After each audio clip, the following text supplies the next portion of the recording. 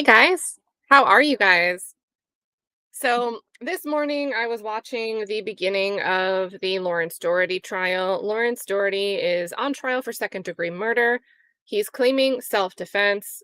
He had tried to motion for immunity from prosecution under Florida Stand Your Ground law. That motion was denied. So obviously we're here, we're at trial. This is day one, and I think this trial will wrap up today, give or take however long it takes the jury to deliberate. He's currently on the stand himself. So we're going to get through the state's witnesses, the state's case in chief, a quick motion for a directed verdict by the defense, which you guys can guess what happened there. And then we're going to get to the defense's case in chief, where this defendant, Lawrence Dority, is the only witness that's going to testify for them. So I think it's a lot of interesting elements, right? An affirmative defense. I did the shooting, but I'm justified. And he has to take the stand to make that case for himself. So chat, we're going to role play as the jury. Give me your blind reactions to things, whatever you think. Put yourself in the shoes of the jury. And I think this will be probably about a 3 or 4 hour stream based on, how many breaks they took to get here. So real quick, organized, streamlined trial, which I think is very different from what we're used to watching over here. So we're going to hit play. There are no closed captions, you guys. So sorry about that. We'll keep looking. Law and Crime is the only one that I saw streaming this, but maybe there's another feed, or maybe captions will pop up. Since we're catching up, maybe captions will pop up. We'll put them on if we can. If you're watching on Replay Crew, try to see if there's captions provided by this stream itself. So with that being said, we're going to get into it. Let's see. So we got Aaron in the building. Nicola Maxwell, good to see you.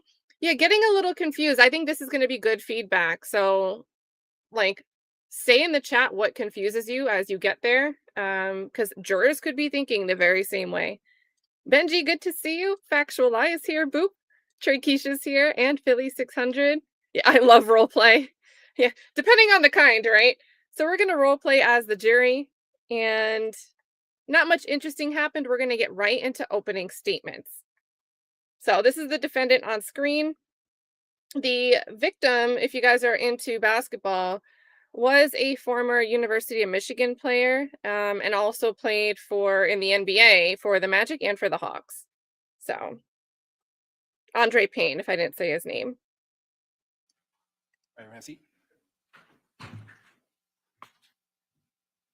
Yeah, Danielle Judge. Very different type of case. That you all complied with the instructions I gave you yesterday. You did not do any research, looking up of any names, maps, or doing any investigation of your own reference to this case. Is that correct? All right. When we stopped yesterday, we had done the jury selection, and I had given you the preliminary instructions. So we're now going to start with the opening statements of the attorneys and then start moving into the witnesses' testimony. So at this time, the attorneys for the parties will have the opportunity to make their opening statements, in which they may explain to you the issues in the case and give you a summary of the facts that they expect that the evidence will show. State wish to give its opening statement at this time? Yes, Your Honor. You may do so.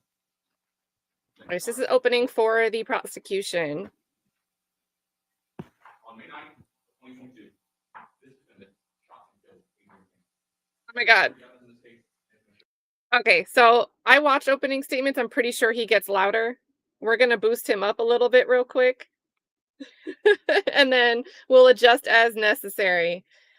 Oh my gosh, I'm boosting this by 8 levels, guys. And we are about 5:15 back. So let's hope for the best. That's the one common thing, right? This is a different pace. It's a one-day murder trial, but the volume issues are consistent with the other things that we watch. I gave you yesterday. You did not do any research, looking up of any names, maps. There we go. Any investigation of your own reference to this case. Is that correct? All right. When we stopped yesterday, we had done the jury selection, and I had given you the preliminary instructions. So we're now going to start with the opening statements of the attorneys and then start moving into the witnesses' testimony. So at this time, the attorneys for the parties will have the opportunity to make their opening statements, in which they may explain to you the issues in the case and give you a summary of the facts that they expect that the evidence will show. State wish to give its opening statement at this time? Yes, Your Honor. You may do so. Thank you, Your Honor. Please report. He was so loud before he walked up. On May 9th of 2022, this defendant shot and killed Adreian Payne. And you're going to hear the evidence in this case, and it's going to show that this defendant was not acting in self-defense. He was not standing his ground. He arrived back to his house at about 1:30 a.m. and he saw the victim's vehicle, which he recognized, parked a few houses down from his residence, parked on the street. He approached the vehicle. They had a brief word, and then the defendant goes back inside his house. The victim doesn't follow. He never leaves the area of his vehicle, which is parked on the street. But the defendant goes in his house. He locates his firearm. He arms himself with that firearm, and he comes back out. Now, mind you, you're going to hear from the evidence in this case that the victim was not armed. He did not have a firearm. He didn't have any weapons. You're going to see there was a photograph of a kitchen knife on the passenger floorboard, but there was nothing that he used or threatened in this circumstance. He was not armed. He was parked at least 10 yards away from the yard of the defendant. The defendant arms himself in his home, comes back outside his home, finds the victim still by his car. He takes that firearm out, he points it, he takes deadly aim, and he shoots and kills the victim. That's the fact that you're going to hear in this case. So, you're going to hear through the witnesses and evidence in this case that the defendant was driven home that night about 1:30 a.m. by his father. He had been in an argument with his girlfriend, Tatiana Mesa. They were at a family party at the defendant's father's house. You're going to hear that Tatiana Mesa, the defendant's girlfriend, called her best friend, Tara Walker, who is the victim's girlfriend, and asked if she could come over to the residence. Tara Walker speaks with her boyfriend, the victim in this case, and he decides to come to the residence or the area of the residence as well as backup. They all get there. Well, I guess the defendant arrives before Tara Walker, but she arrives shortly after, and the victim is already in his vehicle, parked on the street when he arrives. So the defendant had previously known the vehicle, as you're going to hear in the evidence, and he goes up and exchanges words. He's upset. You're going to hear from Tara Walker that the defendant appeared to be intoxicated at the time. Again, he didn't drive himself to his home. His father had driven him to his house that night. And, there's words exchanged, but that's not the point that the shooting happens. He takes the time, he goes inside, and he arms himself with the firearm. Now, you're going to hear from the medical examiner in this case, Dr. Marie Hansen, and she's going to tell you that the cause of death was the gunshot wound that went through the arm and the torso in this case, and that the manner of death was determined to be homicide. You're going to hear from several witnesses in the case, the primary one being Tara Walker, who was present and witnessed the shooting. And she's going to let you know, as I said, that the defendant appeared to be intoxicated, that he was upset, that he was belligerent. And I expect that you're also going to see some surveillance footage in this case. Now, the surveillance doesn't capture the incident itself, but there's a camera that's near a neighbor's camera that you can hear the shooting itself on the surveillance footage, and you can see the aftermath. And on that footage, you're going to be able to hear Tara Walker pleading with this defendant. Don't take your gun out. Don't take your gun out. We were called here. Don't take your gun out. You're going to see the defendant doesn't listen. He takes his gun out, he takes aim, and all in this moment, he shoots the victim and kills him. Now, after that, you're going to see Tara Walker run to the area where the surveillance camera is located, and you're going to see the defendant's son, Dority, is running with her, and then ultimately the defendant comes out and calls his son into the house. Now, you're going to hear from Tara Walker, and she's going to tell you the victim didn't have a weapon, that he didn't threaten a weapon. The evidence in this case will be clear. This is not a case of self-defense. This is not a case of someone standing their ground. as was discussed in jury selection, in a self-defense or stand your ground situation, the facts matter. And the facts in this case are not someone defending themselves. They're someone being the aggressor, taking aggressive action, arming themselves, and committing a murder. And once you've heard the evidence in this case, we'll ask that you convict. Thank you. So that's the opening for the state. Thompson, does the defense wish to give an opening? Yes, Your Honor. May it please the court? You may. You guys want to rank that 1 through 10 in the chat? Me personally, I'll give it like I don't know. I'll probably say a 5 because I like brevity. But it's just basically all he was saying is cause of death was a gunshot wound. The defendant was the shooter. There was no justifiable reason to shoot him. So not really that compelling, but it just told us what we need to know. But I love brevity. I love things to be short and concise. Good morning, ladies and gentlemen. How you doing today? Yeah, we just get right into this. This is not a complicated case. This is a very simple case. This is a case about self-defense. And not just self-defense of oneself, but we're talking about self-defense of one's family. Okay? Please pay close attention to the facts in this case. Every fact is very important. May 9th, 2022, Lawrence Dority was celebrating Mother's Day with his family at his father's house, not very far from where this incident occurred. Okay? When he decided to leave, his father drives him home. Okay? So Larry Dority is the driver, Lawrence Dority is a passenger, and his 10-year-old son is a passenger in the backseat compartment. Unknown to him, unexpected, as he arrives home, he observes a black Chevy, blacked out tinted window Chevy now parked outside his car. To the mic. Out of concern, he starts to walk over to the car, and he starts to realize the car looks familiar to him. He believes it's the car of his long-term friend, maybe Carol Walker. There it is, so this is the car she has been very months. It was 6 months at a time. He already didn't know that was her car. He didn't know that was a boy in the car. He walks up, and then tinted window opens up. One can't see inside the car. It's 1:30 in the morning. And he's dark out. Window rolls back.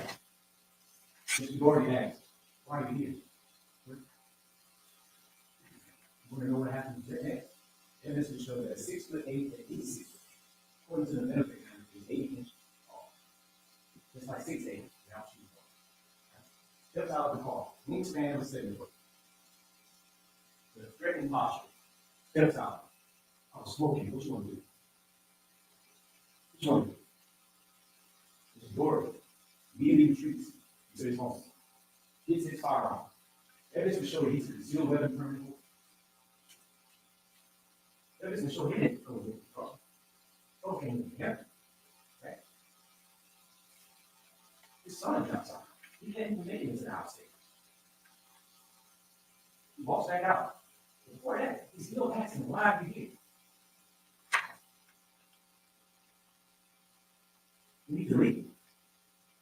Guess what happened next? And Mr. Dority, after being threatened, walks into his home. He comes back out. And instead of Mr. Payne, the first name is Mr. Payne, his name is Adreian Payne. Mr. Dority didn't know that. He only knew that somebody named Adreian. He didn't know him or he didn't know him at all. Right? He comes back out, not only did Mr. Payne not leave, but he pulls the car closer to this. So he had the opportunity to leave. And the evidence to show that his girlfriend, Carol Walker, actually told him to leave. She had arrived at the tail end of the verbal altercation. Evidence to show she wasn't even present.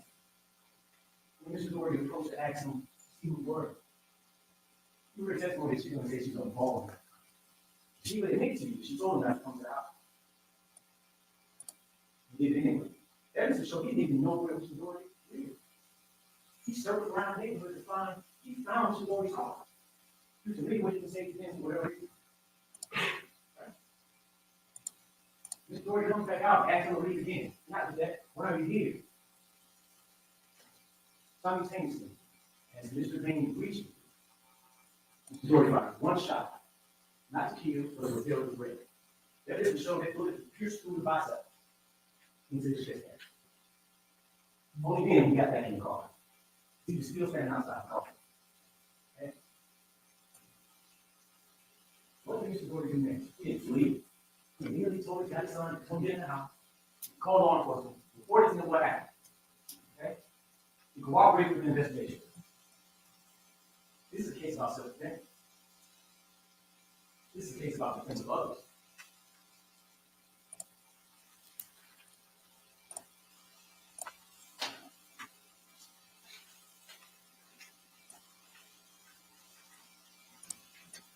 This case is very simple.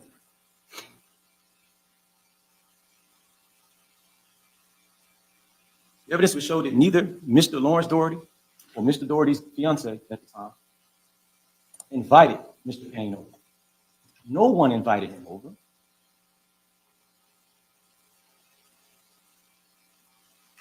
The evidence would show that Mr. Payne's girlfriend advised him not to go, not to come. The evidence would show that the crime scene wasn't really secure. It was contaminated before law enforcement arrived. Today, it's even been spoken here to this question called.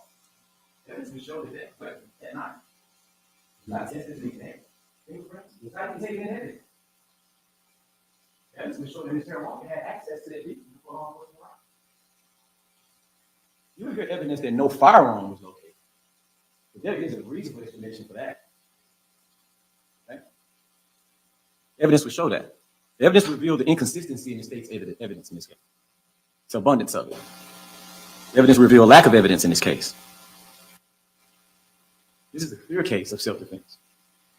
After you've heard and seen all the evidence, we ask that you find Mr. Dority not guilty. This is the right thing to do under these circumstances. This is not a case of a gunman on the loose, shooting bystanders. This is a man who's on his way home, minding his business. Okay? This is not complicated.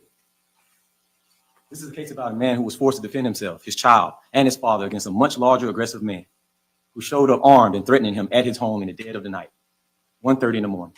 He didn't come singing a Christmas carol. He didn't come with any sense of kindness or respect. He came with intent to intimidate and threaten. And that's what he did. Evidence would show that Mr. Dority did what any reasonable person would do in that situation. Ask, Mr. Payne, why are you here? Mr. Dority asked Mr. Payne to leave. Did he leave? No. More importantly, why was he there? How did you even know how to get to the house? Mr. Dority was threatened by him.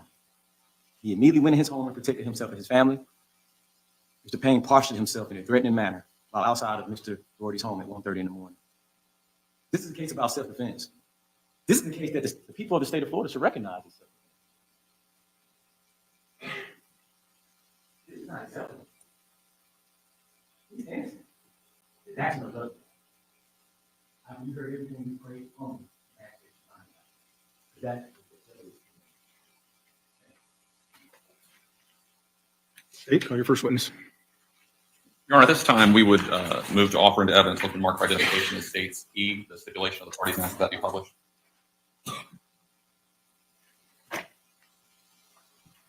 Any objection from this defense? no, Your Honor. All right, what's been marked as States Exhibit E for identification will be received into evidence as States 1 without objection. Your Honor, if you could publish the.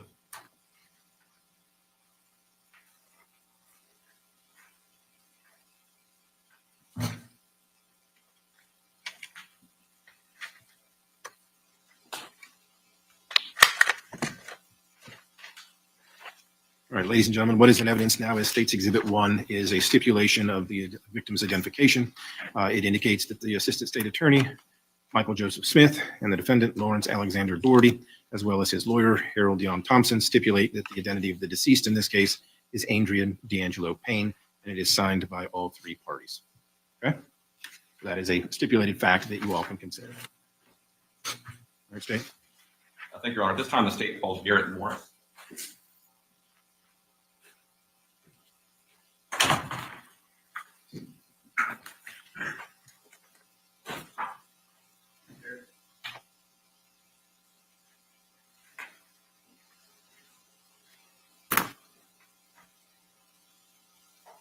And they're really efficient about their witnesses too. Oh yeah. Do you guys want to rank I know there was volume issues, but the defense's opening statement 1 through 10?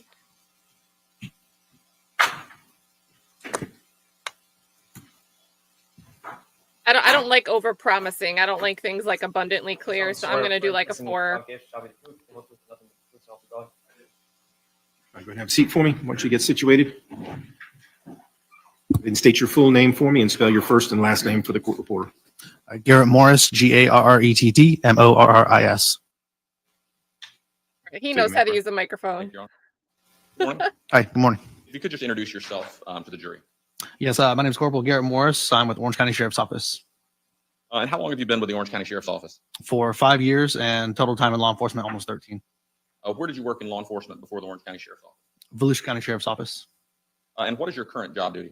Currently, I'm a patrol supervisor in our Sector 3, west side of the county. And what shift are you on? Midnight shift. Okay. Did you work last night? I did.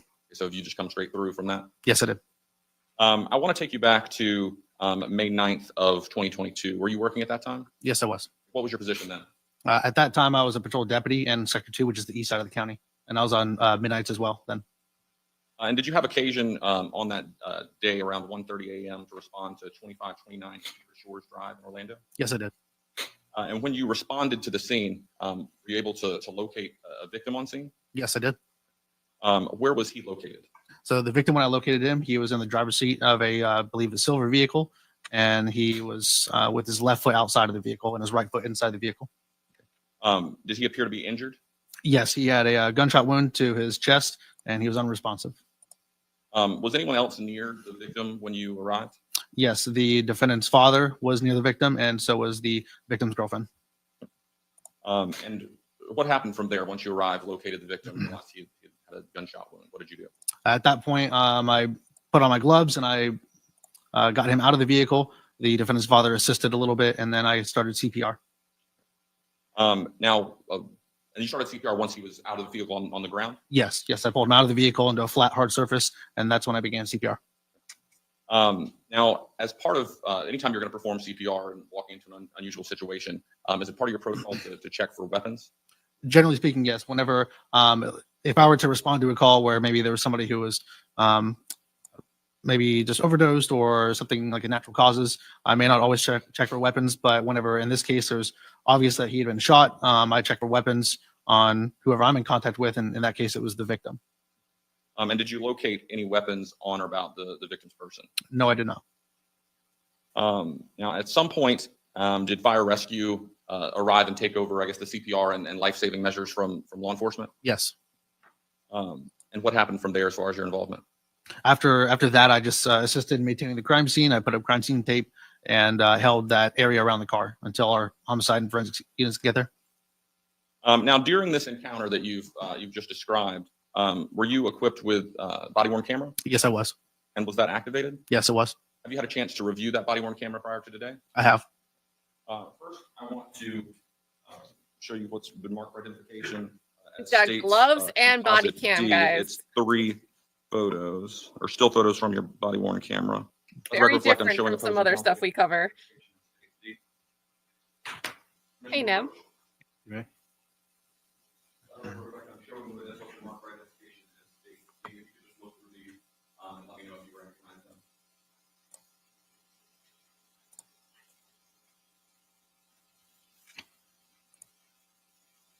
Yes, I do recognize them. Are these still images from your body-worn camera? Yes, they are. Are they fair and accurate depiction of what was captured by your body-worn camera? Yes, sir. At this time, the state offers into evidence what was previously marked for identification. Objections? No objection, Your Honor. That's been marked as State's Exhibit D for identification. Without objection, will proceed into evidence as States 2.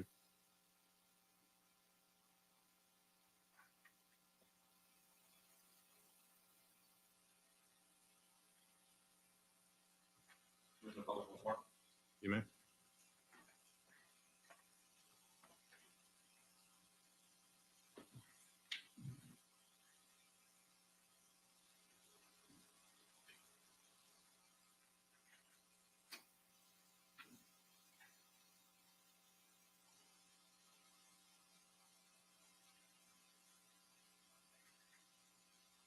States Exhibit 2.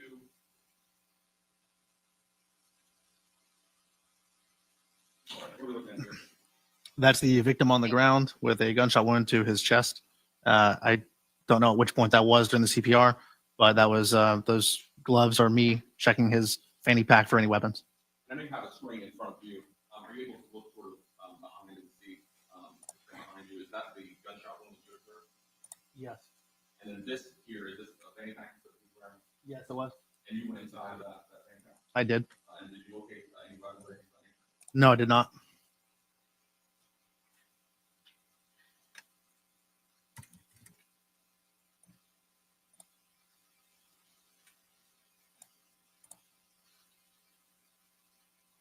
Yes, I don't know how many of these we can actually see. That's the victim as I first found and observed him in his car. Would this be like his leg here? Yes. This is inside the driver's compartment. Yes, that's him sitting in the driver's seat, and I believe his left leg was out of the vehicle, and he was slumped backwards, unresponsive. And finally, this still image, dark on the screen.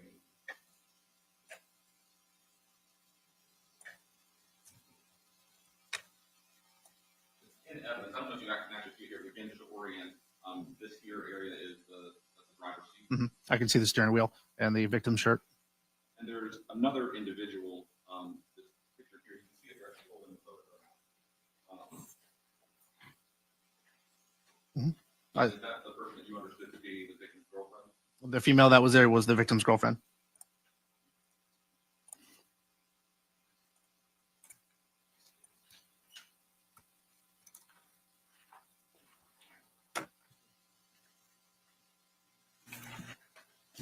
We also had an opportunity to review a clip of your body-worn camera from. All right, we're gonna lower the responding to this volume. incident. Yes. Yes.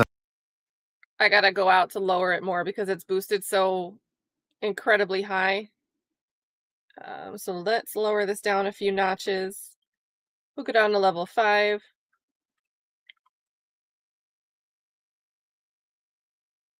Half. And we are like 512. Because these video exhibits were loud.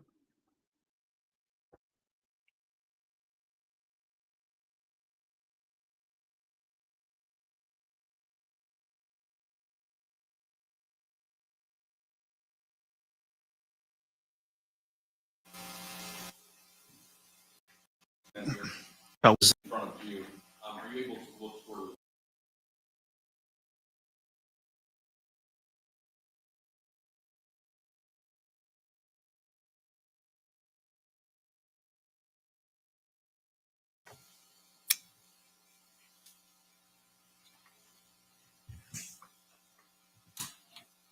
Super sad, Angela. We're like, wow, they wear gloves. They have protocol. They have procedures.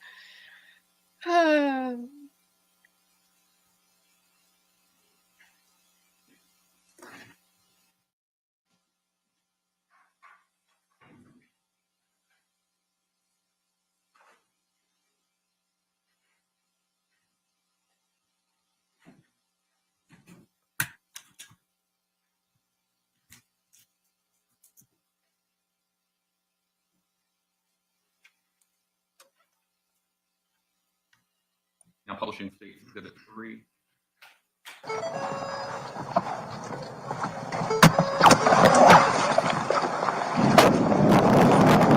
my God.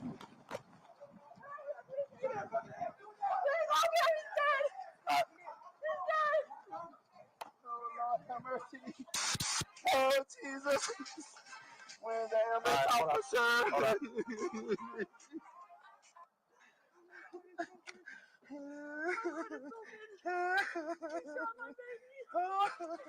All right, back up, back up, back up. Yes, sir. Back up, back up, back up.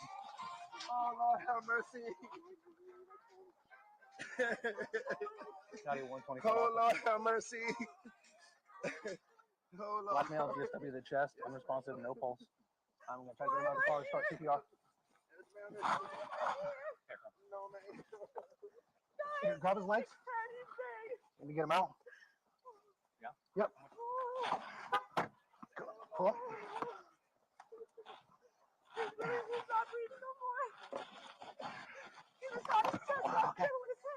I got his head.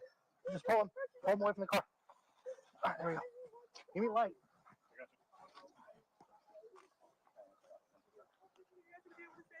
So we're gonna sign you, member. Now you just need around side of the box, right?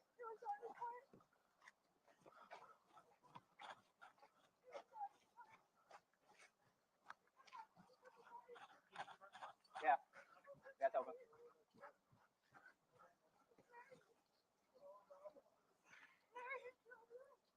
Wow. Got nothing.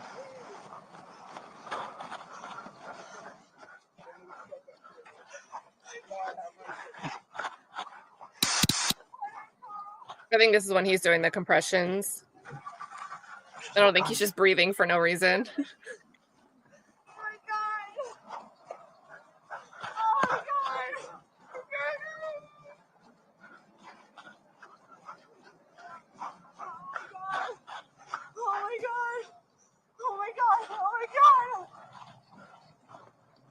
That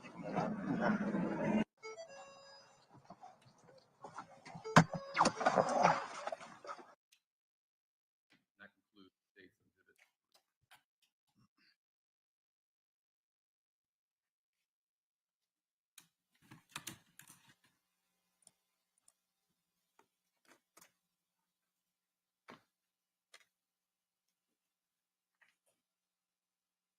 Corporal, did all the events we've just discussed, including your response, occur in Orange County, Florida? Yes, it did.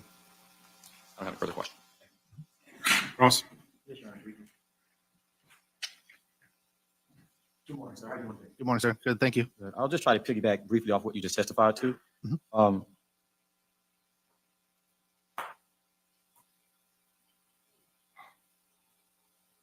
Isn't it true you did not search the vehicle for weapons? Yes, sir, it is. I did not search the vehicle. And you just saw the video yourself, obviously. Isn't it true the right side passenger door was open? I believe the girlfriend was standing at the right side passenger door. Yes, So it's fair to say, well, you didn't open the right side passenger door, right? I didn't go to the right side passenger. So it's as far as you believe it was the Mr. Payne's girlfriend who opened that door? Objection calls for speculation. Sustained.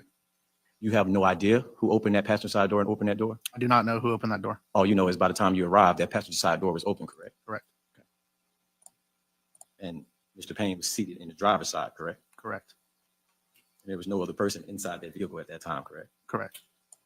And you didn't search that vehicle, correct? Correct. You didn't search Tara Walker's, the victim's girlfriend's car either, did you? No, sir, I did not. I have no further questions. You redirect? No, Your Honor. May the witness be excused? Yes, Your Honor. All right, thank you, sir. You can step down. Thank you, sir. Short and sweet. All right, is that moving the needle for you guys in any direction? Because again, we don't need to determine who shot somebody, right? That's, we know. Minor.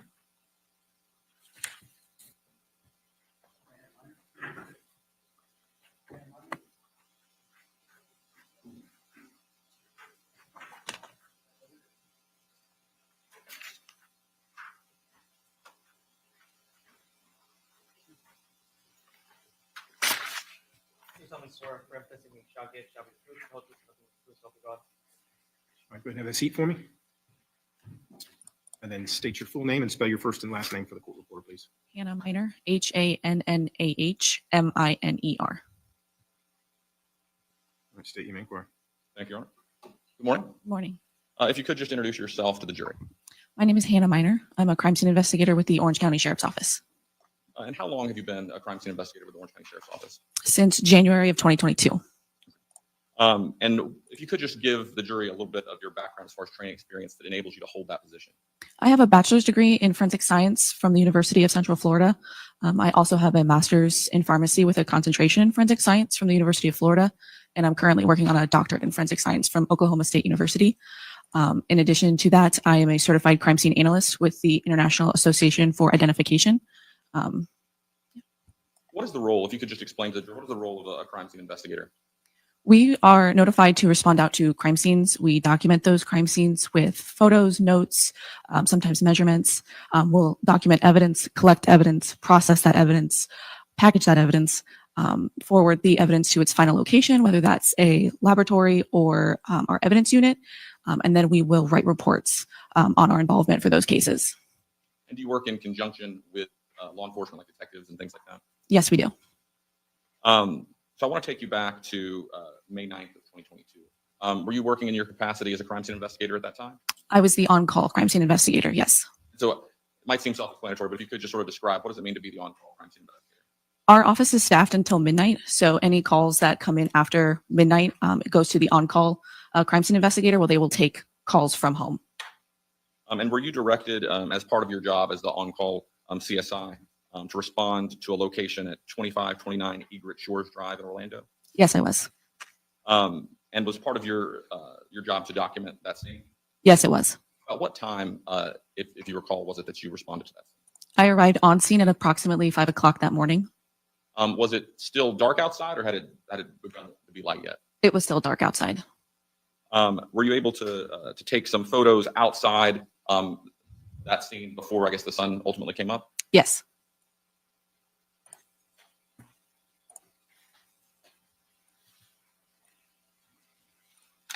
And Your Honor, I've previously shown opposing counsel the mark for identification as states composite H. That's going to be photos. Permission to approach? Yep. Let the record reflect, I'm showing the witness with the mark for identification as states H composite of 6 photos.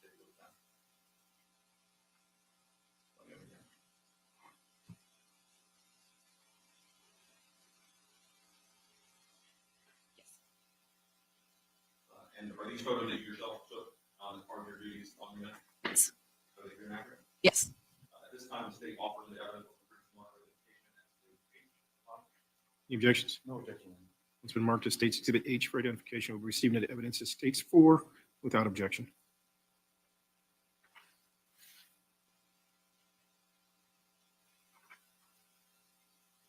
And Your Honor, permission to publish once marked? Okay.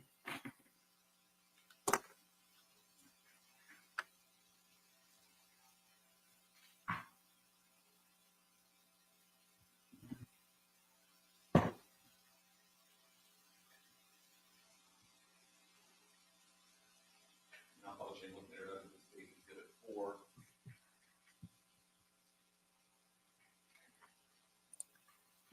What are we looking at this one? That's the front door of the residence. When you say the residence, is that what you understood to be the defense residence? That is correct. And in this photo? It's essentially the same photo, just zoomed out a little bit to show more of the surrounding area. And then you got the white truck. Yes.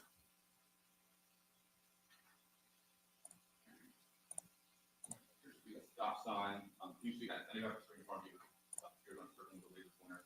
This is documented the location for the intersection of the area where this happened. Yes. And that's the white aisle. It's a little here. Is that correct? Yes. And where is this in location to the defendant's road? We just saw the photo. If you were standing facing the residence, this is to the left.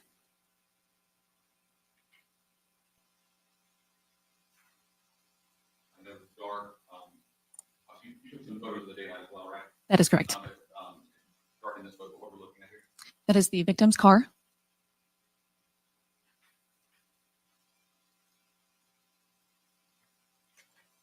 This is another dark photo of the victim's car. That is correct.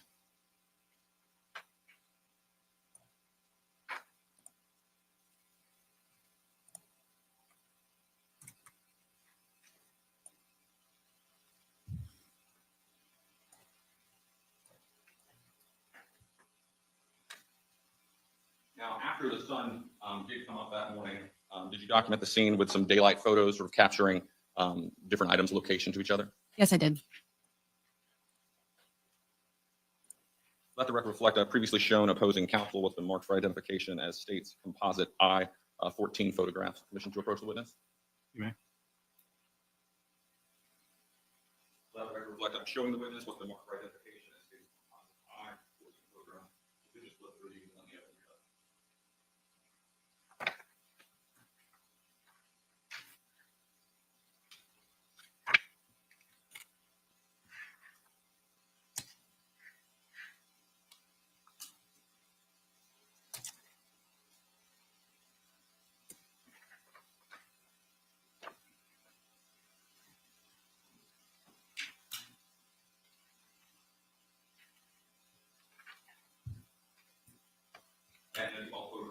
took during the daylight on May 9th? Yes. Are they very accurate? Yes. This time to take off with the evidence of mark identification. Any objections? No objection, Your Honor. It's been marked as State's Exhibit I for identification. Received into evidence as State's 5 without objection.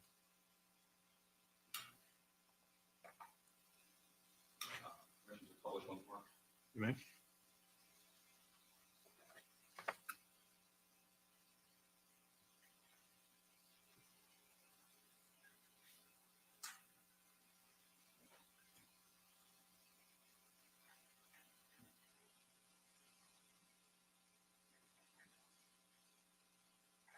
So what are we looking at in this photo?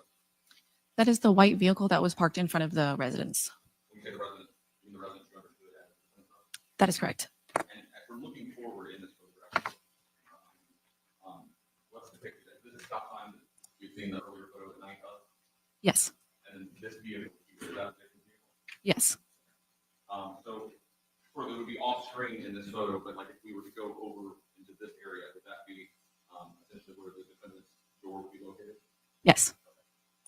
So this would be sort of perspective if you're standing in the defendant's car. Objection as to leading. Sustained. What would this be a perspective of where you're standing? Did you clarify the question? Right. So where were you standing when you took this photo? On the right side or the driver's side of the vehicle? And does this capture the distance between the Objection, Your Honor. Leading, yes, evidence will. Let me approach. No, overruled. Does this capture the distance between the resident and the victim vehicle? It documents it, yes. What are we looking at here? That's the passenger side of the victim's vehicle? Obviously the door is open. Correct. Was the door open when you arrived, or did you open the door? Can I refer to my report?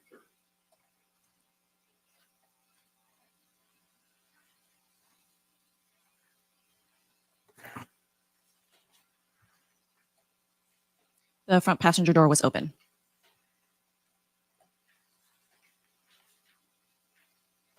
Now we're looking at, is this the back passenger door? The rear passenger, yes. Now, did you open this door for the photograph? Yes.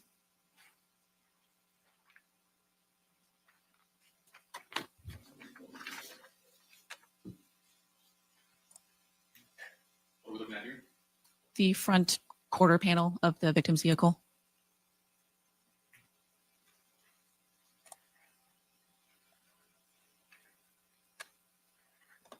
And then this is a different view of or directly into the driver's side of the vehicle. Yes. Now, this residence back here, this is not the residence you wish to use. That is correct.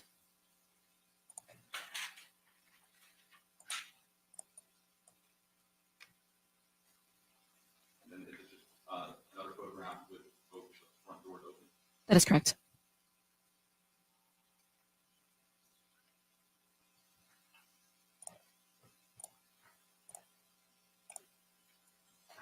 What were you documenting with this photo? That's the driver's seat. There are some red stains on the piece of paper that's on the floorboard. We said red stain, is that you with that line person was not able to here? That is correct.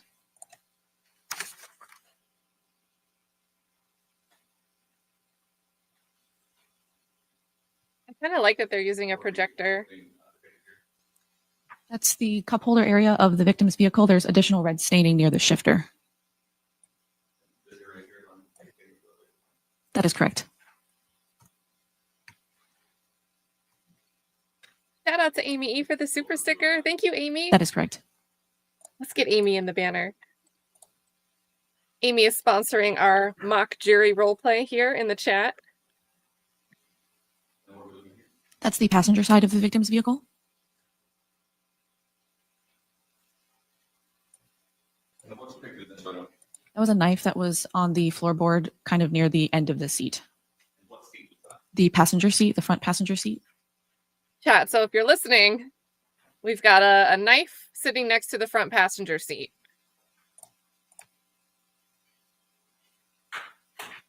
And what are we looking at here? Another overall of the scene of the front of the residence and the two vehicles in the daylight. So from the resident, if you look at this right here, if you just take the later corner, if you point out where you're understanding where the defendant residence was. And then if you could point out the later corner location of the.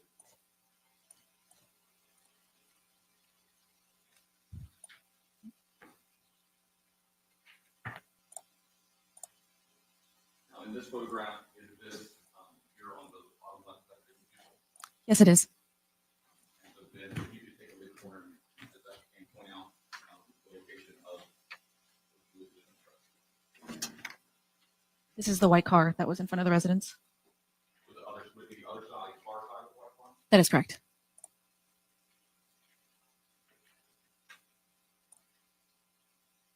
And then again, this shows the white car from the previous photo. That is correct. And then on the right side of the photo, is that the Yes.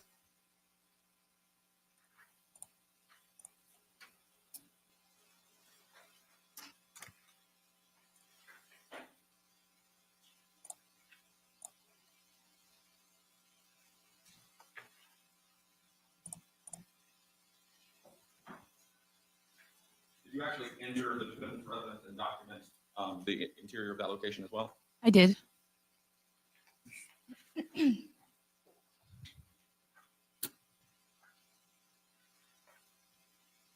And let the record reflect, I previously shown opposing counsel what's been marked for identification that states composite J. Permission to approach the witness? No, he just found the microphone. Go back to it. Let the record reflect, I'm showing the witness what's been marked for identification that states composite J. So you could just look through those and let me know. Also, major shout out to the Amy E gifting 5 subs. So if you guys just got gifted a membership, if you turned green, give Amy a huge thank you. We've got our manners here. We love Amy E. Are these photographs that you took entering or inside of the defendant's residence? Yes. Are they very accurate? Yes. At this time, the state offers the evidence with the proof marked for identification states composite J. Any objections? No objection, Your Honor. It's been marked as State's Exhibit J for identification. Without objection, will be received into evidence as State 6. Commissioner Butler, one more. You may.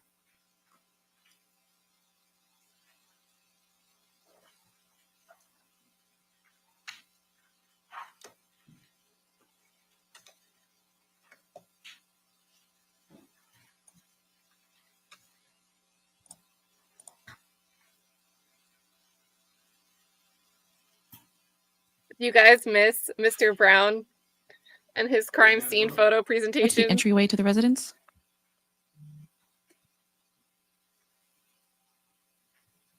And then in this photo, have you stepped inside the residence? Yes.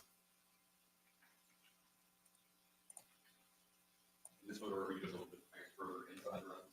Yes.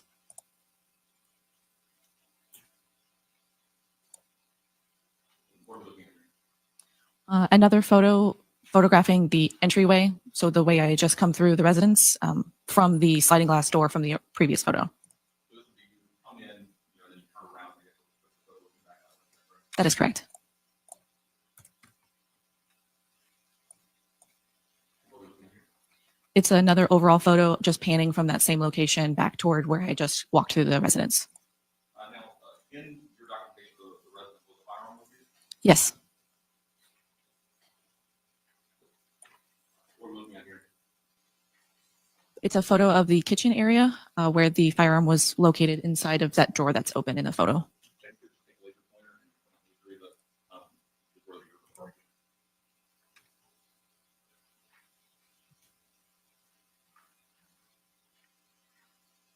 And then is this photograph, I'm just looking at the door inside showing the firearm?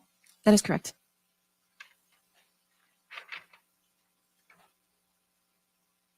And then what is the picture here? That is the firearm once I rendered it safe and placed it in a firearm box. What does it mean to render a firearm safe? In the original photo, the slide was forward, so there's no way for me to know if the firearm was loaded or not. So in order to render it safe, I take the magazine out, which is the item on the right, and then lock the slide back to make sure that the chamber is empty so that it's safe to handle. There's a previous to this photo, the magazine inside the firearm. That is correct.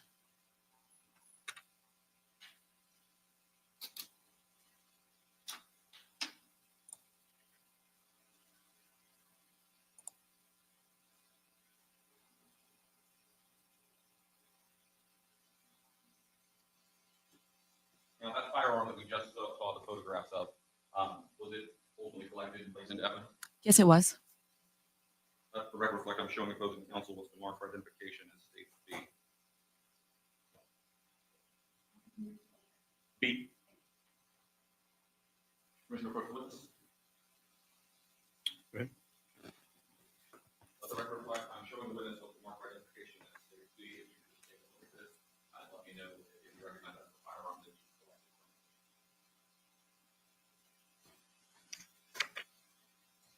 Yes, it is. And that was placed in evidence by you. Yes, it was. At this time, the state offers in evidence what's been previously marked for identification as State B. Any objections? No objection, Your Honor. What's been marked as states for identification without objection will be received into evidence as State 7.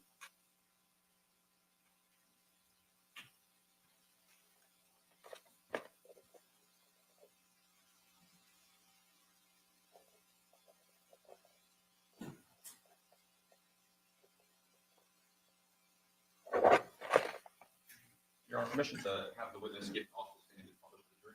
You may. Then I can step off the stand and have you,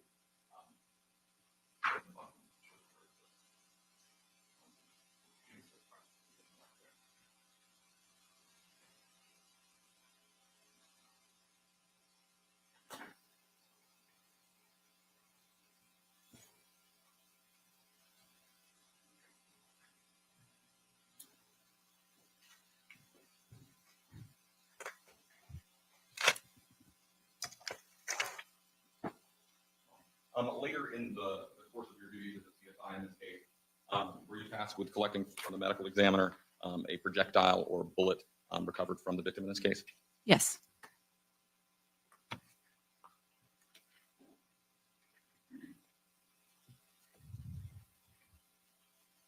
Let the record reflect I'm showing opposing counsel what's been marked for identification as States A. First approach. You may. Let me know if you can tell from the morning if you but showing the witness what's been marked for identification as States A. Do you recognize this? Yes. And how do you recognize it? The label has the case number, the location collected, a description that says sealed container labeled bullet from right abdomen. It has my name and EID on it and my initials and date that I sealed the item on the tape. And is that the bullet or projectile that was recovered from the autopsy? Yes. And at this time, the state offers the evidence of the previously marked for identification and States A. Any objections? No objection, Your Honor. What's been previously marked as States Exhibit A for identification without objection will be received into evidence as States 8. Yeah, guys, this is a short one. This is like a one-day trial. They might be deliberating by the end of today. Beyond what we discussed, did you document any further scenes in this case? No. Did you have any further involvement? Just my response to the medical examiner's office. And did all the events, all your investigation occur at the residence located in Orange County? The initial call out response, yes, was only at the residence. I don't have any further questions. Thank you. All right, Time Ross? for cross. Yes, Your Honor.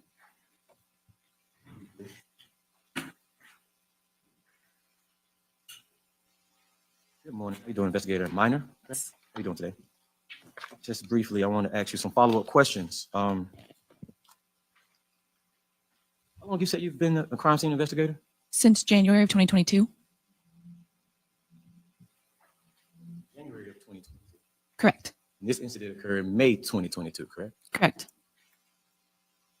So about 4 months. At the time of this incident, you had been a crime scene investigator for 4 months, correct? Correct.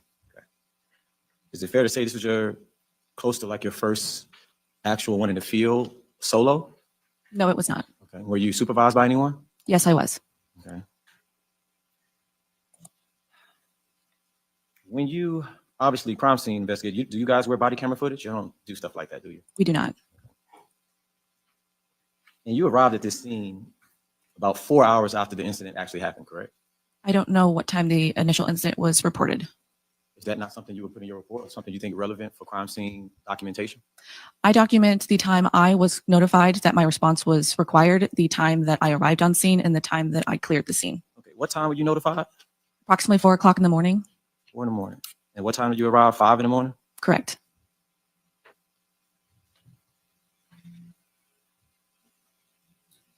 And As a part of your documentation, can you tell me again what your functions are? You say you document, but just walk me back through it briefly. We respond to the scenes. We document them with notes, photography, any other processing methods that are deemed necessary for this specific case. We collect the evidence once it's been documented. We'll process that evidence. We will send the evidence to their final destinations, whether that's a lab or our Final evidence unit. destination. And then we will write reports on essentially what is our involvement with each case. Perfect, perfect. So I noticed you said you collect evidence, correct? That is correct. Isn't it true it was also a knife in the car that was not taken into evidence by you? Yes. When you arrive on the scene, is that a part of your duties to dust for prints or try to obtain DNA? Is that part of your job? It can be. When you say it can be, I mean, that's something that you usually would do? It's a case-by-case circumstance. So in a case where someone is alleged to have been murdered or shot, you notice this blood spatter in the car. Is that not a case where you would dust for prints or dust for DNA if a weapon is located in the car? It depends on the case circumstances. Would you consider a knife a weapon? It can be. So I noticed you took a lot of pictures of Mr. Payne's vehicle. Let me go back a little bit. Are you aware of the vehicle, the owners or the persons that are said to be the owners, operators of the vehicles that you took picture of? No. So the black vehicle, the Chevy Malibu, you don't know who owned that car or drove that car? It was my understanding that it was being operated by Mr. Payne. Okay. Were you aware that Mr. Payne's girlfriend had a vehicle that was on the scene as well? No. Isn't it true you didn't take a picture of that vehicle? I don't know what vehicle it is, so I don't know if it's in my photos. Not even aware of it at all, correct? Correct. So it's fair to say you didn't take a photo of it. I don't know what the car is. It could be in the background of one of my photos, so I don't know. Okay. Did you take a photo of a white Audi truck SUV? Not to my recollection. You took a photo of a white truck, correct? Yes. You took a photo of a white Mercedes Benz, correct? Yes. You took photos of a black Chevy Malibu, correct? Yes. So if you were to learn that Tara Walker, Mr. Payne's girlfriend, drove a white Audi vehicle and it was on the scene of this incident, you would agree that you did not document that vehicle? Not to the same extent that I did the others. Did you document a white Audi in your report at all? In my report, no. Had you knew of a white Audi vehicle being on the scene, would you have done that? Depends on the case circumstances. Okay, I want to make sure I ask you this clear because I'm not trying to trip you up. As far as your records and your reports, did you document a white Audi vehicle on the scene? In my report, no. Okay, thank you.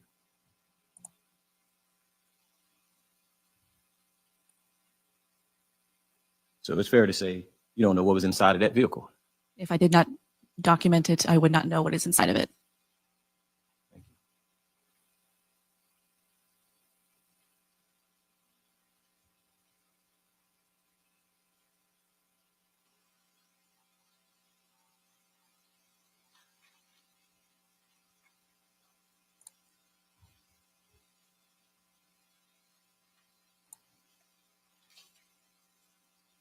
Sabata, I feel like this is kind of common, right? You get somebody that they're nice, they're just answering questions on direct, and then when you get to cross and the demeanor changes. And it might just be some people don't take well to questions that could, maybe you weren't doing your job right. Some people could just start getting to these short, curt, maybe attitudinal responses because that's personally offensive. But at the same time, it's the defense attorney's job to poke holes in the quality of work or things that could, raise some doubt. So, but yeah, usually a common thing here to see that switcheroo.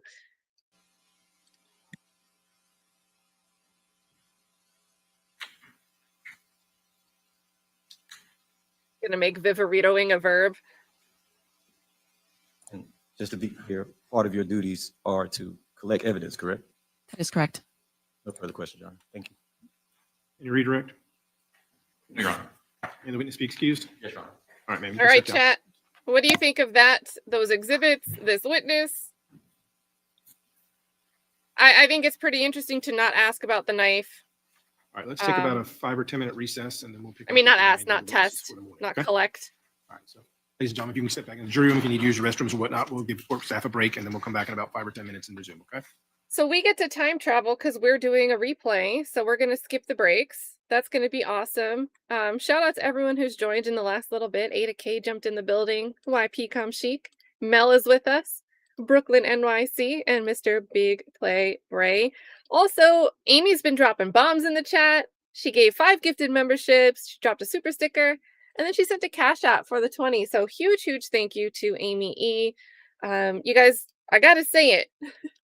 People will be like, you aren't streaming? You aren't streaming?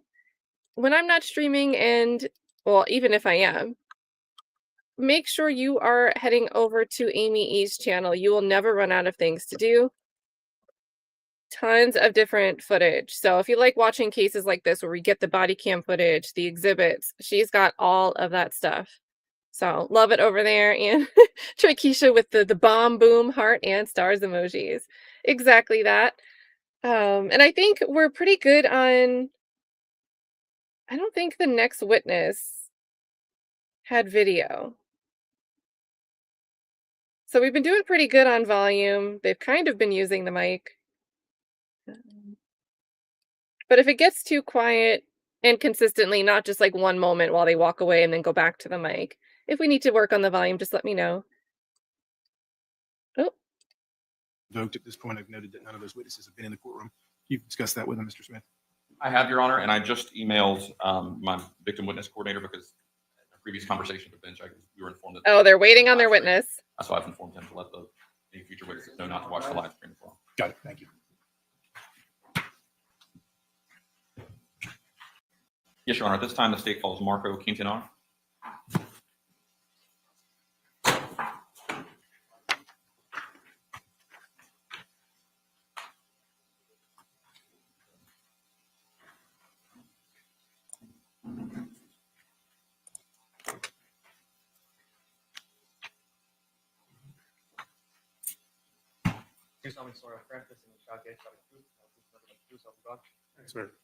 Have a seat for me. And then, sir, go ahead and state your full name and spell your first and your last name for me. Marco Antonio Quintanar Gonzalez. Quintanar is Quintanar. Marco Marco. State your inquiry. Thank you, Your Honor. Good morning. Good morning. If you could just introduce yourself to the jury. I'm Marco. I live in the corner of where the incident happened. Just a neighbor. And you live in the city of Orlando? Correct. Okay. Now I want to take you back to May 9th of 2022. Did you have surveillance cameras at your home? Correct. I had one at the garage. Okay, what type of surveillance system did you use? It's a Nest camera by Google. Nest by Google? Yeah. And if you could just give the jurors a sort of specific location of where that camera is located. So basically in the entrance of the garage, just in the middle of the garage, it's pointing to the driveway towards the street. Now, does that camera have I'm going to double check. I don't think they play it with him. And Maybe did they it, do. Capture the audio of an incident that occurred in the early morning hours of May 9th? All right, so he's a chain of custody witness, guys. They don't play it with him. We're going to jump ahead to the next witness, which is the girlfriend of the victim, which is where they will actually play the video that this was my camera. It captured this incident and I provided it when I was asked. So we'll skip this chain of custody witness. He was barely on there. A very efficient trial, which I appreciate.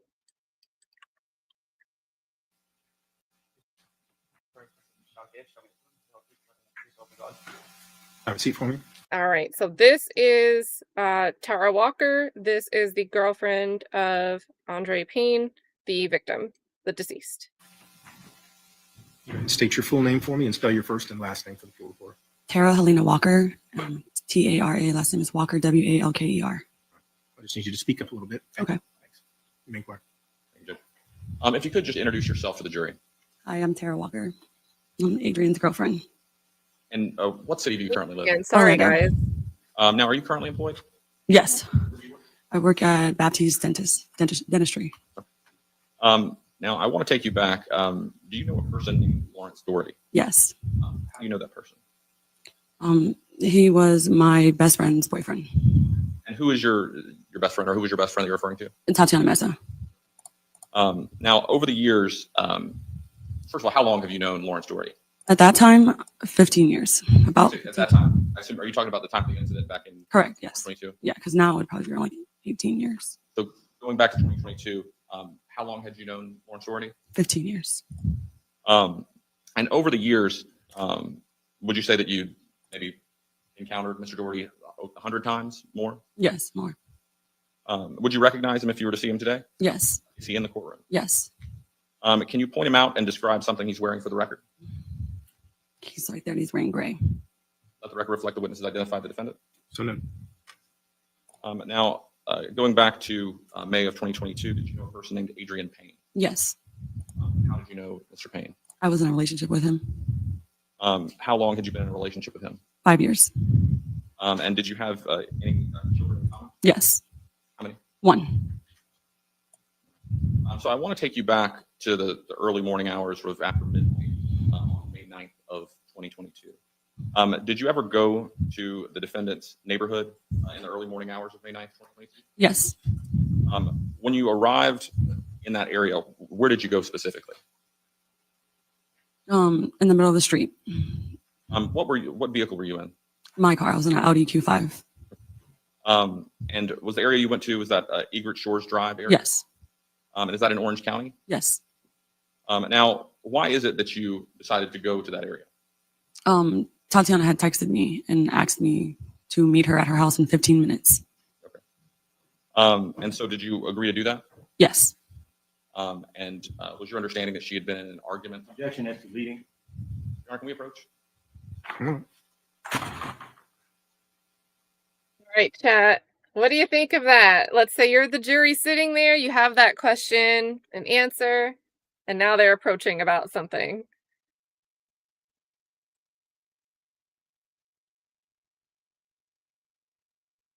We can't hear. I think they're up for a little bit, but it's pretty quick. Yeah.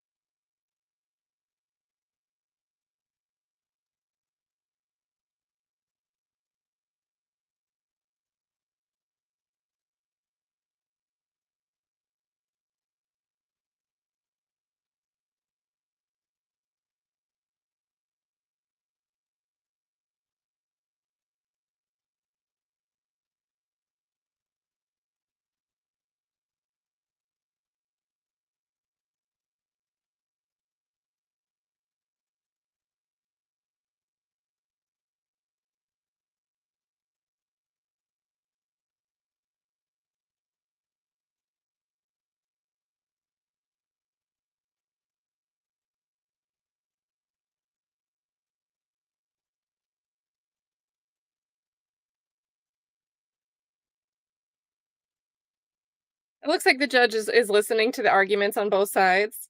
But I feel like this is interesting to watch after these huge huddles in the YSL trial. Where it'd be like 5 people waiting for love to stop you said you had arguing. received a call from your friend Tatiana Mesa, A text message. Yes. and your understanding was that she'd had some sort of argument with the defendant. Correct. And so you agreed to meet her at the residence. Correct. So at some point after speaking with Tatiana, did you have any kind of contact with Adreian Payne? I did. Yes. Can you describe that contact? He was on his way back to my house on his Mother's Day night. He had left and he was coming back. And I told him that I was going to go to Tatiana's house to see what was going on, that she had asked me to come to her house and that she had called the police. Your Honor, hearsay. You approach. All right, so a quick recap here. Yeah, we got the hearsay objection. Nicole, good to see you. Hope you're doing well. Nicole's like, I'm late. What did I miss? So this is a Florida self-defense case. The defendant, Mr. Dority, he shot one shot and killed Adreian Payne, an NBA player. He is now deceased. He was sitting in a vehicle in front of the residence of Lawrence Doherty. The witness on the stand right now is the girlfriend of the victim. She drove to the scene separately, and her explanation for why they all ended up there is Tara Walker, on the stand right now, gets a text from the girlfriend of Lawrence Doherty. She's friends with the girlfriend. She says, hey, can you pull up? Can you be there in 15 minutes? So we're going to find out how she communicates with Adreian Payne. She hasn't gotten into it yet, but Adreian Payne gets there before Tara Walker, his girlfriend, ends up showing up. They show up in 2 different vehicles. And by the time she arrives, there's already some type of argument going on, but it's verbal at that point. So we haven't gotten too far into everything. Everything else so far was chain of custody to get some a ring camera footage in, which we haven't seen yet. They're going to play it while she's on the stand. The officer that responded and tried to do CPR, the crime scene tech who, took pictures of the blood spatter. Really, I think the key details are the victim was sitting in the driver's seat. So he was in the vehicle at the time of the shooting, but was parked outside the residence of Dority. The girlfriend was not in the vehicle at the point in time. And if it means anything, there was a knife. It looked like a clean knife. It looked like a kitchen. Like you get a knife set in your kitchen and the block has like 4 steak knives. It looked like a steak knife from one of those sets was sitting in between the seat and the door of the passenger side of the victim's vehicle. Didn't appear to have any visible blood spatter on it, but the crime scene tech said that, it wasn't ultimately collected, thus it wasn't ultimately tested. Could mean something to the jurors. Maybe it won't. Maybe some jurors will think it means something and others won't. Who knows? So let's see. Yes, Florida is a stand your ground state. So Florida is one of them. I think Florida, probably one of the main ones that people think of when they think stand your ground. So, Odele Cabrona, the pink slime, my little bit of Spanish learning here and there with pink slime. Thanks for being a member for 11 months. Holy moly. And good to see you. So let's get into this. Guys, when they do play this video, we're going to turn the volume way down because it gets real loud and it might be triggering, just to warn you.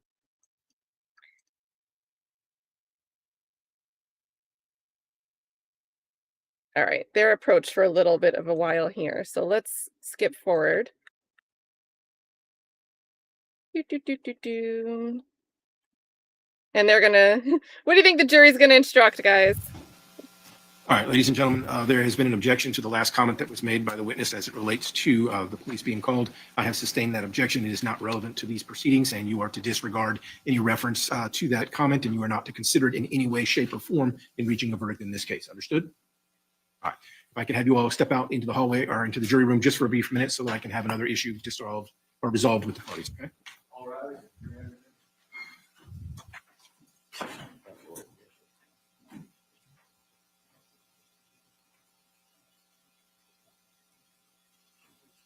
We wrote it. All right, Mr. Smith, you have a few minutes. Ma'am, if you want to step down, you and Mr. Smith are going to have a conversation. Good. I love this. So we get the instruction. We said something that we're not supposed to say. And hey, prosecutor, why don't you take some time to prep your witness and just let your witness know, try not to blurt out things that might be prejudicial, things that aren't relevant, things that could be very problematic. Let's not do that again. And remember, this is a lay witness. This isn't like an officer. I wonder what this judge would have done if this was an officer, someone that has testified many, many times and then still said something like that, thinking it would be okay. But this is a lay witness, so. That's fine. If she wants to stay there, that's fine too.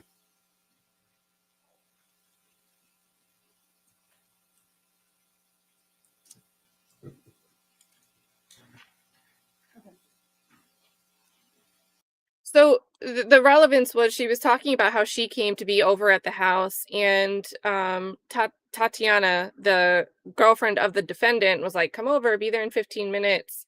And now she just gave the jury context that the police had already been called.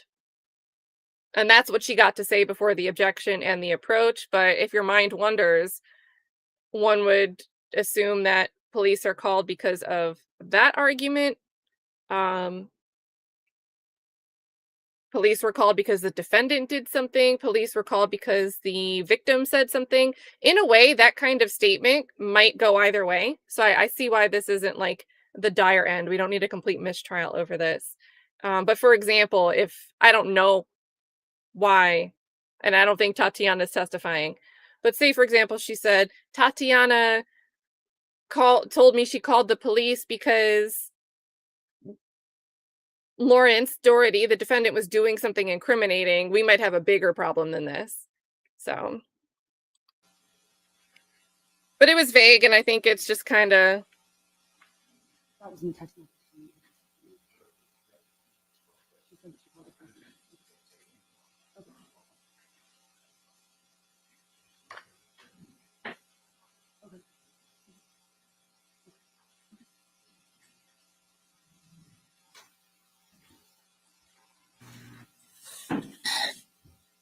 All right, and we can go ahead and bring the jurors back in.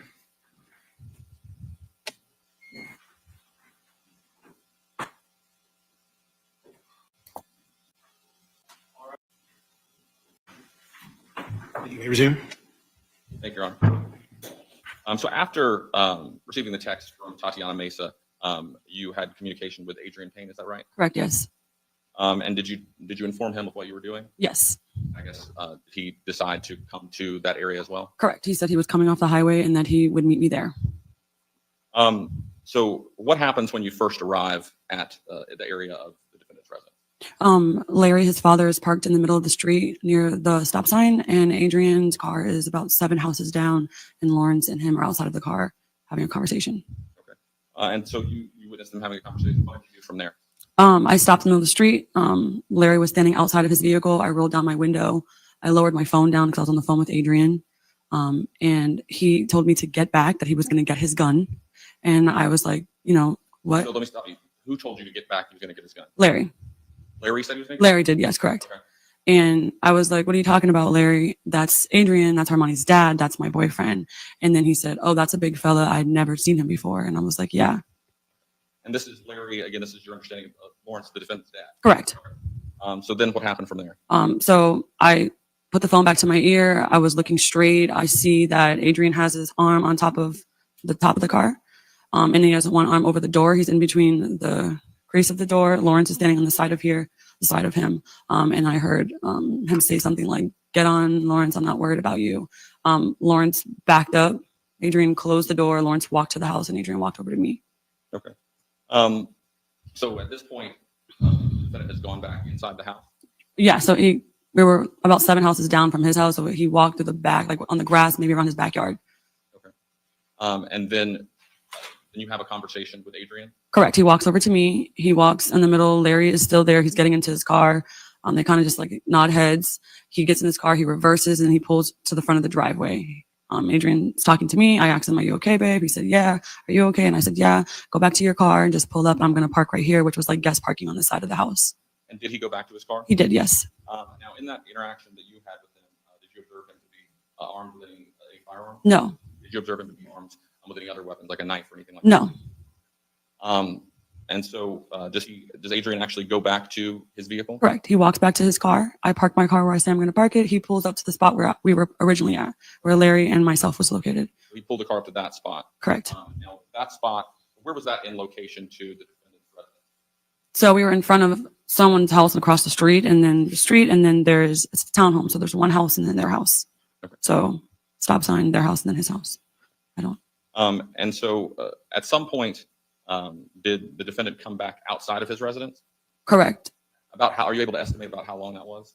Obviously, I know you didn't have a stopwatch on you.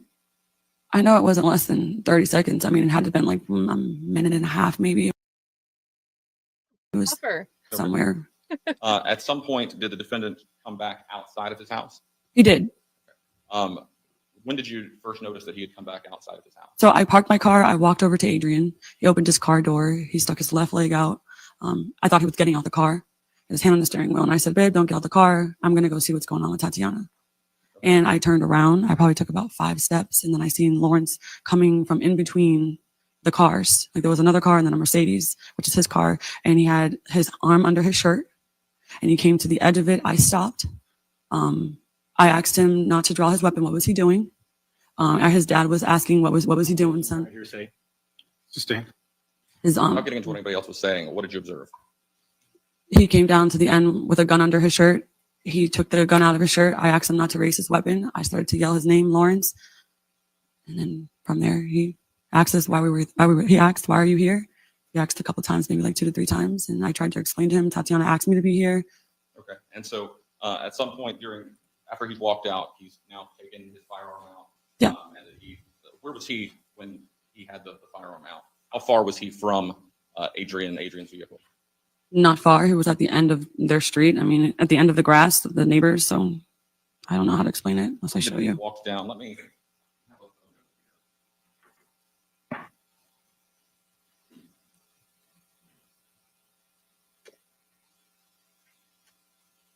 Your Honor, this is in evidence.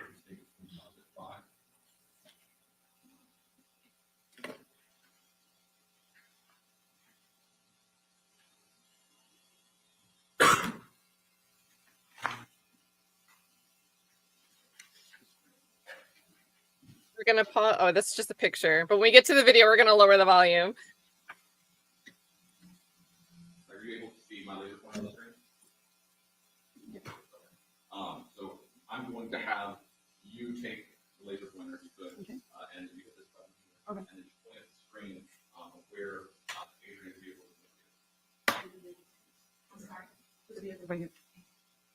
Okay. Now, with the laser pointer, if you could just sort of circle an area where the defendant was when he fired the shot.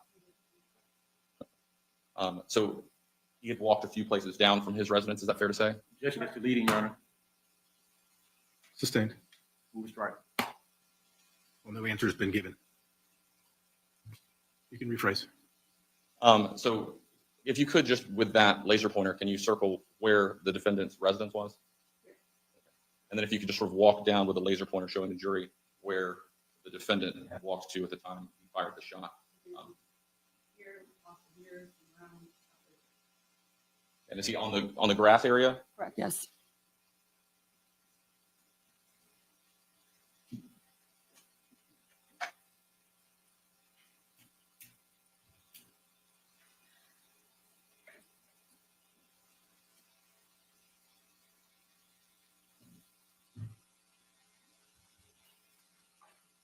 Okay.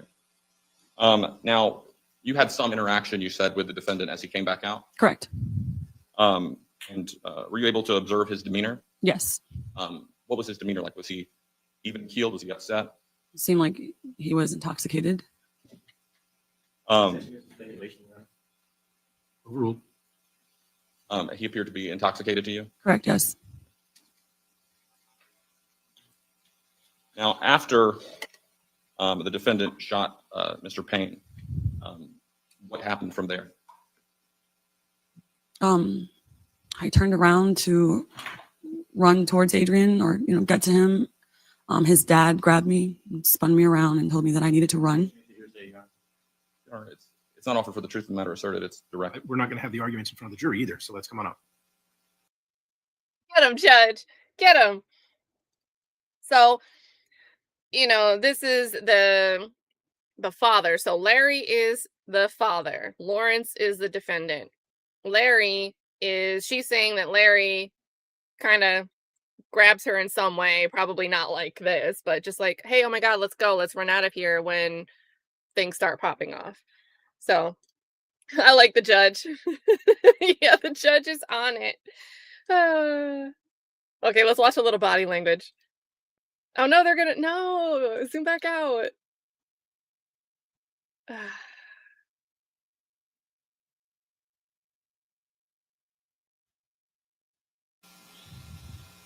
Okay, so after the shooting, you were saying what happened next? You can continue. I turned around to get to Adrian. Lawrence's father grabbed me, spun me around and told me I needed to run, to grab Havian and run. Did you do that? I did. I walked over. I tried to run. My legs felt like bricks. I went to him. I opened the car door. He jumped into my arms. He was already crying. I put him down because I couldn't carry him, and I told him to run. So we started to run. Larry ran over to Adrian. Okay. Now let me stop you there. So you run after this, and you run a few houses down. Is that fair? Yes. Have you had an opportunity to see some surveillance footage that shows you after sort of running down, also that captures the audio of the shooting? Yes.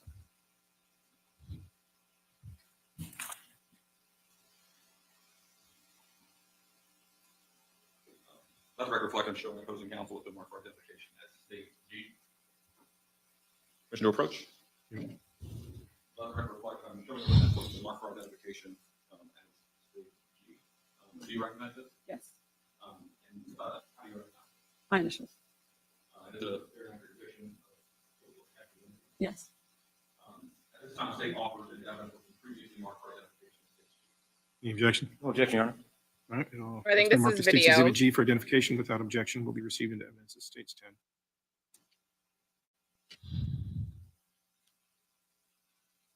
All right, let me lower it a little more just in case. And this really might be a bit triggering, Now, if I guys. just have a moment to set up the player. So if you don't do well with like hearing things as it's going down, just brace yourself or come back in about, I think, like 7 minutes. I don't really think they replayed it too much. Okay, actually they kind of do. Come back in about 10 minutes.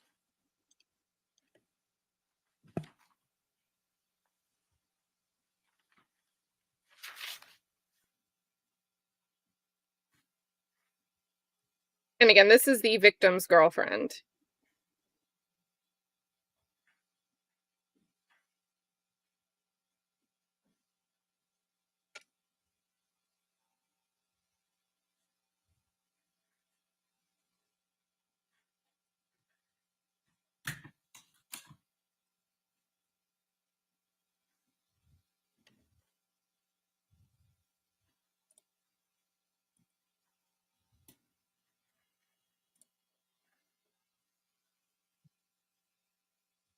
Now publishing States 10.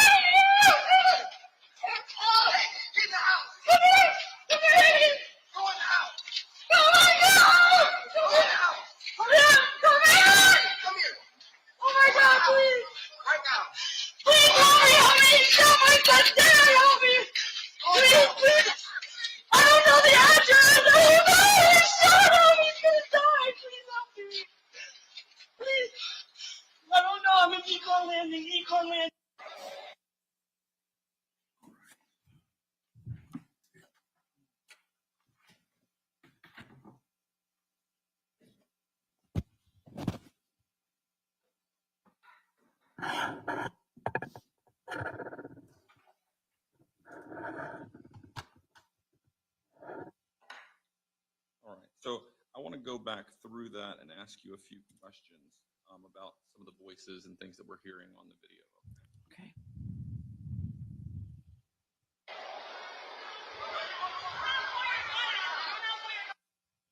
That voice that we hear there, is that your voice? Correct. Yes. And what are you saying there? Do not pull your gun out.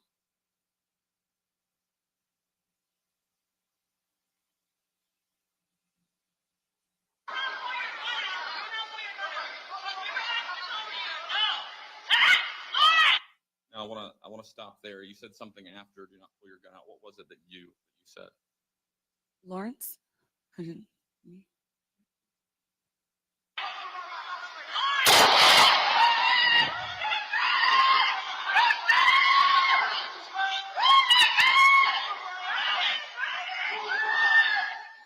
I hear some yelling there. Who is yelling? Larry, Larry would be his father. father.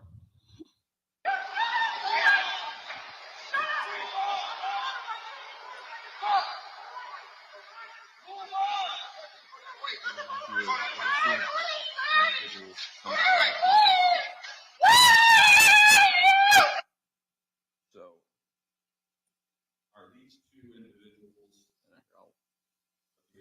screen behind.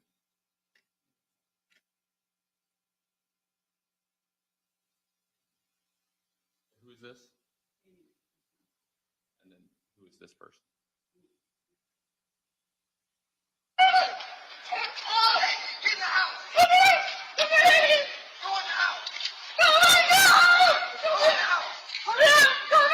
You hear a person saying, "Get in the house." Whose voice is that? Lawrence. The defendant? Correct. Come here. Oh my God, please. Right now. Please help me. I'm going to pause here. If you could look at the screen behind you. You see my laser pointer? Who is this person? That's the defendant. Correct. Help me. Please, please. I don't know the address. I don't know. He's shot him. He's going to die.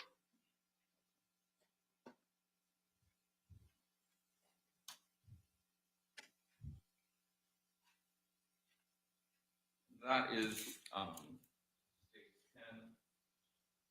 State was now published. It's already been entered into evidence. It's State 9.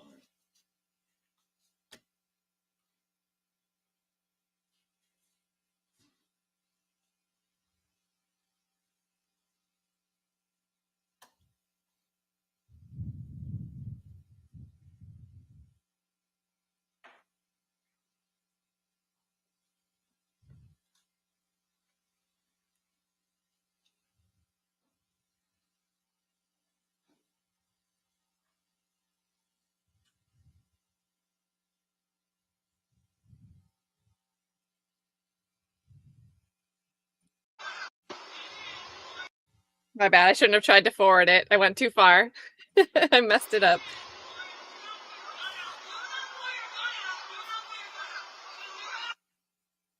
So the voice that we hear sort of at the beginning of that, I'm going to turn it back up, but as much as I can.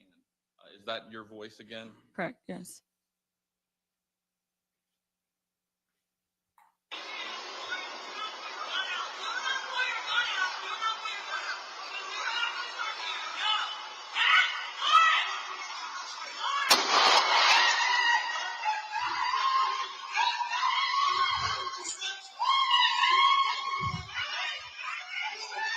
Cat at the bottom of the screen.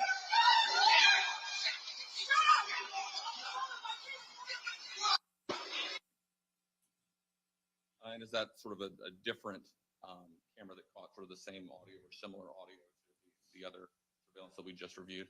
Yes.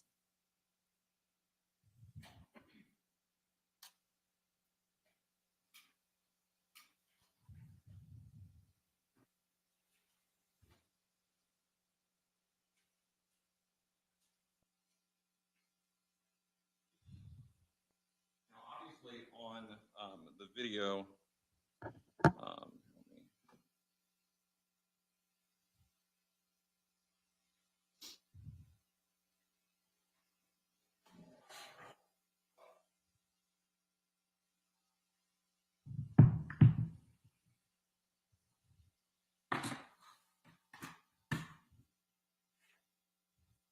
on the video that we just watched, we saw you sort of run by to that neighbor's residence. Yes. After that video ends, what do? I run down a little further and I'm banging on doors. At any point, did you go back to, how long after that would you estimate that law enforcement arrived? Oh, I don't know. It felt like forever. At any point, did you go back to the area where Adreian was located, where his vehicle was located? Yes. I heard Larry. I don't want you to get into anything that anybody else said. I just want you to tell me what you did. I ran back. Okay, so you went back to that vehicle? I did. Okay. And then what did you do when you got back to the vehicle? I went to the driver's side. I put my keys on top of the car and I looked to see if he was alive. Okay. Did he appear to you to be alive? No. So What did you do from there? I ran around to the passenger side. I tried to readjust his head because he was leaning over into the middle with his head up, and I needed to fix him so I could try to do compressions because I couldn't get him out the car. Okay, and then so you go around the passenger, you open the passenger side door, I do. and then what happens from there after you try to reposition his head? I start the compressions. I'm telling Larry Trying to do, sorry to stop you. You're trying to do the compressions in the vehicle. in the vehicle. We can't get him out. Then what happens? I tell Larry, you have to help me. He's not breathing no more. And he starts screaming. He leans down and he starts doing them with me. So we're both pushing on his chest. And then, so you're there with Larry. Are y'all there with the vehicle and with Adreian trying to render aid to him? Yes. Until law enforcement arrives? Yes. At any point, did you observe a firearm in the vehicle? No. Overruled. Calls for a yes or no answer. No. Now, let me show you again in evidence and deposit 5.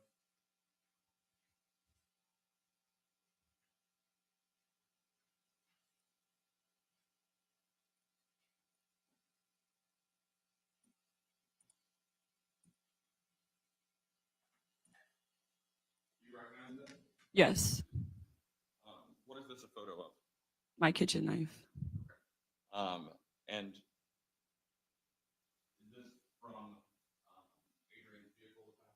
Yes. This is a specific description. Why, if you know, was this knife there? Objection is speculation, Your Honor, and lack of foundation. Overruled. The question was why, if you know. You can answer. I put it there. And Sorry, what was the answer? I put it there. and why was the knife there? We had went to dinner before he'd left overseas.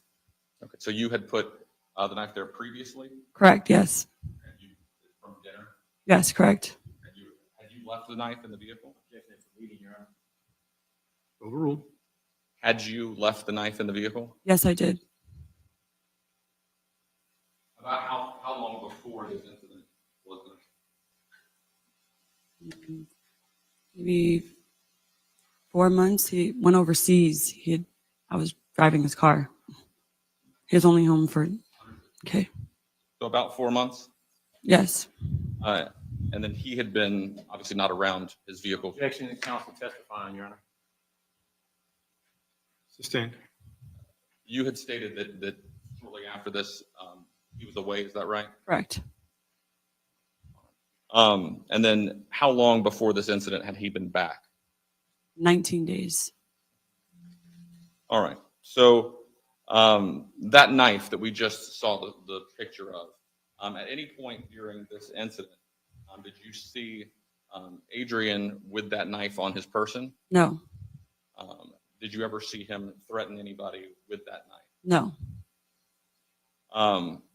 Now, you previously said that you didn't observe a firearm on Adreian or in the vehicle. Is that right? Correct. Did you, and I know this is going to seem like I'm not trying to, embarrass you or anything, but did you take a firearm and hide it at some point during this incident? Leading, Your Honor. Overruled. It's a yes or no answer. No. And you remained, did you remain in the area of the vehicle until law enforcement arrived on scene? Yes.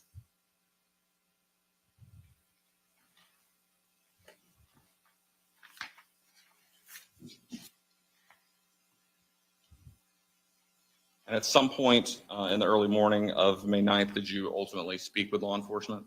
Yes. And did you remain on scene to do that? Yes.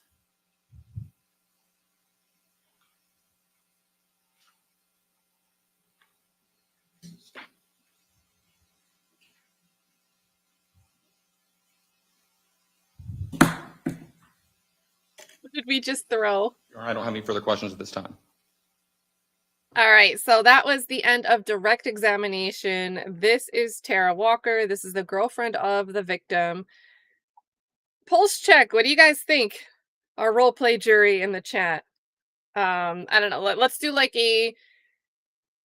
If we were to end right here, defense doesn't even put on a case. This is the last witness. We're obviously going to get cross-examination of this witness, but right now, how are you feeling about guilt on second-degree murder?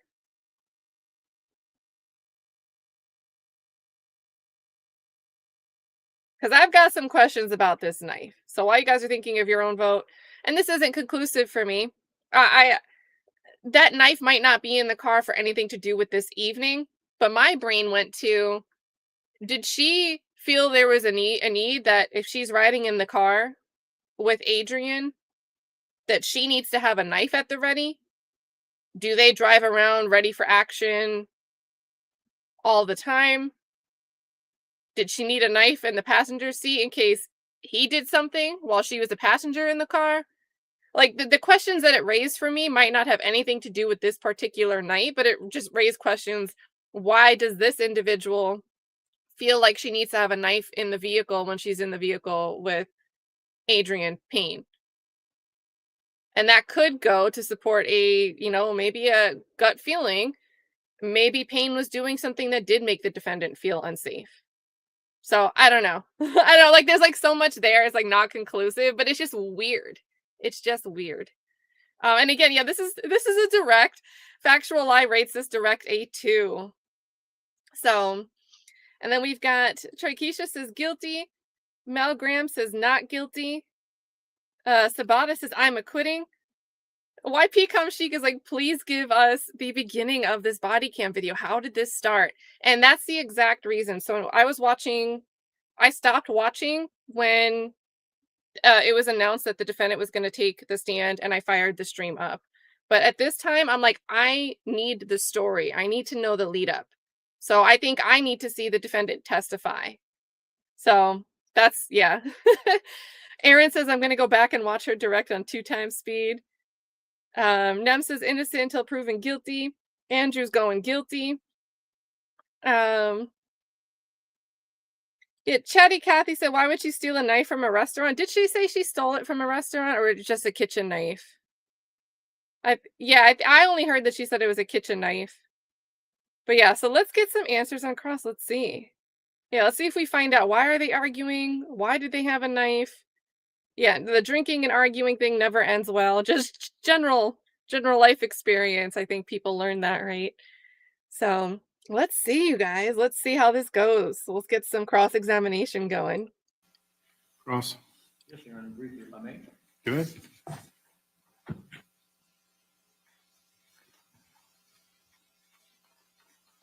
Good morning. How you doing, Ms. Walker? Good morning. Today?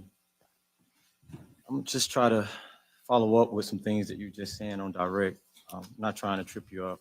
I know this is a very sensitive situation for you.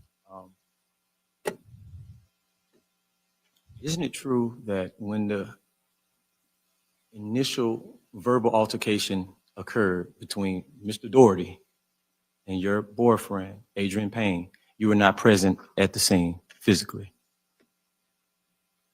I pulled up. I was driving up. Isn't it true Mr. Payne was on the scene before you were, correct? Correct. Right. And by the time you were pulling up, you had began to hear communication that you believe was the voice of Mr. Dority, correct? Correct. I believe him Okay. and Adrian had a conversation.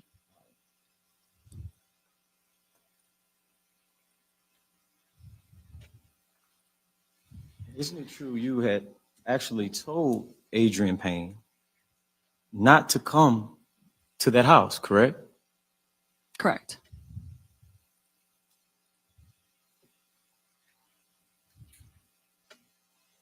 And the type of vehicle you were driving was an Audi Q5, right? Correct.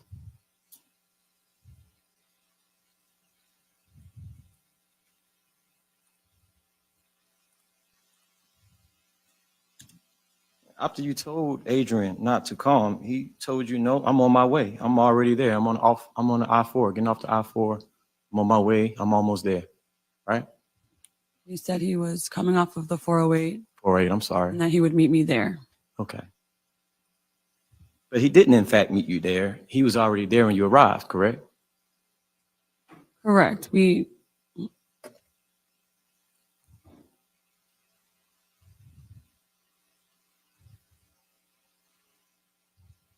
just stopped answering. Did someone move? At some point, when you pulled up, you previously testified that you saw Mr. Dority's father present at the scene as well, right? correct. And when you saw Larry Doherty, he told you, watch out, Tara, I'm about to get my gun, correct? Correct. This is Mr. Doherty's father telling you he's about to get his gun, correct? Correct. Not Lawrence, right? Yeah, so let's like reiterate this. This is very confusing, especially the girlfriends both have T names, right? We have Tara Walker is the victim's girlfriend. We have Tatiana Mesa is the defendant's girlfriend. They're friends with each other. And then we have Lawrence Doherty, who's the defendant, and Larry, who's the dad. And that's probably like a Lawrence Sr., Lawrence Jr. type thing, I would assume. But it's kind of confusing to hear Larry without the specification each time. But they're saying that Larry, the dad, was talking about getting his gun. We didn't hear that on direct that I remember. And that was based off what he had observed prior to you arriving, correct? Correct.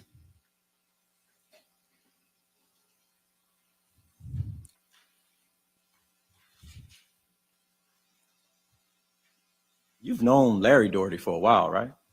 Yes. Lawrence's dad, right? Yes. You're aware he's former military, right? Yes.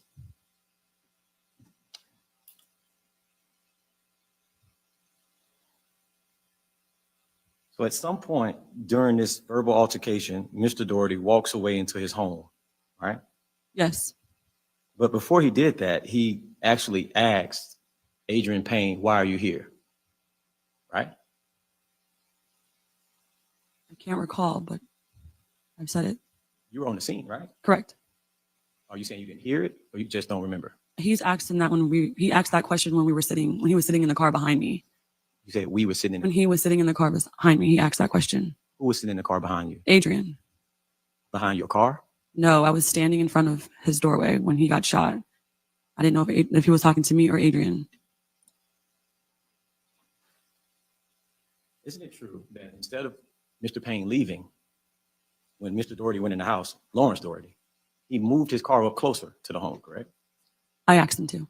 You asked him to do that. Yes. It's correct. He did, in fact, move his car closer to the home, correct? Correct. This is 1:30 in the morning, at least, correct? Correct. How tall was Mr. Payne? About five? No, he was 6'10", right? 247 pounds, correct? 6'10" is crazy. 240. Big guy. Is it fair to say he's a big guy? Okay. You're aware of how tall Mr. Doherty is? Lawrence, he's about 5'8", right? Right. But you also told Mr. Payne to get back in the car, right? You actually verbalized to him to get back in the car. I asked him to go to his car and pull his car up.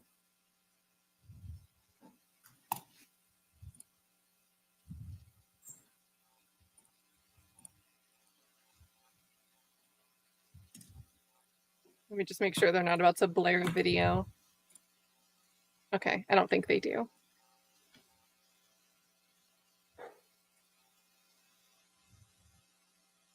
So after Mr. Doherty, Lawrence Doherty, fired one shot in the direction of Mr. Payne, it's your testimony that Larry Doherty, Lawrence's father, told you to run, right? Yes, sir.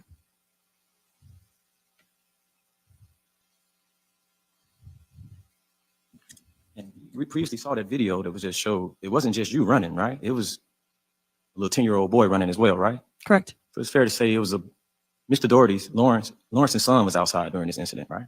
He was inside of the vehicle. He was outside the house, correct? Correct. Okay. And let's get this straight. Did Mr. Adreian Payne live there Where? at the location he was supposed to meet you at? No. Did he live there? Okay. Did Tatiana Mesa, Mr. Doherty's girlfriend, did she invite him over there? She invited me. Did she invite Adreian Payne there? No, she invited me. Thank you.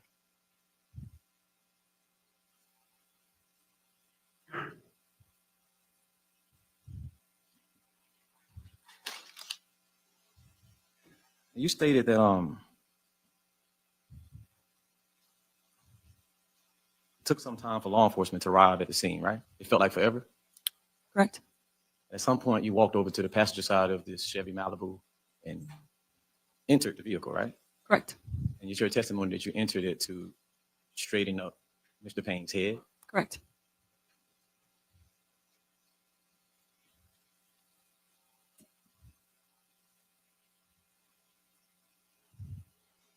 You said you started compressions as well? With Larry, yes.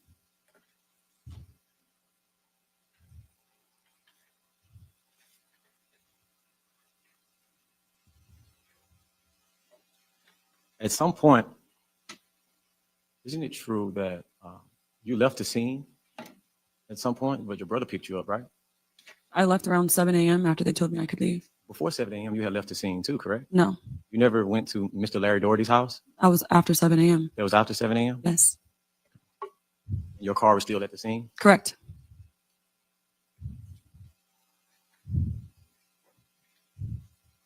Your brother came and picked you up, right?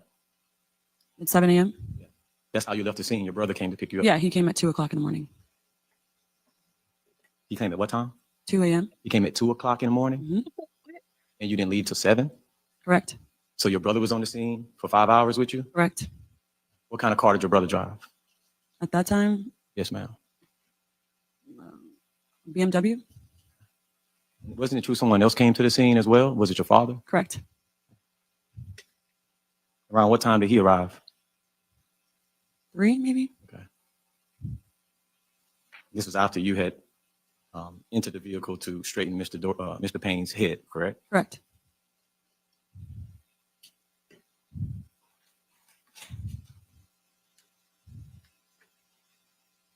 And although you had a vehicle, an Audi, right? You left with your brother, right? Correct. And this kitchen knife that was in the car, it was in that vehicle for 4 months, you said? Yes, roughly. Because you used to drive that vehicle, right? Correct. So that would explain how Mr. Doherty may have been somewhat familiar with the vehicle at some point. Correct.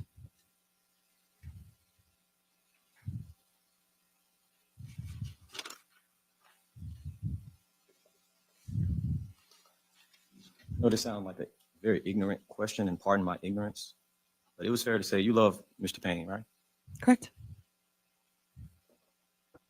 You wouldn't want him to have a bad name, would you? No.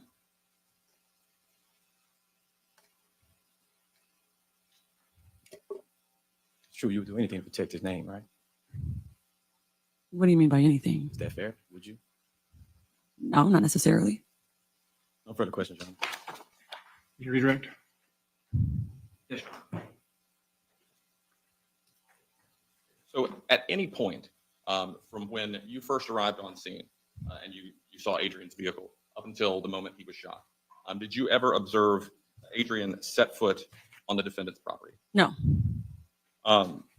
Now, by the time the defendant came back out with a firearm in this case, was Adrian already back in his car? Correct.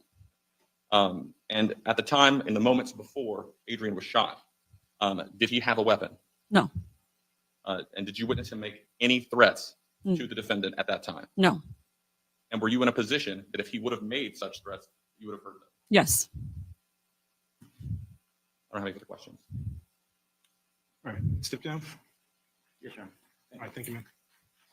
All right, pulse check. How are we feeling, chat? How we feeling, chat? I know I'm asking for a pulse check, but based on the series of questions, I get the vibe that everybody's a little bit confused. Like, how did this start? Why is everybody even here in the first place?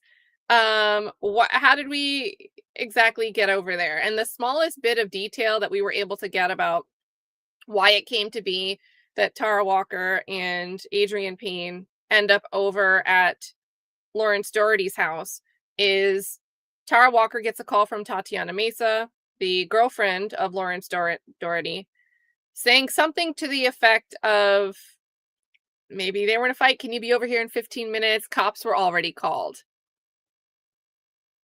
We don't get into what may have happened, and the judge asked the jury to disregard that comment about the cops already being called. So, YP Cum Chic says, I'm pulling my hair out. Oh, yeah. Why did they go over there? So, and when I was watching at this point, I was like, I need to hear from the defendant because I didn't know who else they were going to call. But are they going to call the dad? They obviously can't call the deceased.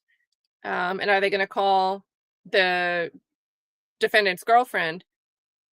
And the defense attorney did say, make it seem like Tatiana is still present day dating Lawrence based on the way he was asking questions. I don't know if you guys heard that question. He worded it and he almost raised his hand. I didn't know if he was just speaking or if he was almost signaling that maybe she's in the gallery. But he worded it in a way that they are still together, and maybe that's impactful to hear.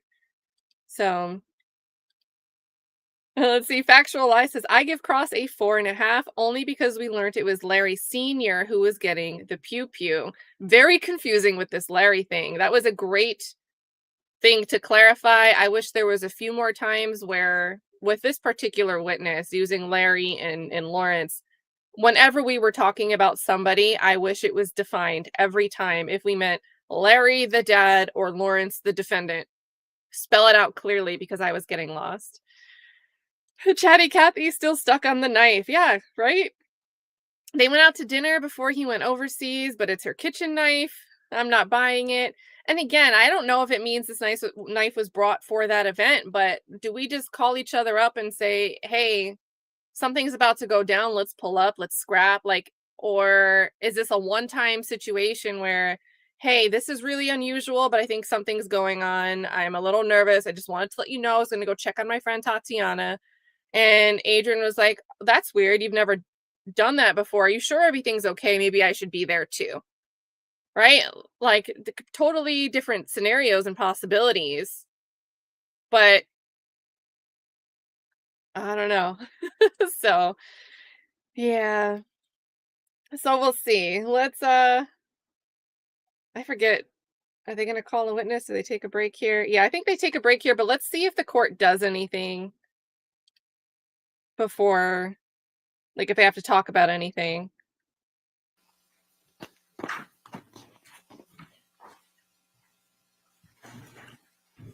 All right, ladies and gentlemen, we're just a little bit past noon, so we're going to take our break for lunch.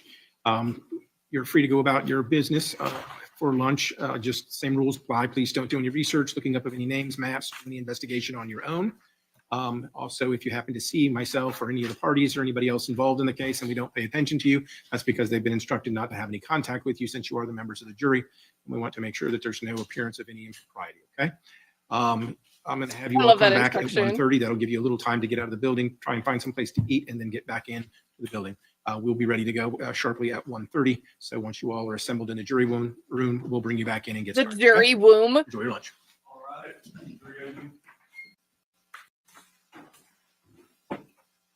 Before we adjourn for lunch, anything from the state?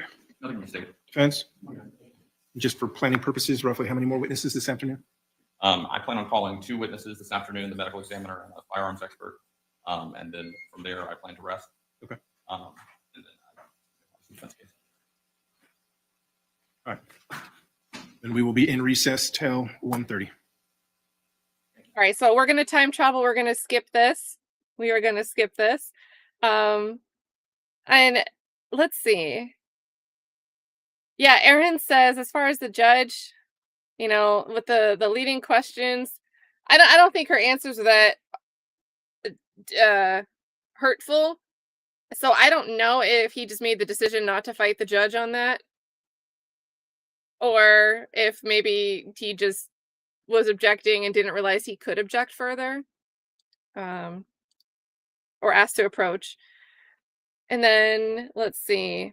Mel Graham had said, also, if the cops are already on the way, why are you going over there? And what's interesting about that is if the jury doesn't strike that little line about the cops already being called, right? And we have this pull up in 15 minutes. I already called the cops. Is kind of what the jury got to hear, even though they're supposed to forget that they heard the cops being called part.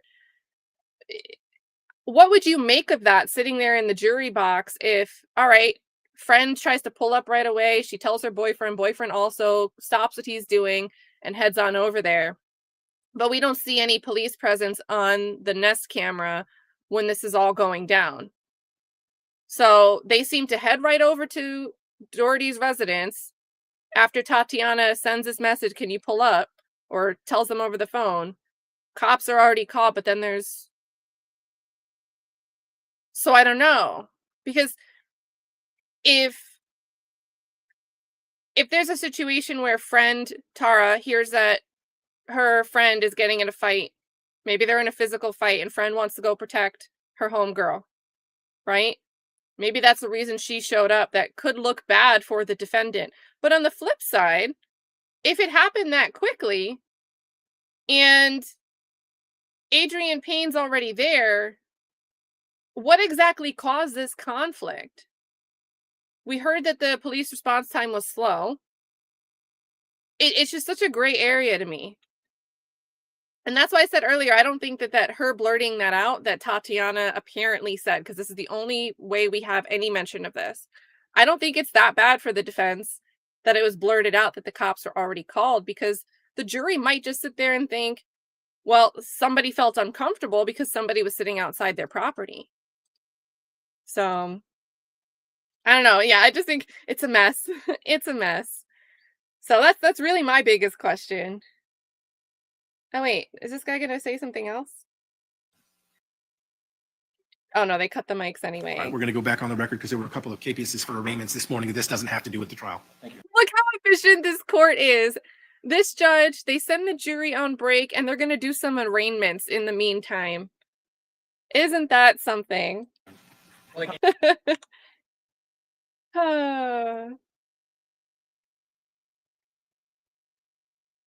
right. Let me pull down this banner so you guys can see. Look how efficient we are, chat. We are getting it done.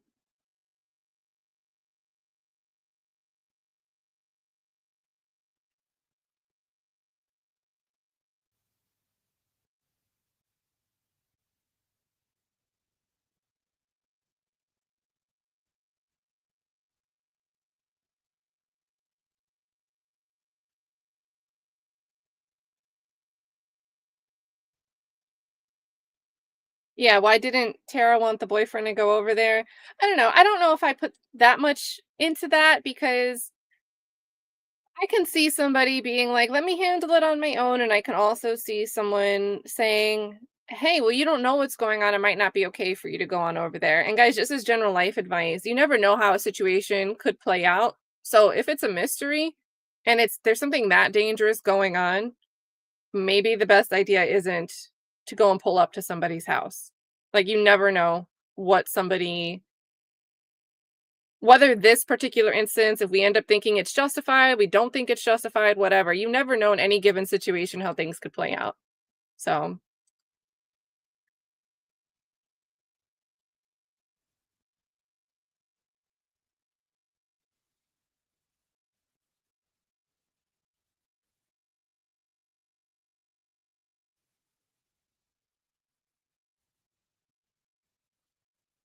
He definitely chose a good day to get this lined up, because they keep showing the back of his head.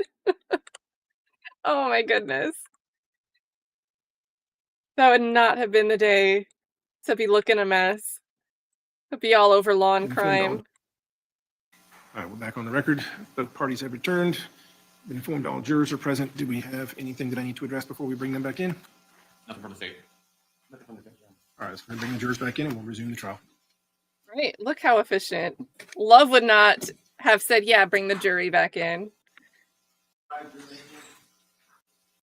right, ladies and gentlemen, welcome back. I trust you had enough time for lunch and that you all complied with the instructions of the court. You didn't do any research, looking up of anything, didn't do any investigation of your own, correct? All right, and did anybody associated with this case have any contact with you during the lunch break? No? All right, then we are ready to resume. State, you may call your next witness. Yes, Your Honor. At this time, the state calls Dr. Marie Hansen.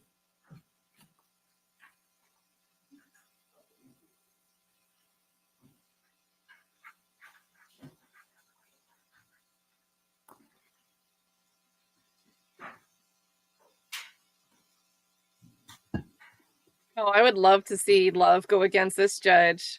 Just from a little sample of this judge saying, we're not going to argue in front of the jury. Love would hate this judge. Do solemnly swear for testimony shall give truth, the whole truth, and nothing but truth, so help you God.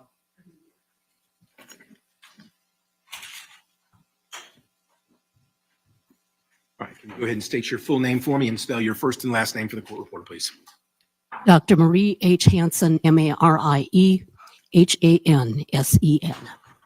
She knows how to use a microphone. Thank you, Your Honor. Good afternoon. Good afternoon. If you could just introduce yourself to the jurors. I'm Dr. Hansen. I'm an associate medical examiner at the District 9 and 25 Medical Examiner's Office. And I'm a forensic pathologist, which means I'm a medical doctor. I'm a pathologist. I did 4 years of anatomic and clinical pathology residency. And then I did a forensic subspecialty residency and have passed the national board exams, and thus am board certified in anatomic, clinical, and forensic pathology. Thank you, Doctor. And if you could just give the jurors a little bit of your educational background to hold your current position. I have a BS in chemistry from the University of Wisconsin-La Crosse. I have a medical degree from the University of Minnesota. I have an anatomic and clinical pathology residency in St. Paul, Ramsey, and I have a forensic pathology residency in Miami. And I've been a practicing medical examiner since 1990. Now, your current position in Orange County, how long have you had that position? Since November of 2002. And in that position, do you have to undergo periodic continuing education? Yes. And are you up to date with all the required continuing education? Yes. Now, as part of your work as associate medical examiner, is part of your job to perform autopsies? Yes. Can you describe to the jury what an autopsy is? An autopsy is a gathering of history and then looking at a person, documenting the external surfaces of the body, looking for evidence of injury, evidence of natural disease, and evidence of medical intervention, and then continuing internally to look at the organs, looking for evidence of natural disease, evidence of injury, and taking specimens as appropriate for potential chemical analysis to help determine the cause and manner of death. Now, in what circumstances is an autopsy conducted? Under State Statute 407, any unattended death or any potential trauma, accident, suicide, or homicide, or an undetermined death would be reviewed. If somebody has been in an accident and has been in the hospital for a week, week and a half, they may have done enough documentation that we can tell why they died, and they may not need an autopsy. But in cases of homicide, almost everybody gets an autopsy. And are you able to provide a rough estimate? I mean, a rough estimate, I know you don't have the exact number, of how many autopsies you've conducted in your career? Roughly an average of 250 to 300 a year since I've been practicing. And that's going back to 1990? Yes. All right. I think you mentioned autopsies are a tool to determine the cause and manner of death. Can you just explain to the jury the difference between a cause of death and a manner of death? A cause of death is a physical disease or a physical injury that causes a person to die. Manners of death are natural, due to natural disease, accident, most often car accidents or drug overdoses or drownings. Suicide, again, that can be drugs, that can be hanging, it can be shooting yourself, other inventive means as people invent, and homicide, deaths due to actions of another, as well as undetermined. Based on the information we have, we can't tell. Now, when you conduct an autopsy, are they assigned specific case numbers? Yes, they are. And as part of your job duties, did you conduct an autopsy in case number ME 2022-909 on a person identified as Adreian Payne? Yes, I did. When was that autopsy conducted? That was conducted May 10th, 2022, beginning at 9:15 in the morning. Now, was that autopsy documented with photographs? Yes, it was. Have you had a chance to review your photographs or the photographs from that autopsy prior to today? Yes, I have.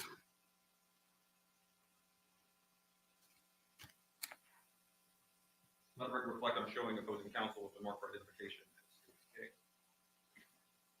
You said K? Yes, Your Honor. Now, as part of the documentation of an autopsy, is there typically a photo of just the deceased's face taken? It's like an identification photo? Yes. A cleaned up picture of the face straight on for possible use in identification if it's necessary. You may. Let the record reflect I'm showing the mark for identification as State A. And is that the identification photo that was taken in this case? Yes, it was. And is that a fair and accurate depiction of the deceased to see a period of autopsy? Yes, it is. At this time, the state offers into evidence what's been previously marked for identification as State A. Any objection? No objection. What's been marked as State's Exhibit K for identifications received into evidence without objection as States 11.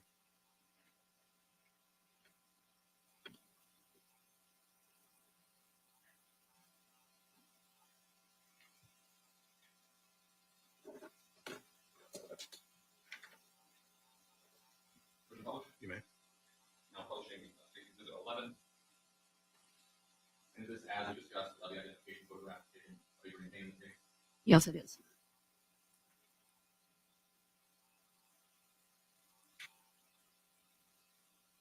Were there other photos taken during the course of the autopsy showing wounds suffered by Mr. Payne? Yes, there were.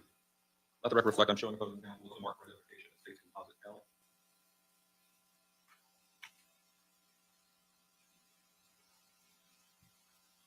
Mr. Brooks, You may. let the record reflect I'm showing the mark for identification of state's composite L. Yeah, and I think it looks like the defendant, has a reaction of some sort to seeing these photos. And that's not unexpected. I think it'd be weird if a defendant was just like, oh, whatever.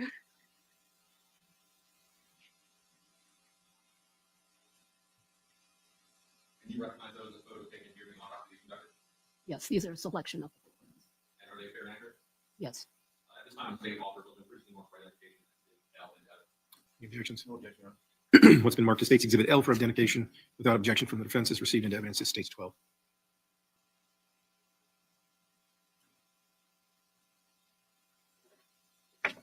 Mr. Butler? Okay.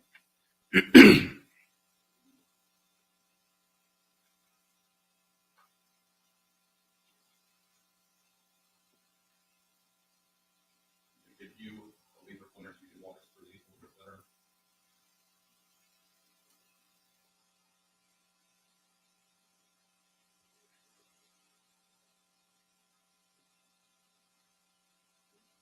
What are we looking at in this photo? This is a photo of a front-on photo of Mr. Payne. You can see the head, the chest, and the upper arm. And in this particular picture, you can see the nipples are right and left, and he has a defect in his arm and a defect in his chest. And he has some abrasions from the resuscitation artifact. So Microphone. the circle with your laser pointer in the middle of his chest. That would not be something from the something from attempted resuscitation. You guys are right with, because she's kind of loud when she's using the microphone. We'll turn it up a little because I don't want her to start using the microphone and then be super loud. But it's like when she's turned to look at the exhibit, it's not picking up. Yes, this would be consistent with the CPR. And can you just point out in this photograph of the juror what you believe to be the wounds sustained in this case? Someone in the shadows, but we have 2 wounds on the arm and 1 on the left chest.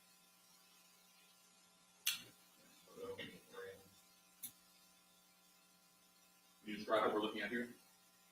This is the entrance wound in the arm, the exit wound in the arm, and the re-entry into the chest.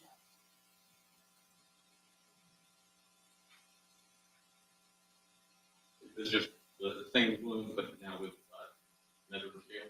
Yes, we're measuring it in scale.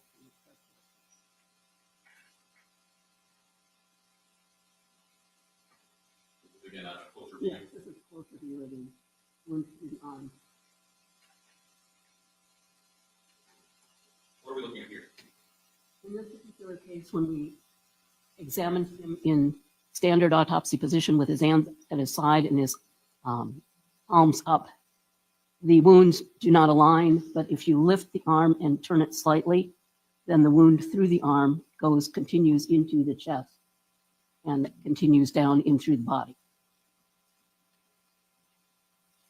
Wish we could see this diagram, but it sounds like she's saying it's not like this. Let me move my picture up. No. She's saying it's not like this, but maybe like slightly raised is how the bullet enters, exits, and then goes into the side of the chest. No.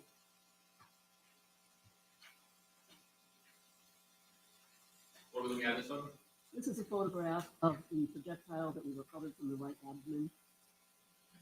So during the autopsy, while you're performing the autopsy, is it correct that you actually withdrew this projectile from the body? Yes, I did. And we're looking at a sort of cleaned up. This is the top. You can see that it has gotten into a star shape instead of, so it's a deformed tip. And you can see it has a little bit of a copper backing. And we have it from different angles. So you can see the deformity of the tip, the core, and then the jacket. In the back, you can see that it's a yellow metal colored jacket.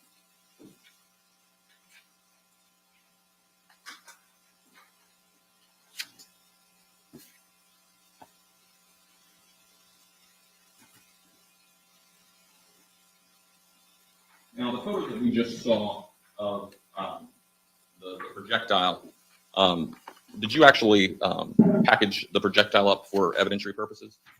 Yes, we would package it place it in a small vial and put a label on it from the case, and then I'd seal it and sign the sealing of that. Would you be able to recognize that from just the packaging, or would you need to open it? Not from the outside packaging, because then it gets to law enforcement and they put it in multiple manila envelopes and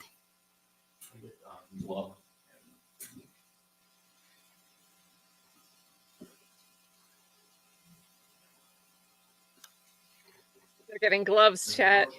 You may.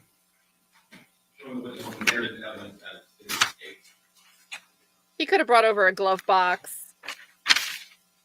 Let me know when you get to a point where you can recognize that.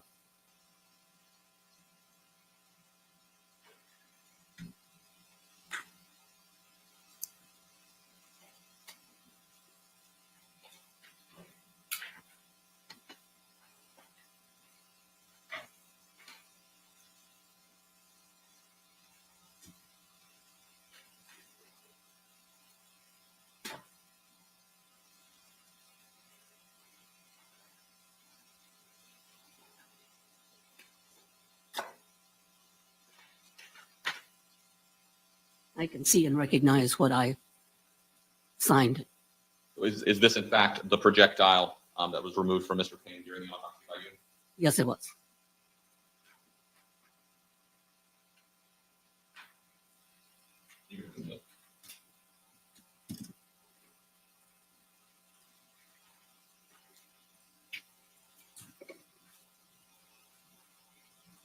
Now, as part of your work conducting autopsies, is it helpful for you to use diagrams? Would that be helpful in describing the autopsy to the jury? I believe it would. Let the record reflect, I'm showing a photo example of marker identification in city M.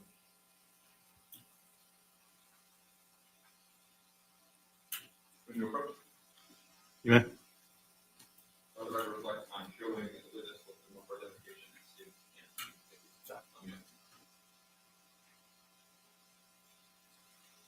Are those diagrams done part of the autopsy in this case? Yes, they are. At the time the state offered the evidence was the previously marker identification as state M. That's M as in like Mary? M is in, no. Okay. Just want to make, all right. What's been marked as State's Exhibit M for identification without objection from the defense is received into evidence as States 13.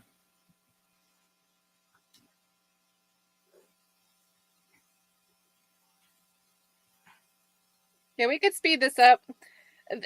I think there's important stuff here, but we can't see it, right? So they're not putting the exhibits on the screen that show, you know, the victim's body and the bullet, the entry points, the exit point, and where it re-entered. I think that's something that the jury will probably look at, and I think it's pretty important, right? You have a 6'10" victim driving in a sedan. Could it have just been that their arm was up on the steering wheel and thus not doing anything that was threatening? Was the arm slightly raised? We heard her describe the arm being at like a slightly raised. Could that be like they were holding something that could be threatening? But we can't see the pictures. So unfortunately it's not that helpful since we can't even look. So for us, this is definitely a bit 403.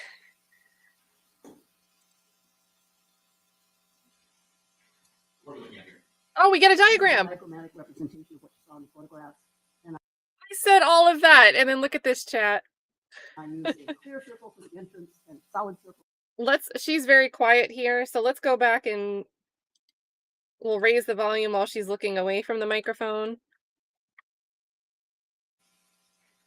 What are we looking at here? This is a diagrammatic representation of what you saw in the photograph. And I used a clear circle for the entrance and solid circle for an exit. And so the wound went from the arm through the arm, misses the humerus. So it just goes through the soft tissue. Then it goes into the chest. So that's a circle.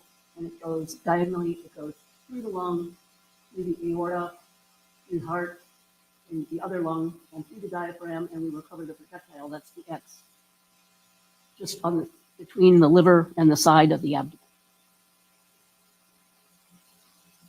You have a second diagram. Will you describe this for the jury? And in the standardized options that are available for me for the diagram, when you raise the arm, you can see that you can make it in an alignment so that it goes in a straight line through the arm, through the chest, and into the body. Based on your experience as a medical examiner, with the positioning of the victim's arm, based on the trajectory you were able to determine to be consistent, having your hand on a steering wheel? It could be anything that puts the arm anterior and a little bit above. So it's in a line with the wound through the chest. Would that also be potentially consistent with having your arm on like a window of a car or window of a driver's side door? Any position that's going to, any potential scenario that's going to get your arm up and a little bit anterior to the chest. Now, based on your autopsy, were you able to determine a range of fire? It appears to be a distant gunshot wound that's more than 2 to 3 feet away because there's no soot, there's no powder tattooing, and there's no the gunpowder that's coming out of the end of the gun to cause the explosion, to cause the bullet to go down the gun, comes out in a cloud with the gun, with the bullet. When it gets out of the gun, if you're close enough, it lands on the environment. And it was not on him. So you're able to tell based on certain things like soot and other things if it's a close range gunshot. Is that fair to say? That's correct. But if it's beyond 2 to 3 feet, is that all just sort of the same category? Yes. Once you get distant, once you have none of that, then it's at least 2 to 3 feet, and exactly how far may be determined by other investigational factors. Now, as part of an autopsy, is a toxicology or drug screen run? Yes. Did the victim in this case have any drugs or alcohol in his system? No, he did not.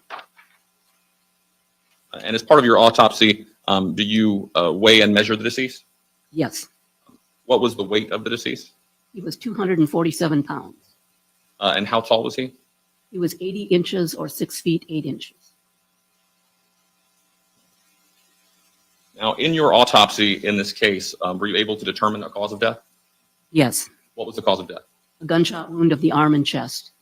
And were you able to determine a manner of death? The manner of death is homicide. Thank you. I don't have any further questions. Ross? All right. What do you guys think? What do you guys think? I mean, not really of the witness, but of the case, where we are. If we were stopping at this point in time, what's our pulse? I think all this did for me, since I can't see the actual injury shots and I would need to look at the diagrams more, but I think I'd be in the deliberation room with you guys like, was it like this? Or was it like this? I would be doing all these different things like to figure out how did we get it to go through these 3 points, but then exit apparently at a downward angle. And that's quite some distance on somebody that's 6'8" to kind of go from like here to further below. But yeah, I'd be in the jury room like, guys, what's going on? More questions than answers. Yeah, how far away? How you doing today? Good afternoon. Very good. Just briefly, reasonable you doubt. stated that this trajectory of the bullet wound was consistent with an arm being kind of raised in this type of manner? Raised and a little bit anterior. Okay.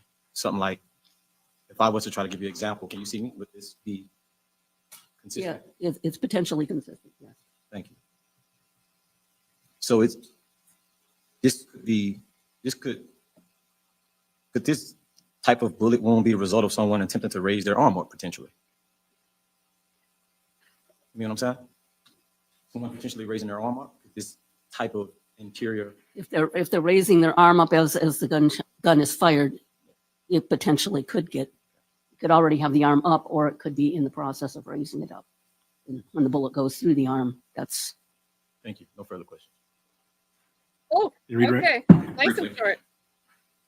And a redirect. So if an arm was raised, as counsel just demonstrated, where would the hand be positioned based on the trajectory you were able to do in the autopsy? Well, there's can be a number of potential. All I can tell you is the position of the upper arm relative to the chest.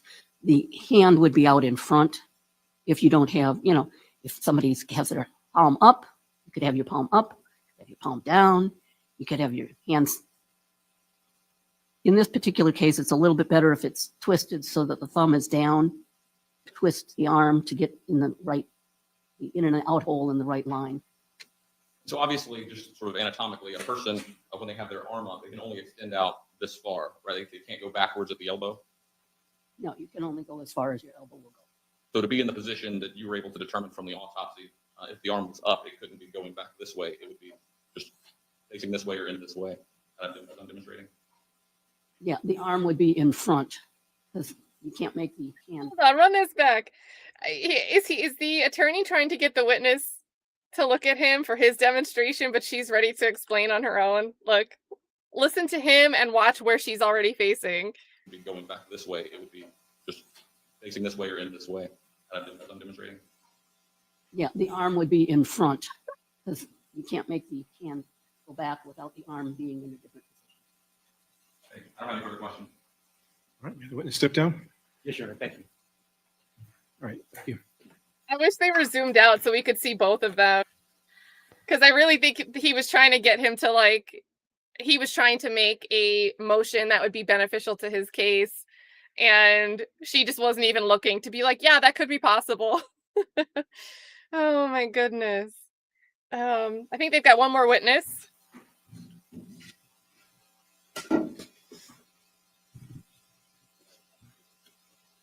I think Shart would have loved that witness, Max Shart. Yes, Your Honor. At this time, the state calls Kristen Killinger.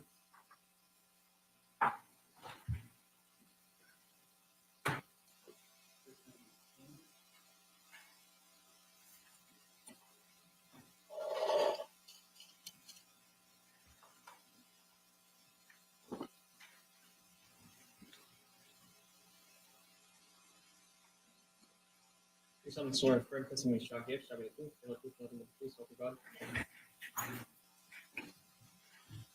All right, go ahead and state your full name for me and spell your first and last name for me. My name is Kristen Killinger, Kristen Killinger. All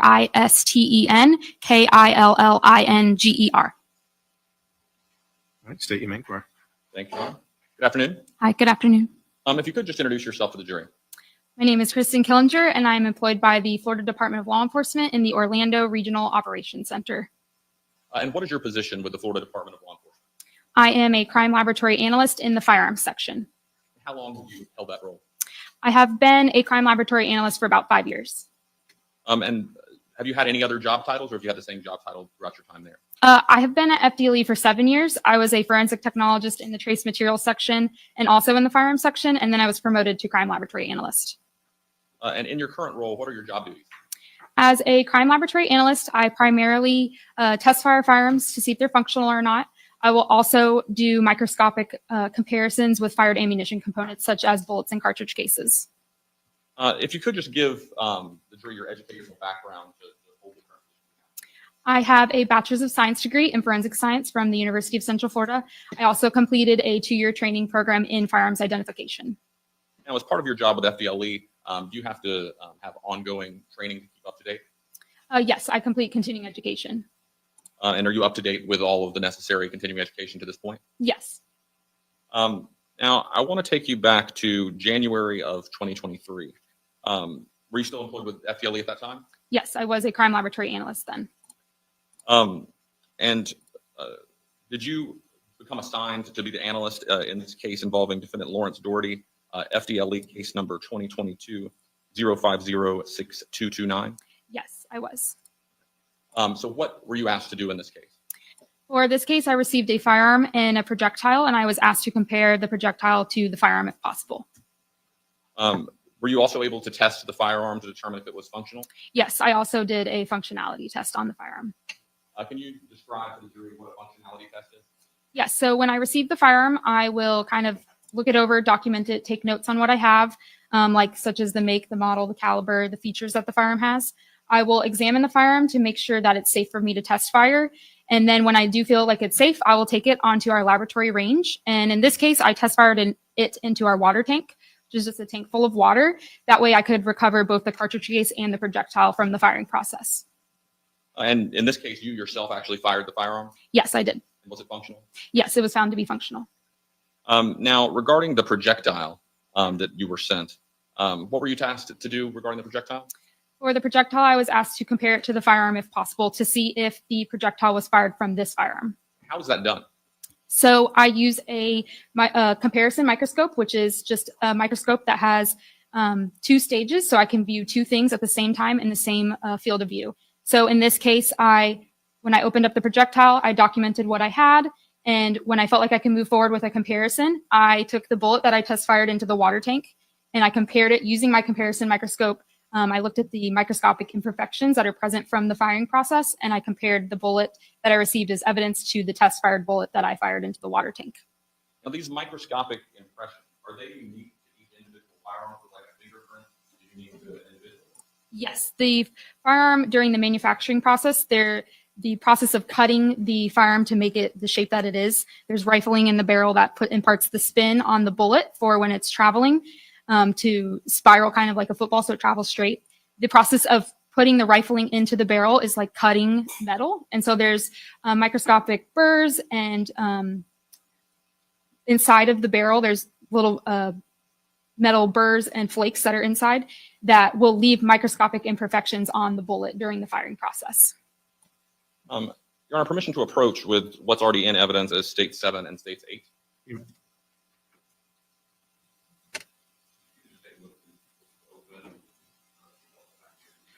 Okay. Okay.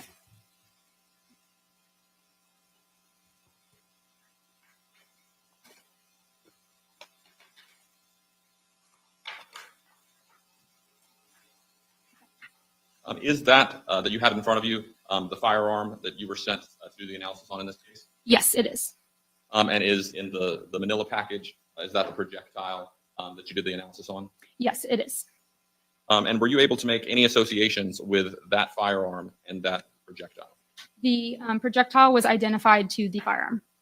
Now, when you say identified to, does that mean that that projectile that was removed from the victim in this case was fired by the firearm that you have in front of you? Yes, it was. I don't have any further questions. Cross? I have no questions. All right, Witness be so excused. we're going to get to the motion think we need to for accept that. directed verdict or judgment of acquittal, whatever we call it here in Florida.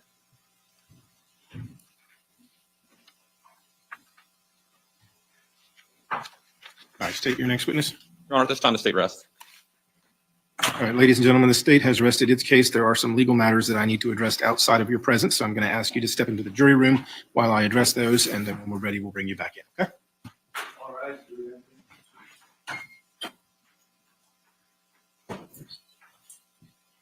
Now, for this, guys, if we watch this, we have to take our juror caps off because the jury's not going to be here for this. This is all attorney argument, not evidence. So just no role playing, but we can just rate them as observers.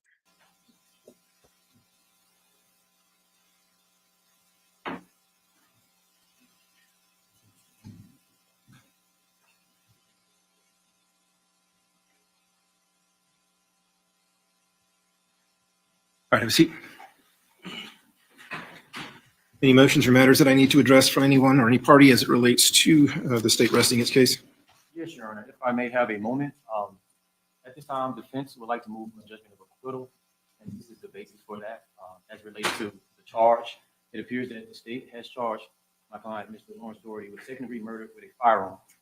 Okay, carries a 25 life minimum mandatory, and as a necessary element, the state is required to prove an element that by an act imminently dangerous to another and evincing a preyed mind regardless of human life, Lawrence Dority did kill Adreian Payne. And during the commission of said offense, Lawrence Dority did carry, display, use, threaten to use, or attempt to use a firearm. And Lawrence Dority actually possessed a firearm with destructive device. Lawrence Dority actually discharged a firearm with destructive device. As a result of the discharge of the firearm with destructive device, death or great bodily harm was inflicted upon Adreian Payne. And viewing the facts in the light most favorable to the state of Florida, Your Honor, I believe the state has failed to establish by competent and substantial evidence in regards to the necessary element of an act being imminently dangerous to another and demonstrating a depraved mind. The reason why I make this position, Your Honor, is that by definition, just going to the jury instruction, an act is imminently dangerous to another and demonstrating a depraved mind if it is an act or series of acts that, number one, a person of ordinary judgment would know is reasonably certain to kill or do serious bodily injury to another, and, not or, and, meaning they have to also establish and is done from ill will or hatred or spite or an evil intent, and, not or, and, is of such a nature that the act itself indicates an indifference to human life. In order to convict of second-degree murder, although it's not necessary for the state to prove the defendant had intent to cause death, the issue in this case is whether as it relates to viewing the facts of this case in the light most favorable to the state. Obviously, we're raising self-defense. We haven't got to that point, but if you're viewing it in the light most favorable to the state, alternatively, the state will have to still establish during their case in chief that Mr. Lawrence Dority acted with depraved mind, right? And absent in this situation, the only alternative that would seem to support the facts as we are listed, or as we stand right now, the issue is whether Lawrence Dority did not have a depraved mind without regard to human life because he acted in the heat of passion based on adequate provocation. That's an issue in this case, Your Honor. So in order to find that he did not have a depraved mind without regard to human life because he acted in the heat of passion based on adequate provocation, there must have been a sudden event that would have suspended the exercise of judgment in an ordinary reasonable person. And a reasonable person would have lost normal self-control and would have been driven by a blind and unreasoning fury. And there was no reasonable amount of time for a reasonable person to cool off. And a reasonable person would not have cooled off before committing the act that caused death. And that Mr. Lawrence Dority was in fact so provoked and did not cool off before he committed the act that caused the death of Mr. Adreian Payne. And that's what I believe the facts, at best, if we're looking at the facts of this case in the light most favorable to the state of Florida, they have not established a second-degree murder with firearm, at best, in doing the light most favorable to the state. But we have, because the facts support that this was a heat of passion, if we're viewing it in the light most favorable to the state, right? This is manslaughter, at best. Mr. Dority didn't have a relationship with Mr. Payne. He only knew of the man's name through his association with his girlfriend over the years. There was no evidence. I should pause here a little bit. So guys, in Florida, and I'm sure we're not the only state, but I think we're on the more extreme end of sentencing with enhancements included. So obviously with the use of a firearm here, there would be enhancements. When it comes to second-degree murder, the numbers are up there. The numbers are up there. So it's, you know, the over prosecution. If this should have been a manslaughter case, the sentencing difference could be one factor. A prosecutor might go for the higher charge. That he had a prior incident with him, any rift, any text, any call, any exchange, any prior situation. All you know, he's coming home and he's surprised by a person he doesn't have any affiliation with, and he have an altercation of words. He's feeling threatened. Well, from my position, we're saying he's feeling threatened. I know you haven't heard from my client yet, but the evidence still supports that there was an argument. And he went into his home. This is at 1:30 in the morning outside his house. And even by testimony of Ms. Tara Walker, she states that Mr. Dority asked, "Why are you here?" So what we have here is a spontaneous situation. But he didn't have time to cool off because whatever the exchange was, he immediately resorted to Mr. Dority having to go back into his home and come back out and ask again, "Why are you here?" While his son is outside, his dad is outside, and they haven't made it safely into the home yet. So at best, Your Honor, this is not second degree, at this phase, this is not even second degree murder with firearm. I would submit to the court. This is overcharged to begin with. Based on that, I believe that element, based on that lack of sufficient establishment of that necessary element, that you must give us a judgment of acquittal as it relates to second degree murder with a firearm. Your Honor, the defendant's actions in this case speak for themselves. He went after someone was not on his property but was parked down the street. He engaged that person in words. He then stormed into his house, armed himself with a firearm. During this time, he didn't, cool off, or he had certainly had time to do that. He then armed himself with a firearm. He came out.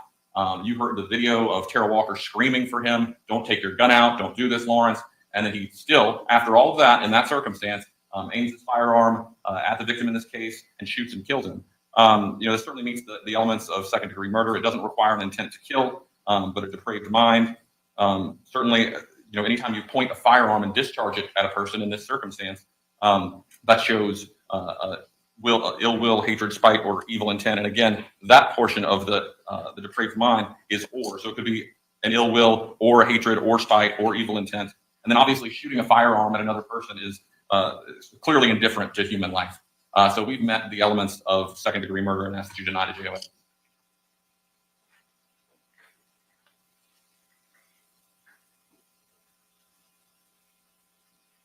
Your Honor, may I add something briefly? Good. And regardless of what the state just mentioned, still sufficient facts that gives you as a fact finder a reasonable understanding of what Mr. Dority was placed in at that time, that situation. You heard from an expert that the trajectory of how the bullet went through his bicep to go into his chest cavity is consistent and could be because he was raising his hand, arm up. Now the issue is, why was he raising his hand up? In the direction of where, if his thumb is down, Your Honor, he could have been holding his gun like this, or trying to.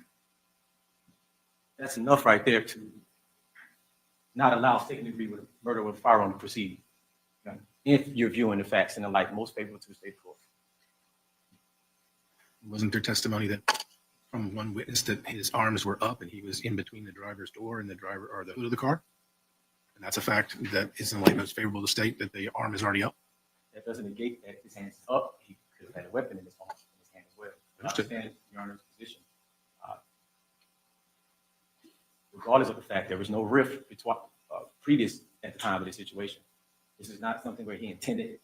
I know he doesn't have to intend the outcome of death, but this is literally a heat of passion moment. It can be no other thing. And a heat of the passion killing by law is manslaughter. He didn't have time to cool off. Even the same witness that said Mr. Payne had his hand up also testified that Mr. Dority was in his house less than a minute. Minute at best. Minute and a half at best. That's not time to cool off when someone's outside your house at 1:30 in the morning threatening you while your child and your father's outside. You just got to finish celebrating Mother's Day. You're on your way home, and unknown to you, someone's lying in wait for you. And when you ask why you're here, you get a threatening posturing response. 6'8", 247 pounds. That's adequate provocation. Thank you. All right, I'm going to take the matter under advisement. There's one thing that I want to check on, and then I'll be able to rule on that issue. Okay? Thank you. All right. So I think we had testimony, because we're talking about the arm, we had testimony from Tara Walker, the girlfriend of the deceased, that, sometime earlier before the shots, when she was standing over there, he may have had his arm, and I don't think it would have been the same arm. I think she was just describing that he would have had this arm, his left arm up, but that he ends up being shot through the other arm.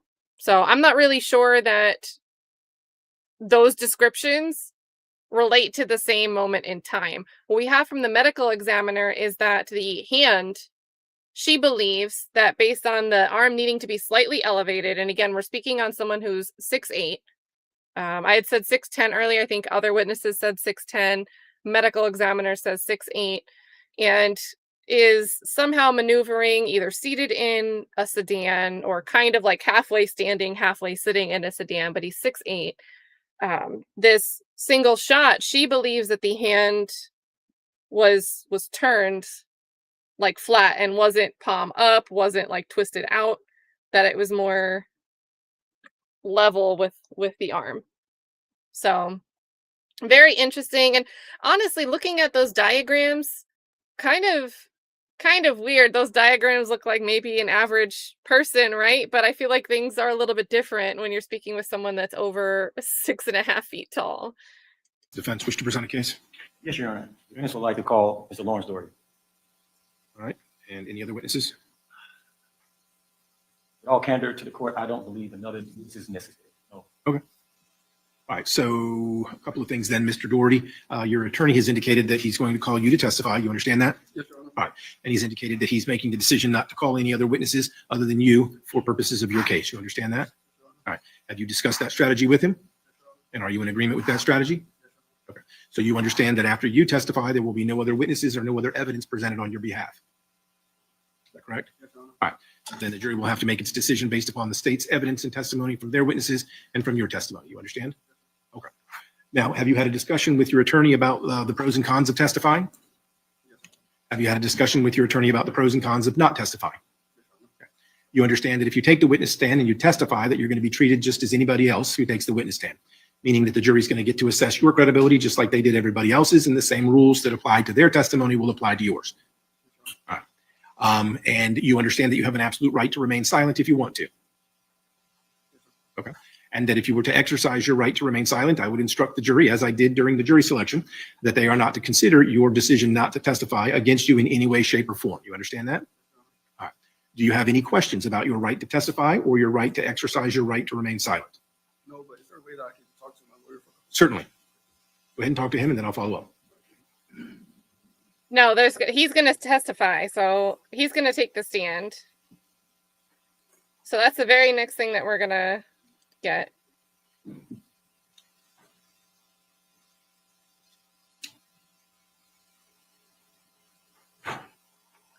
Yeah, and now I'm messy. I want to hear from Tatiana. I want to hear from Larry Sr., the dad.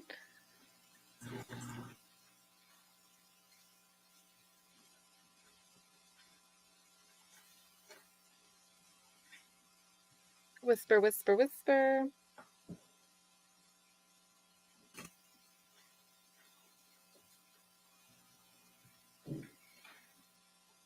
All right, you've had a chance to continue or to consult with your attorney?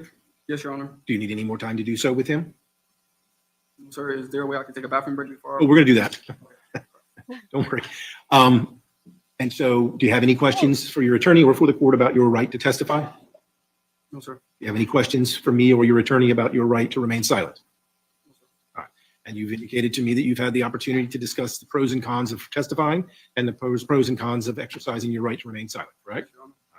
After having considered those, have you reached a decision in this case as to what you want to do?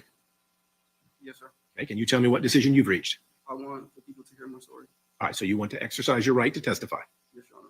Has anybody forced you, threatened you, or coerced you in any way to make that decision? Yep, state rested. Has anyone promised you anything to make you make that decision? No, Your Honor. And are you making that decision because you believe it's in your best interest and you want to? Okay. And is there any other witnesses or any other evidence that you want presented to the jury other than your testimony?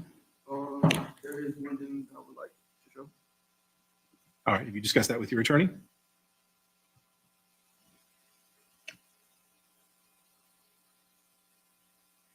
I would have the bubble guts if I had to take the stand in this situation.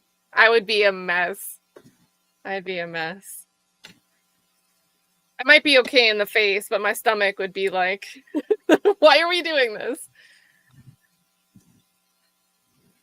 It's okay, Your Honor. All right, so after consulting with your attorney about the issue that you were considering, you're advising me that you no longer wish to have any witnesses or evidence other than yourself testify, is that correct? Yes, Your Honor. Okay. All right, then what we will do is take about a 5 or 10 minute recess for everybody to use the restroom and whatnot. Then we will come back and start with the defense case, okay? So we'll be in recess. All right, chat, we're going to time travel. Are you ready? This is why we fired up the stream. I thought about it. I was like, this is really quick. Angelica says this is the shortest M trial in history. Since it was quick, I was like, maybe we could just rewind the whole thing. But when he was testifying, I was like, yeah, we definitely got to look at this one. We don't always get to see a defendant take the stand, and I like when we do.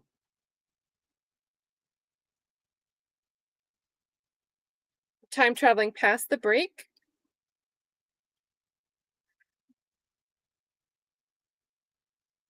We got a lamp. All right, we're back on the record. I did go back and look at this issue on the judgment of acquittal argument based upon the evidence and the standard that applies at the end of the state's case. The court does find that there is sufficient evidence to allow the case to continue, and I'm going to deny the motion for judgment of acquittal. All right, anything else we need to address before we bring the jury in and start with the defense case? Nothing to say. Okay, let's go ahead and bring in the jurors.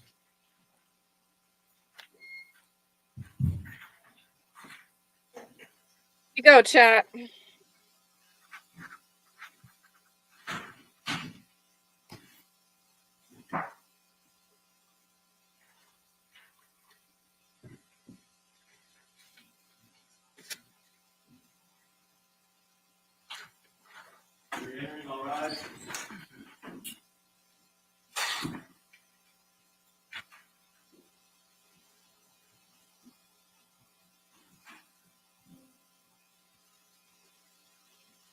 All right, have a seat. All right, does the defense wish to present a case? Yes, Your Honor. Maybe court.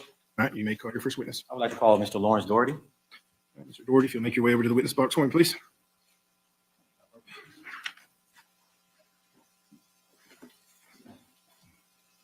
You solemnly swear or affirm to tell the truth, the whole truth, and nothing but the truth, so help you God. All right, just have a seat.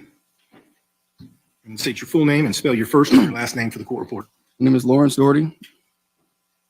Spell the first name and the last name. Lawrence, Lawrence, last name Dority, Dority. Mr. Thompson, you may inquire. Mr. Dority, how old are you? I am 32. You have any children? Yes, I have 3. What are their ages? 13, 8, and 2. What do you do for a living? I am a barber. Have you lived in Orange County all your life? Yes, sir. Are you married? I'm engaged. I'm sorry. Engaged. They're still together, chat. Let's get right into it. Let's switch gears a little bit. You obviously been here and sat through this trial so far. You've heard a lot of things. And you actually live in this situation. You recall what happened on May 9th, 2022? Yes, I do. Did you explain to the court and the jury what happened? Well, around 1:30 in the morning, me, my son, and my dad went to my house. My father was taking me and my son home. And as we arrived, I see the car parked at the corner of my home. And I automatically assumed it was Tara. So I thought it was weird that she was parked right there because she would typically park in the driveway or in front of the house. And so I walk over there to greet her to say, hey, you know, why are you parked here? And Mr. Payne gets out of the car.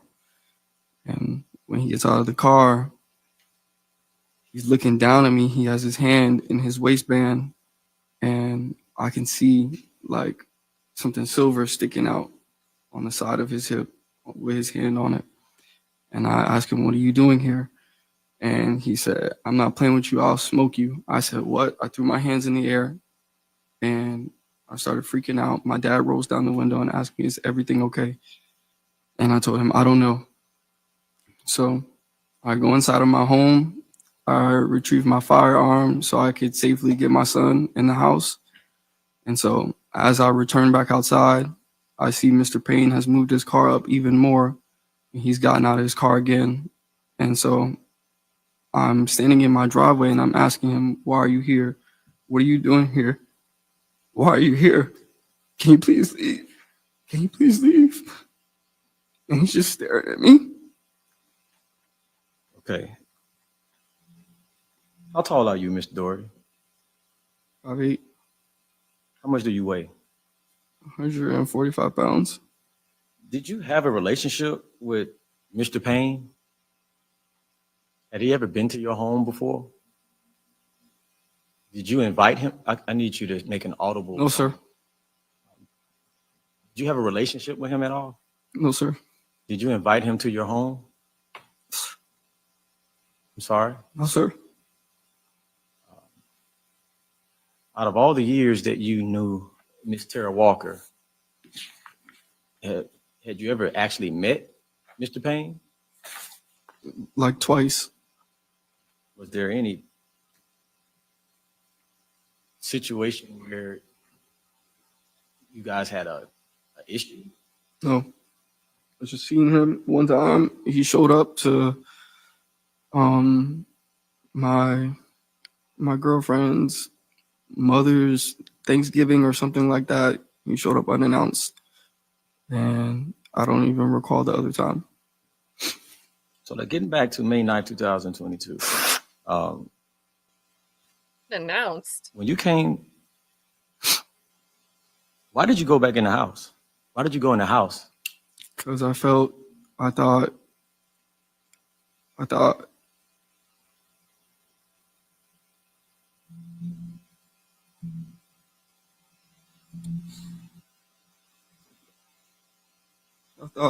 was gonna die. Why'd you feel that way though? He's outside my house. He's telling me he's gonna smoke me. I have my son outside. I have my father outside. He's there by himself. Nobody. I didn't.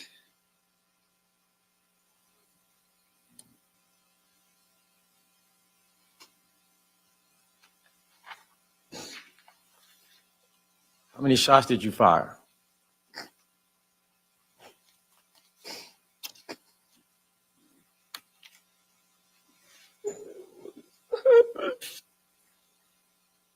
A moment. Just trying to go home. Mr. Dority, when you speak into the microphone, let's just slow down a little bit. Let's try to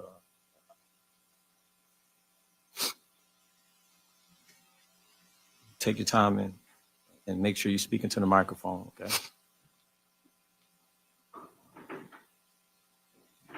What was the question? At some point, you felt you went in the home and obtained your firearm.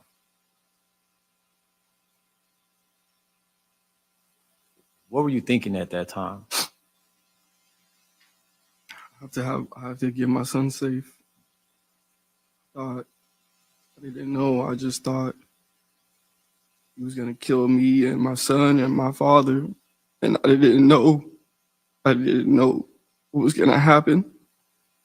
When you came back outside, you had this firearm. First of all, did you have a concealed weapon permit? Yes, sir. So had you taken self-defense classes before? Yes, sir. When you came out, did you have any additional words or anything was said by you at that time? Yes. What was that, if anything? I said, "Can you please leave? Why are you here? Can you please leave? What are you here for?"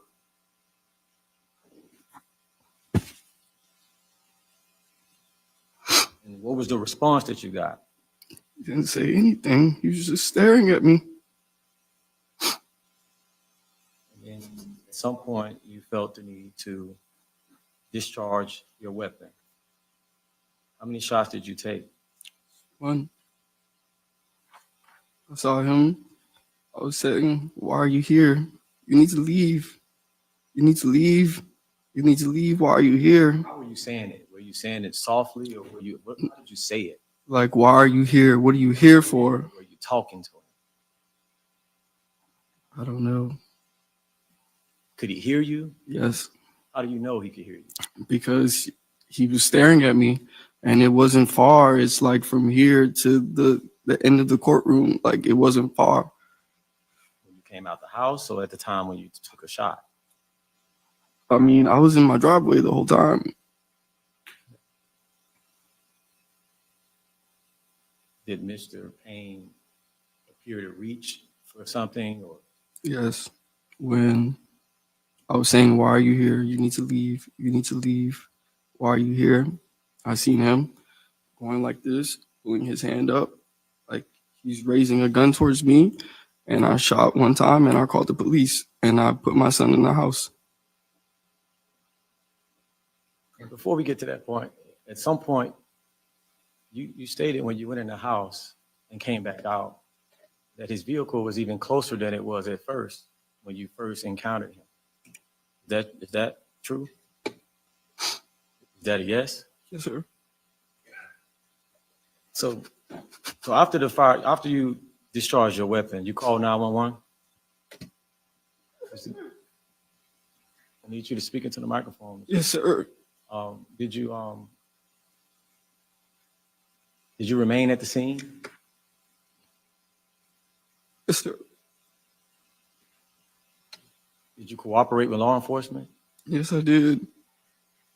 Did you provide a statement to law enforcement? Yes, I did. Even after they give you Miranda warnings, you gave a statement, right? I was never read any Miranda rights.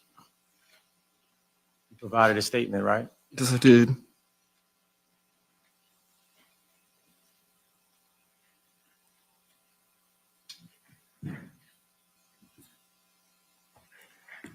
Is there anything else you want the jury to know that you hadn't said?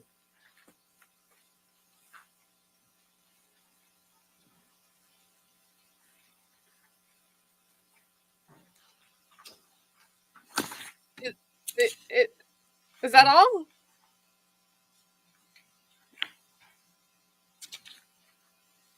You know, before I got up here, I thought I knew what to say exactly.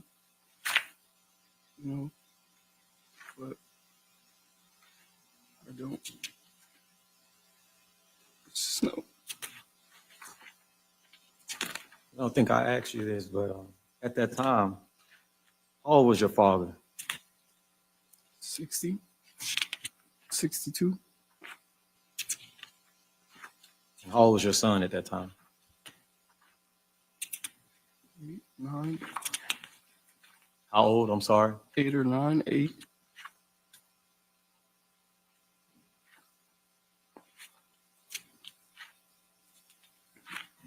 Were you intoxicated? Oh.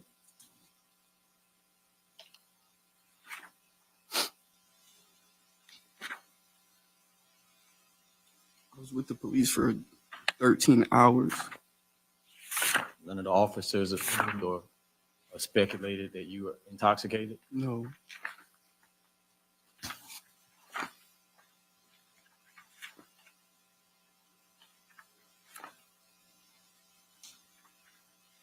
Now, at the scene of this incident, Tara Walker was present, right? Yes, sir. Afterwards. Did you see her go into the vehicle that Mr. Payne was in? While I was on the phone with the police, I put my son in the house. I'm on the phone with the police. And I saw my father go over to Mr. Payne to see if everything was okay. And I can hear him telling her, find a piece of plastic so I could try to stop the bleeding. And I see her go through the back seat. She goes through both of the back seats. She goes to the front seat. She goes to the glove compartment, and she just runs. She runs to the other side, and we didn't see Tara until the police arrived.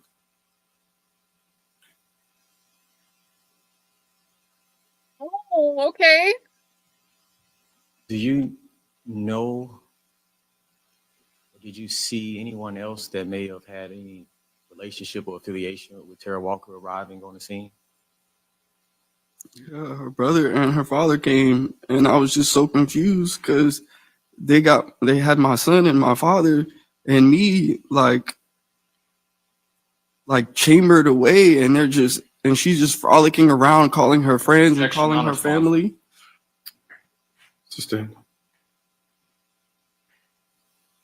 You know, and I was just confused. Mr. Dority, I'm gonna ask you this question. Did you see a firearm in the hand or in the possession of Mr. Yes. Do you feel like your life was in danger? Yes, me, my son, and my father. No further questions. Hey, Candace. All right, so that is the end of direct of the defendant. So we got a little bit of nothing that's clear, right? But we got a little bit of he's willing to speak to police at the time, which might be consistent with what you'd expect from someone who truly doesn't feel like they did anything wrong in the moment, right? Why would I shot somebody, it was self-defense, I wanted to let you guys know. I think the other thing coming from this, so Tara shifting, running through the car, and then bolts running another direction. And then we heard frolicking around. He didn't get to continue that answer, but what? I've got some questions with that. let's see what happens with cross. What are you guys thinking? Yeah, YP Come Chic says he said he saw something shiny. Could it have been the knife? Well, if it was the knife, I don't think that that's what the defense is trying to get at. Whether this is, she could have been rummaging around the car and running for whatever reason. I don't know. Maybe it was too traumatic for her to be around. But if the defense is trying to get across this idea that she was rummaging around the car to find possibly a firearm, grab the firearm, and then give it to the brother that showed up, or the father apparently that showed up. I don't remember her father. Maybe I was just missing her father being there earlier because I'm getting confused with Lawrence's father, Larry, also being in the picture. Yeah, like I feel like we're missing things I want the answers to. And not for nothing, but I feel like that's, in my opinion, I feel like that's worse for the state. That's worse for the state. So that's just me. And I don't know what's going on with the dad. I don't know. Maybe we'll get some answers here. Okay, so she did say that her father also showed up. Okay. On her cross. Tara Walker on cross. Yeah, so let's see. Yeah, shout out to Educated Paper. I feel like this emoji. I think that's a good one. Let's see if we get some answers on cross. Cross.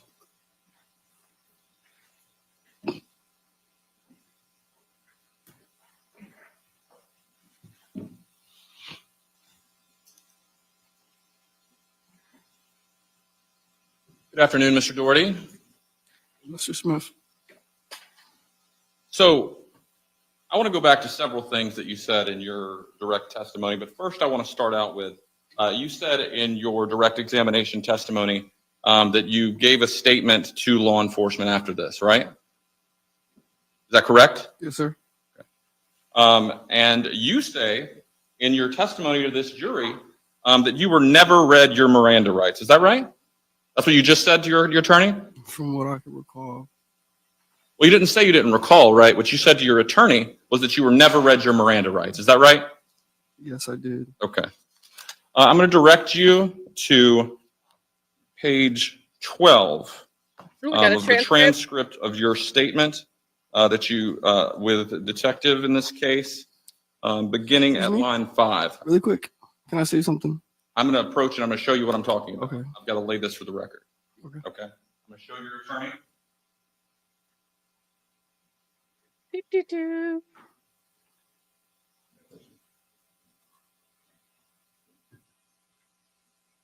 Permission to approach? You may. I'm going to let you read along. So this is where I'm reading from, but I'm going to read this. This is the interview? Yes, this is the interview. Okay. I was in response. I was talking about when they initially arrived to my home. Okay.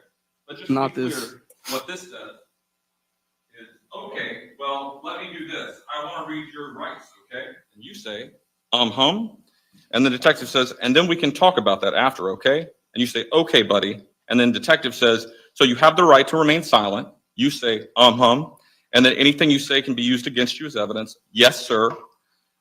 You're entitled to talk to an attorney now and have him present now or anytime during question. Do you understand? Yes, sir. If you cannot afford an attorney, you can be provided with one without cost. Do you understand your rights? And then you said, after being read that, in the transcript of your interview with the detective, yes, sir. So you were read your Miranda rights, correct? Yes, I was not read them initially when I was placed in handcuffs, which I was referencing to. Okay.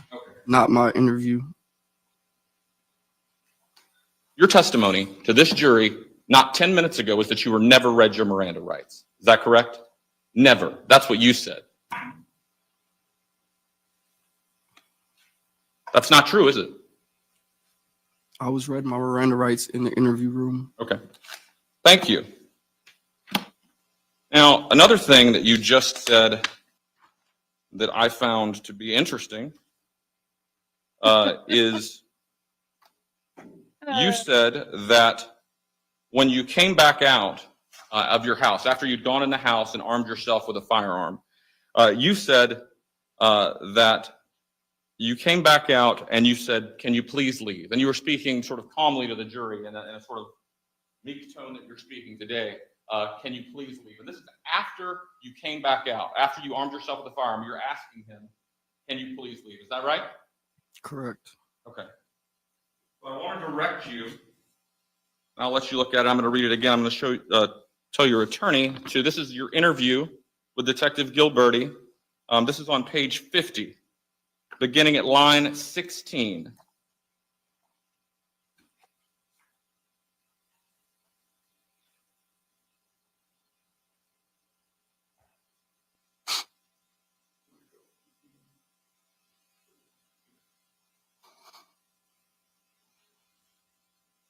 This is going to be line 16 through line 23. Permission to approach. You may. I'll let you look at this, and then I'm going to read it out loud because this is the opposite of what you just said.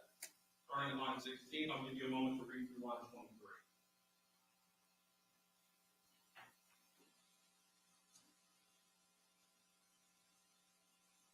So your testimony on direct examination was that you were just asking him to please leave when you came out with the firearm, right? Correct. Okay. But what you said to the detective in your interview was, and I'll begin on line 16, a detective, like when you came back out with the gun and he was still in his car. Best evidence objection. This is impeachment. Overruled. Like when you came back out with the gun and he was still in his car, did he say anything to you? No. Well, sorry, Mr. Dority, your response was no. The detective says, was there any communication? And Mr. Dority, your response was, I didn't communicate with him, I shot him. That's what you told law enforcement the day that this happened in your interview, right? You didn't say, could you please leave? You just shot him. Is that right? That's what I had said in the interview. Right. Okay.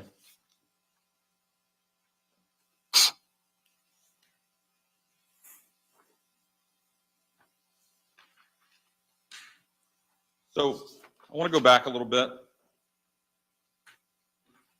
This afternoon, the afternoon going into the early morning that this shooting happened, you were at your father's house, right? Correct. And you had been drinking at your father's house? Earlier that day. And you had been drinking some shots of Casamigos at one point in the afternoon, right? Oh Earlier no. that day. Okay, but earlier that day, you had been drinking shots of Casamigos, correct? Correct. Overruled. Earlier that day, you had been drinking shots of Casamigos, correct? Correct. Okay.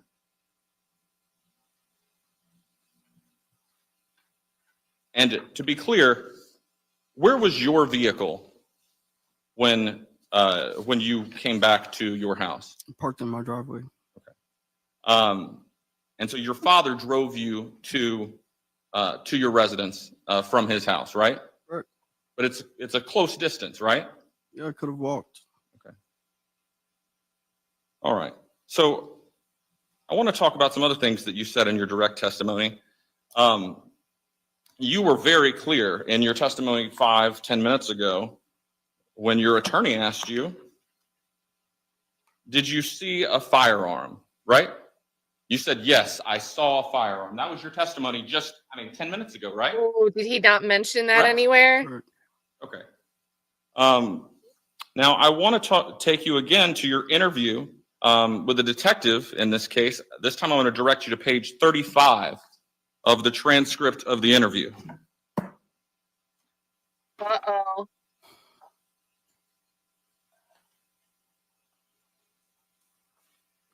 Now, on page 35, do you have the transcript or do you need to see it? I have a copy of it, but I don't know exactly. Sure.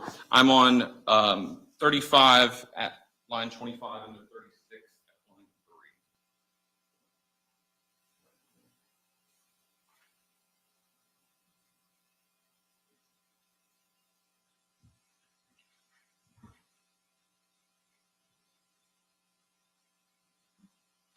3. All right, so Mr. Doherty, I'm going to read from this transcript, starting at line 25 on page 35. Detective Gilberti, this is his question to you. Okay, did you ever see a gun?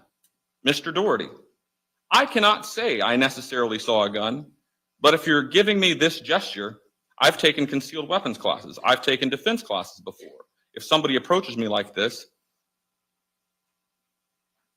and that's your answer.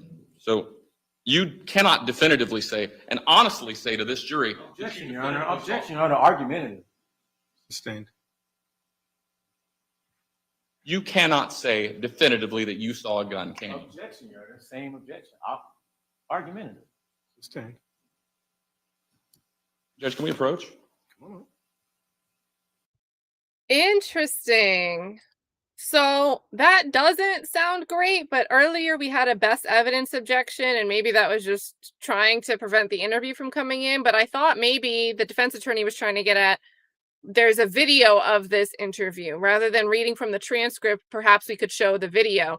And this question, not where he actually objected for best evidence, but this question right here and the answer would be critical. A critical difference between hearing it versus seeing a video. If he was motioning of something like brandishing a weapon from your belt or the center console or something. So today in your testimony, you mentioned that you saw a shiny object when you first approached the victim's vehicle, right? Yes. Is that correct? Correct. Okay. But you never said anything at all in your initial interview with law enforcement about seeing this. Objection and proper impeachment. Overruled. You never said anything at all about the shiny object then, right? When When you had your interview with law enforcement at the interview. I had been waiting and sitting in the back of a police car for 7-8 hours. I was in the interview room for 6-7 hours. I hadn't slept. I was beyond tired, and my recollection of what happened could have been maybe, you know, I don't. Okay, so you didn't say it then, but you're saying it now, right? I said it. Okay.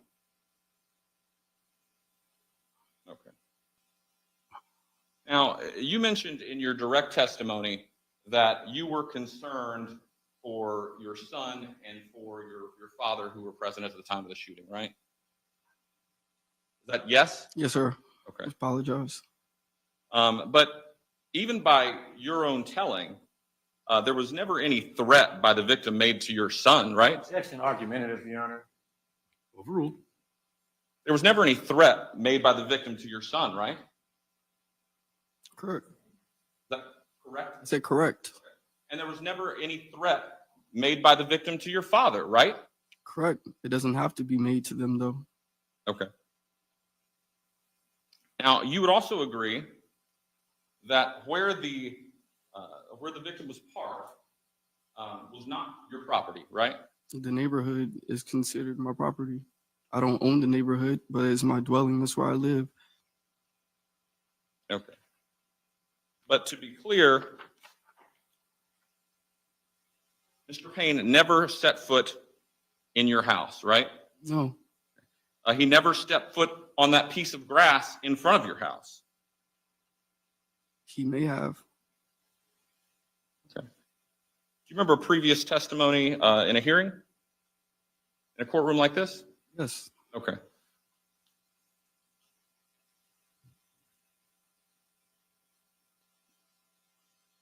I am going to direct and show opposing counsel transcript of a previous hearing. I don't know what he did when I went in the house. Okay, I'll direct a question to you in a moment. I'm showing opposing counsel the transcript, page 156.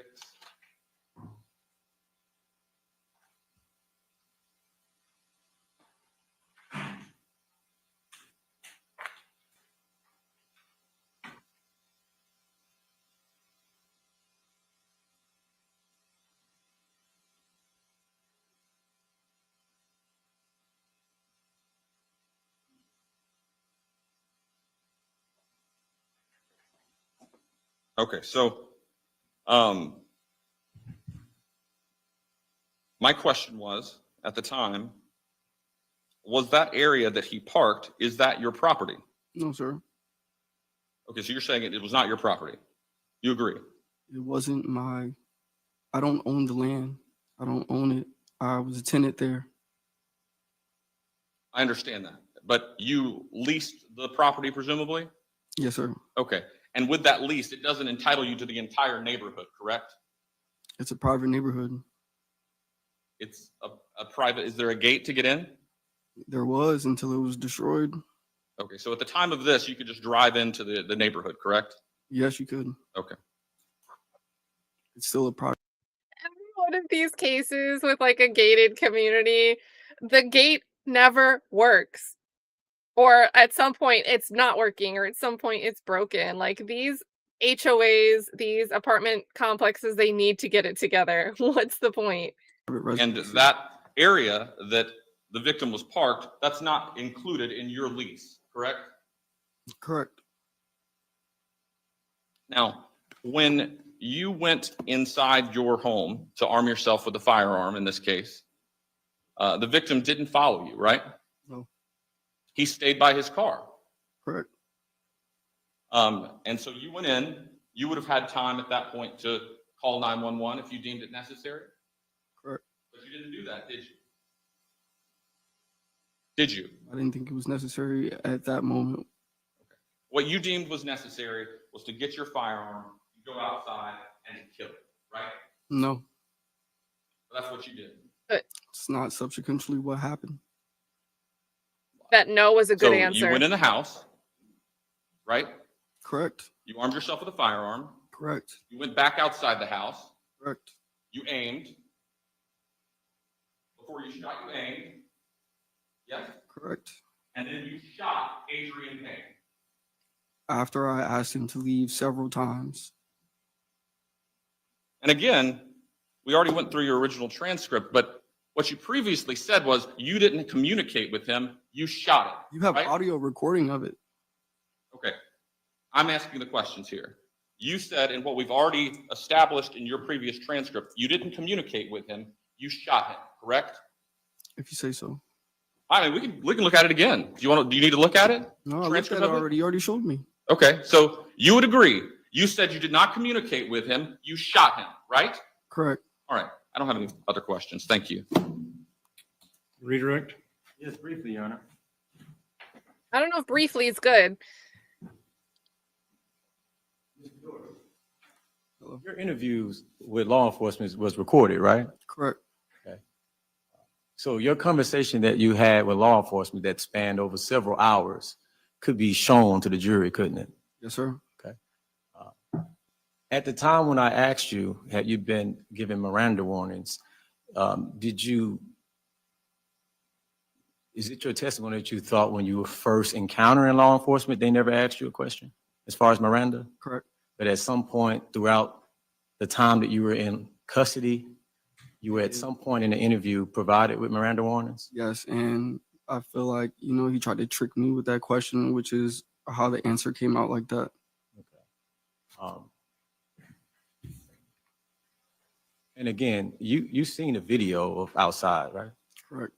Could you hear the verbal altercation that you had with Mr. Payne? Yes. So you did, in fact, communicate Yes, to I did. Mr. Payne. Okay. In fact, you heard the testimony of Ms. Tara Walker too today, right? Correct. She also testified that you asked, "Why are you here?" Right? Correct. So you did communicate. Correct. Is it that you was probably confused when law enforcement was questioning you, possibly? Yes. Okay.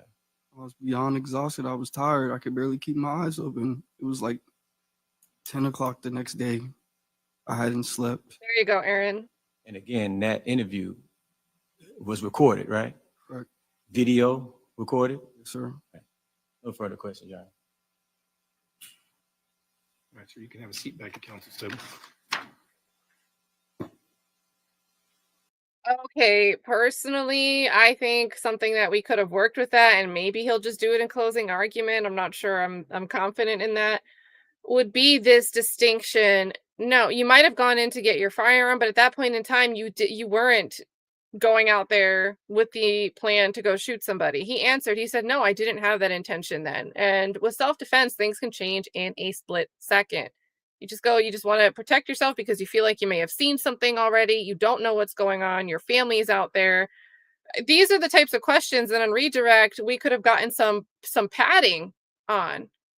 And it was only in a moment in time what made that switch. And that's when you say, well, that's when I saw him reaching for something. He was like reaching for his belt. And you have him on the stand act out that motion that seems like it was in the interview with the detective that we couldn't capture through words in a transcript.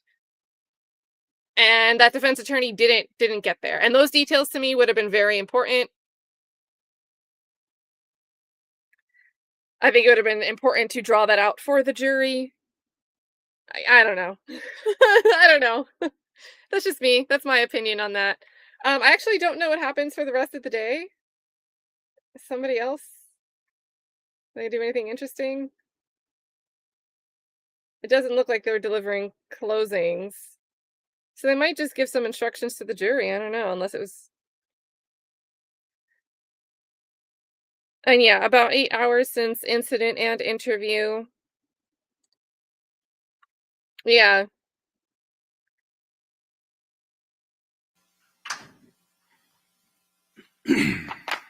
Lynn says run. All right, defense, call your next witness. Your Honor, defense rests. His tone of voice when he said that. State wish to present any rebuttal evidence? No, Your Honor. So state rests. State rest.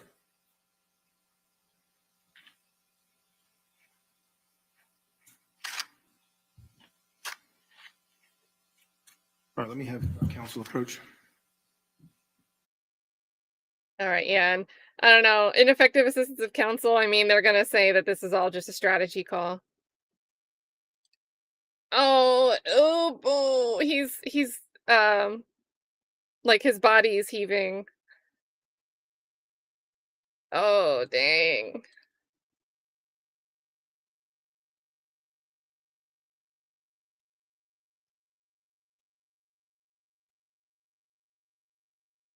Well, 2 times through this part. Maybe they'll do it if they don't do closings. I think I can go live for a little bit to do closings. I can't just sit on for jury watch, but if they do closing arguments tomorrow, we can do that in real time.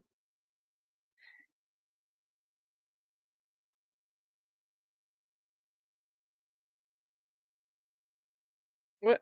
The legs over here, what are we doing? All right, ladies and gentlemen, the state and the defense have both rested their cases at this point. There are some other legal matters that I need to take up outside of your presence. And then we will have to be working on the charge conference, which is the jury instructions that will be sent to you and the verdict forms that will be sent to you. And so what I'm going to do is while we work on that, the remainder of this afternoon, I'm going to send you all home a little early. Okay. When you come back tomorrow, we will have those instructions ready. There will be copies and everything ready for you all. And so that we will be ready to go when you get here. At that point, I will give you all the closing argument instruction. The attorneys will make their closing arguments to you, and prior to lunch, you will then be out to deliberate. What I will ask for you all to do tonight before you leave is I'll have the court deputies give you the lunch menu for tomorrow. Make a choice of what it is that you would like for lunch so they have it, so they can order it so that it'll be available in the jury room for you around. Well, we won't have a verdict before lunch because we're going to want to get our lunch. Around 11:45 noon tomorrow by the time you get back there or when you're out there, back there deliberating, okay? Also, make sure you get the number from the sheriff's deputies before you leave so that you can share that with your loved ones or family members who may need to get a hold of you, because you can expect that sometime mid to late morning, you will be in the jury room deliberating the verdict in this case, okay? Any questions before we break for the night? All right, same rules apply. Obviously, please don't do any investigation, any looking up of anything on your own. And I'll ask you all to come back tomorrow morning at 9 o'clock, okay? I only have one thing else on my docket in the morning. It's a very brief matter, and I will have that done relatively shortly, so we should be able to get started right away, okay? So I will make sure you get the menus for them. Once you get the menus, go home for the night. We'll see you back tomorrow at 9, okay? All right.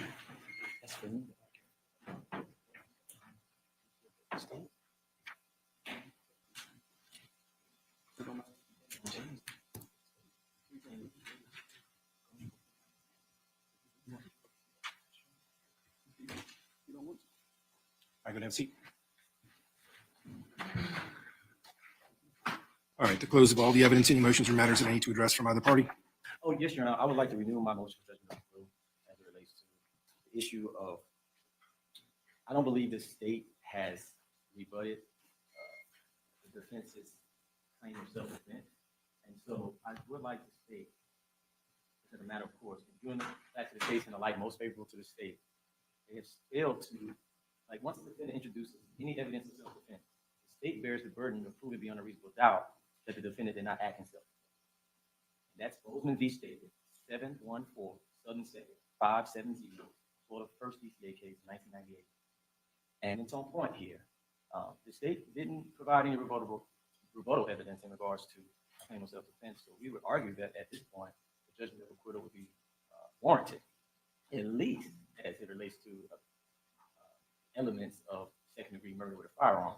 I do understand that this is a factual issue that is usually more properly presented before a jury, but pursuant to Martinez v. State, 981 Southern 2nd 449 of Florida Supreme Court case of 2008, if the state fails to carry this burden of rebuttal in regards to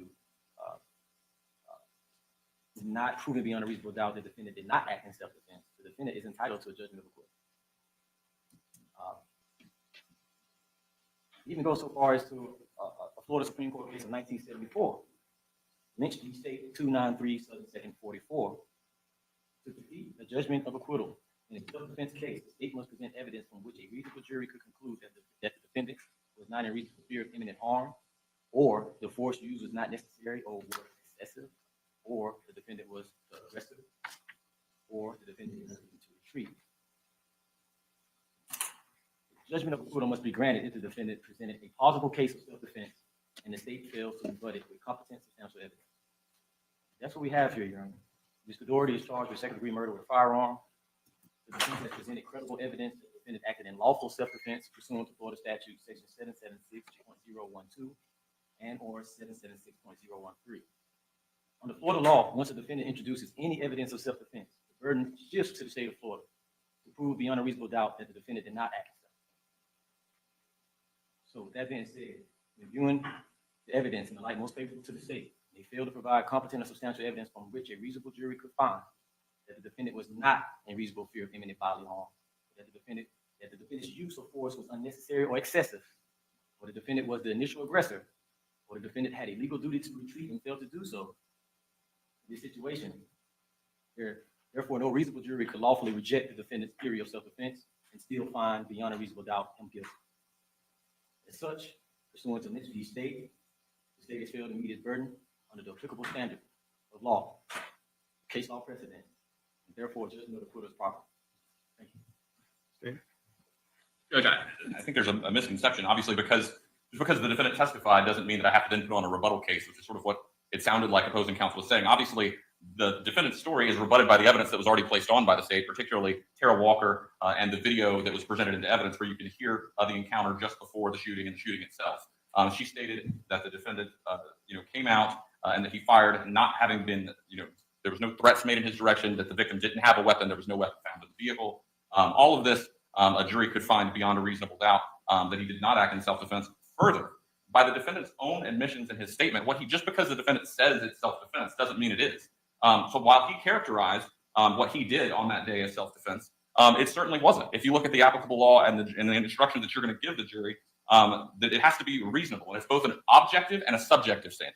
So the defendant himself has to reasonably believe that his actions were justified and necessary in the circumstance. And even if you found that that was met, objectively, a reasonably prudent and cautious person in the same or similar circumstances would have to feel the same. And his actions of going back in a house, arming himself, coming back and shooting somebody, that is not justified. That's not self-defense.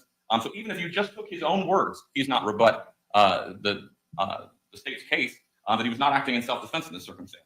I would point to, obviously, just going to the other point regarding the JOA, that I point to Mackey versus States, First District case, 277 Southern 3rd 762. I say, it's a depraved mind, regardless of human life, second-degree murder may be established by competent, substantial evidence that the defendant acted with ill will, hate, and spite, and that the circumstances surrounding the fatal act can prove the ill will, hate, or spite. In this case, you have the circumstances around it that show it. You don't have to have an express testimony or express statement that there was malice or evil intent, spite. You can look at the circumstances as we have here, and we can clearly see that this defendant was not acting in self-defense. So I ask that you deny the JOS. Your Honor, and briefly, I'll just add these facts support judgment of acquittal.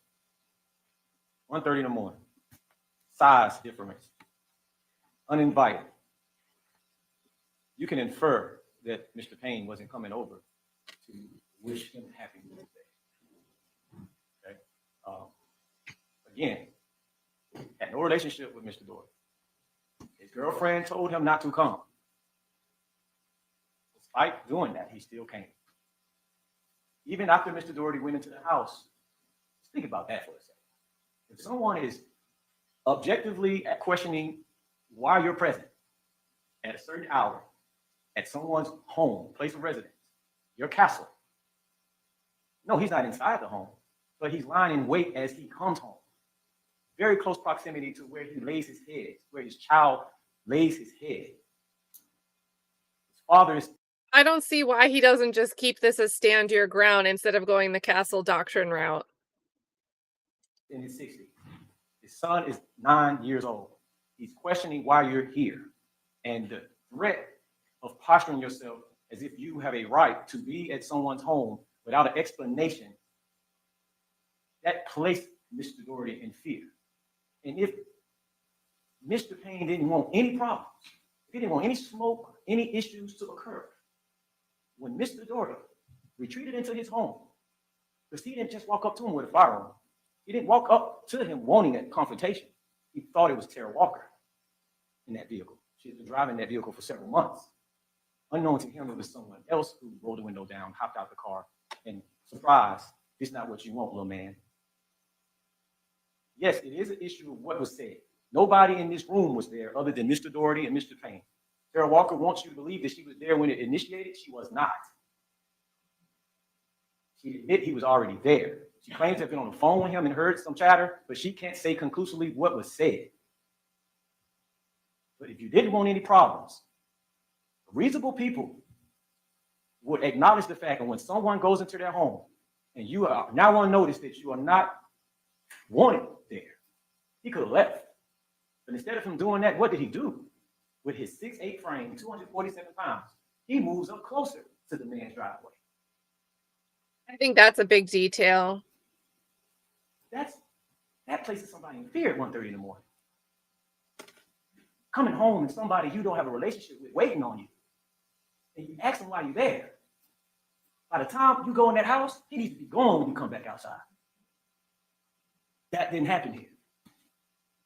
This is common sense.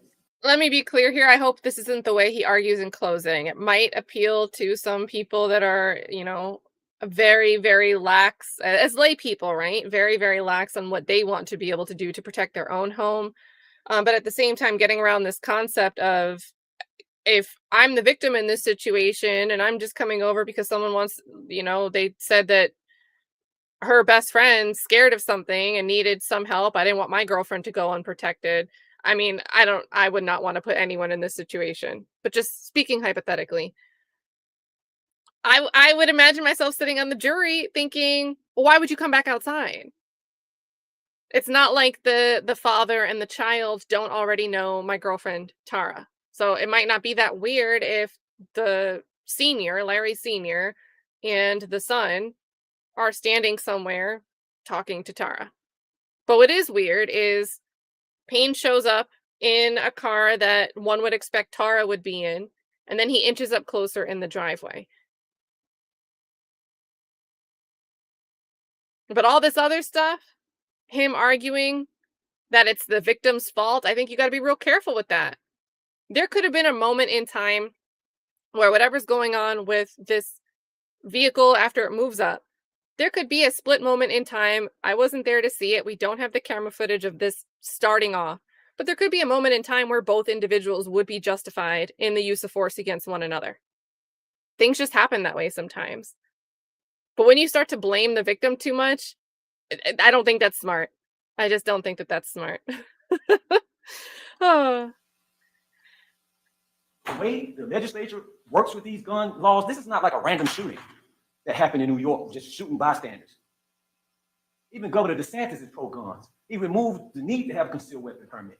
For situations like this, he's at his home. Asked him to leave. Even Tara would agree. He asked, "Why are you here?" All this chatter about you told law enforcement you didn't communicate. The video itself shows there was communication going on. Tara herself said that it was communication going on. Whether he was giving Miranda or not doesn't matter. He gave a statement. So that don't even matter. Your Honor. At the very least, before we let this get to the jury, if you find that it needs to get to that point, which I submit to you, you should not. But if you find it that it's necessary to let the jury deliberate, they should not be deliberating over second-degree murder with firearm. That is an overcharge. That is not what we have here, by any stretch of the imagination. Not that. Look at the judge. Negligent homicide, maybe. Something definitely lesser than second degree should go to this jury, not second degree murder. You shouldn't be facing a So argue that when you do jury charge. I'm not gonna lie. I think it would be more strategic to give the jury more than one option here, right? Don't just box them in to pick one thing or another. A lesser included, a manslaughter going back to the jury could be the best thing for this defendant. But look at this judge. life for that. That's not what people of Florida support. The public would not be. Judge, I'm going to object to improper argument talking about what the people of Florida would support. Staying, let's confine our argument to the facts and what the standard is for a judgment of acquittal at the close of the case. I have nothing else, Your Honor. He sits down after Based that. upon the evidence, Oh my God, chat. Let's run that back. All of this. People of Florida support. The public would not be. Judge, I'm going to object to improper argument talking about what the people of Florida would support. Staying, let's confine our argument to the facts and what the standard is for a judgment of acquittal at the close of the case. I have nothing else, Your Honor. All right. Based upon the evidence that's been presented to the court and the standard that applies at the close of all the evidence, the court does find that there is sufficient evidence to allow the case to continue to the jury, so the judgment of acquittal will be denied. Counsel for the state provided a copy of, or a draft of verdict forms and a draft of jury instructions to the court. Mr. Thompson, did you get a copy of those? Yes, Your Honor, I did. All right. And did you have a chance to review them with your client? Not thoroughly with my client. I did not. You have a copy of them on your computer that you can pull up? Okay.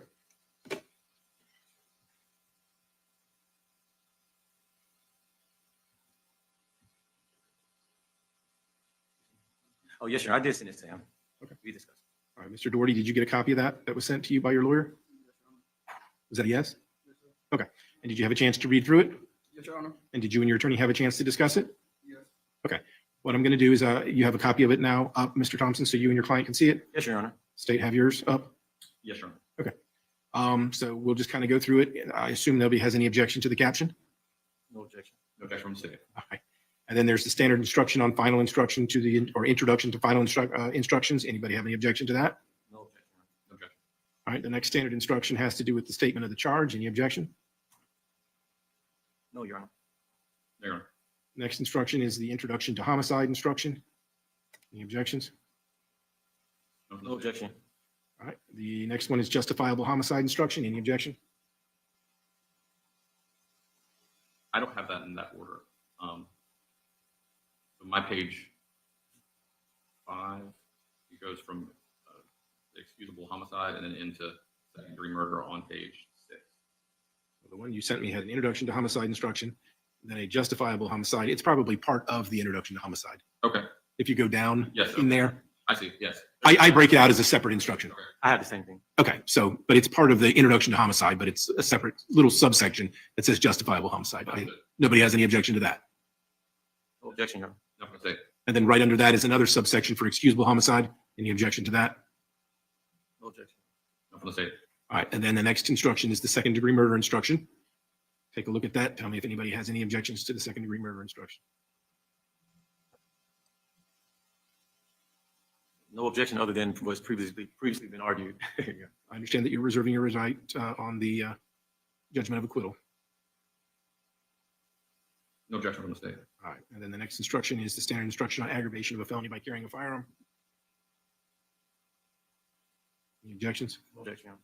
No objection from the state. Next one is the standard instruction on possession of a firearm, discharge, and causing death.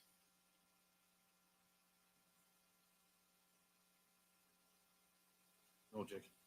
None from the state. All right, the next one is the standard instruction on when there are lesser included crimes.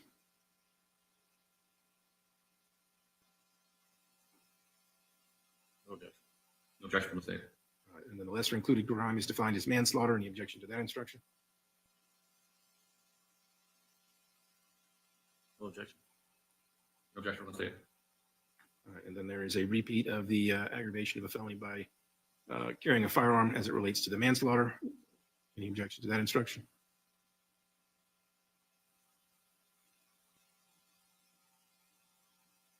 No objection.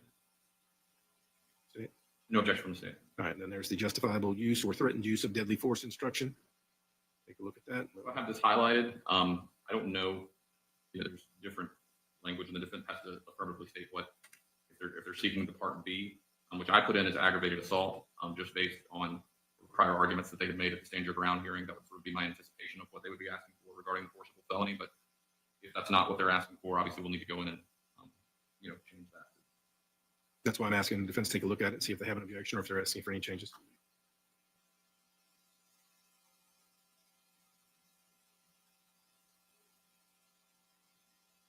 No objection, Your Honor. Okay. I assume the state has no objection. No objection. All right, then we get to the standard instruction on plea of not guilty, reasonable doubt, and burden of proof. Any objection to that? None from the state. No, it looks standard. No objection. Then we get to the standard weighing the evidence instruction. Paragraphs 1 through 5 were included, and then I added the 6th, or there is a 6th paragraph added that included making inconsistent statements in court. Does anybody believe that the other 4 paragraphs apply? I don't think that they do, but I believe the 6 that we have are appropriate. defense. I agree, Your Honor. I don't see what the other ones were. That's all I received. I don't receive the other ones. Well, the other ones usually have to do with reputation for dishonesty, criminal convictions. None of that kind of stuff came out. I have no objection. All right. And then the next standard instruction is the defendant's statement instruction. It's in the caption, I think, maybe, at the top. Where it says defendant's statement. Yes, Your Honor. I have it on my copy. I don't have it on mine. Well, I have it. The next page has it. All right, there you got it. Any objection to that instruction from either party? Not from the state. No objection, Your Honor. Okay, that gets us to the rules for deliberation, standard instruction. Any objections? None from the state. None from defense. All right, and then the standard instruction for cautionary instruction, any objection? None from the state. None from defense. Standard instruction on verdict, any objections? None from the state. No objection. And then the standard instruction on submitting the case to the jury. Any objections? There is no controversy here with the charges. And Mr. Dority, you've had a chance to go over this as we've gone through it here in court. You had a chance to go over it previously with your attorney. Is that correct? Yes. All right. And you agree with the choice of lesser included offense for being manslaughter? Yes. Okay. And are you in agreement with the instructions as your attorney has indicated?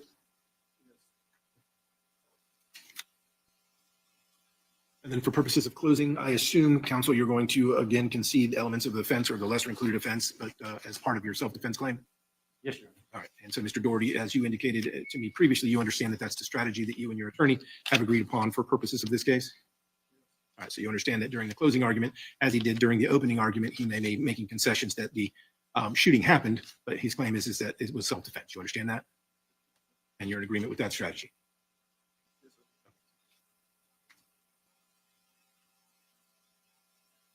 All right, so the verdict forms then are finalized. I will have my assistant make multiple copies. I'll make 2 for you all, so you all each will have a hard copy. I'll make a copy for the state. Rebecca, do you need one? All right, I'll make 1 for the clerk, so that's 4. And then we need 8 for the jurors, so I'll make a total of 13 so that I have 1 to read from. I'll make those copies. I will make sure that I have them all here. We'll disseminate them for the jurors in the morning, and I'll have copies for you all ready when we come into court, okay? Thank you, Your Honor. All right, so, and then as far as the jury verdicts go, you got a copy of those, Mr. Thompson? Yes, Your Honor. All right, and you forwarded that to Mr. Dority as well? Yes, Your Honor. All right, Mr. Dority, did you get a chance to look at the verdict forms? Okay. All right, the verdict form as to count one gives the jury three options: second-degree murder, the lesser included offense of manslaughter, and not guilty. Any objections to that verdict form? No from the state. No objection from the defense. All right. And then there are four special findings based on the way that the case was charged. The first special finding has to do with possession of a firearm or no possession of a firearm. Any objection to that special finding? No from the state. No objection, Your Honor. The second special finding has to do with discharge of a firearm or no discharge of a firearm. Any objection? No from the state. Not from defense. Third one has to do with discharge causing death or not causing death. Any objections? No from the state. Not from defense. Then the fourth special finding has to do with personally carrying, displaying, using, threatening to use, or attempting to use a firearm or not. Any objections? No from the state. No objection. All right, so the verdict forms and special findings are in order, and I will have my assistant make one copy of those for the jurors.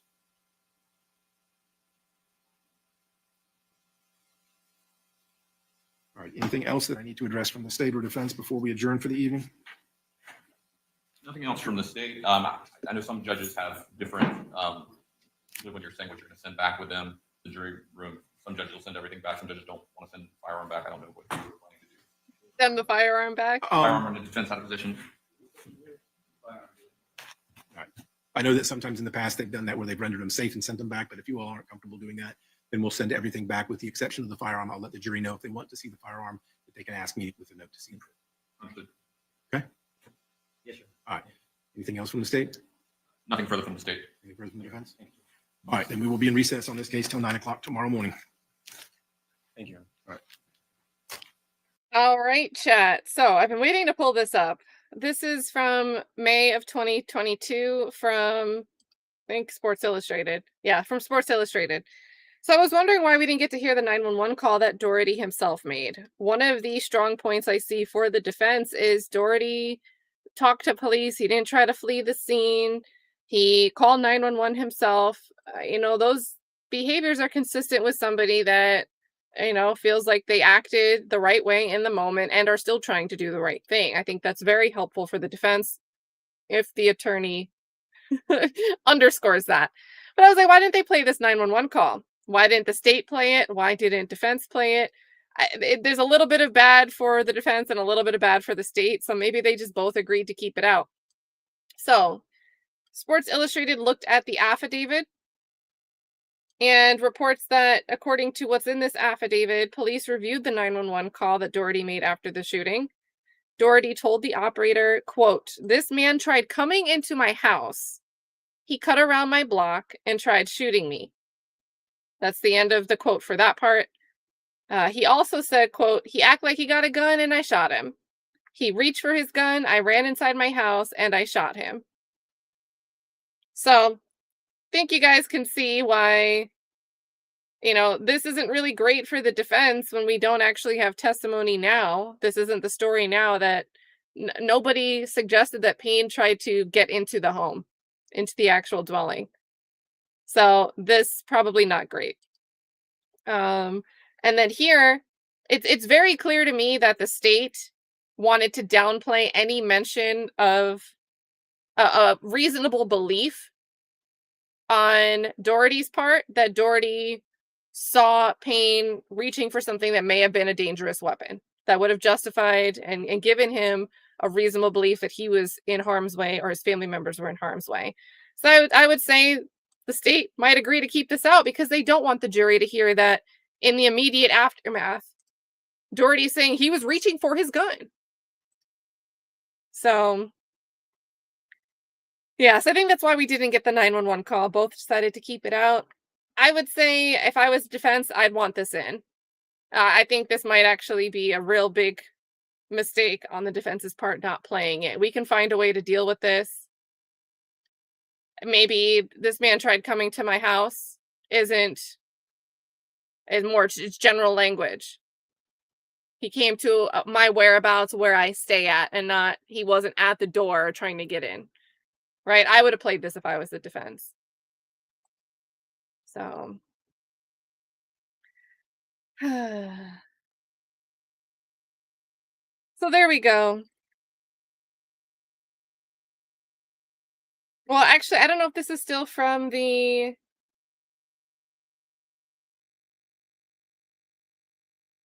So this is in the interview. We're getting more. So this is going to piss me off about the defense attorney. So in this article, we're getting some context about the interview with the detective at 10 a.m. ish. So he's saying that he felt that he was scared of the size, 6'10" versus 5'8", that Payne kept making movements with his right hand to the right side of his waistband, where Dority said he observed the, quote, shape of a gun. And then we heard testimony about the I'll smoke you, bruh. So, which led Dority to believe that that meant he had a firearm. You know, you're making this motion and you keep saying, I'll smoke you. You put those things together. Is it now reasonable to believe, if we accept at face value that it's true, that somebody's saying, I'll smoke you, bro, and they're motioning like towards their waistband and there's something there? I think that becomes objectively reasonable to be afraid, to take that as a threat. So we got this in, but we're missing a lot of these statements. This defense attorney should have pulled out that interview and started going line by line with these little points that are helpful for the defense.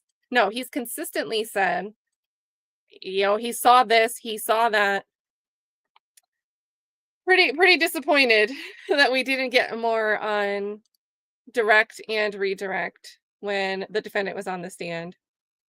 So let me link to this because we're not reading this whole article, but in case you guys want to check it out, this was a write-up from Sports Illustrated. Presumably they're covering this because, you know, Payne himself was an athlete. And guys, trial science is a thing.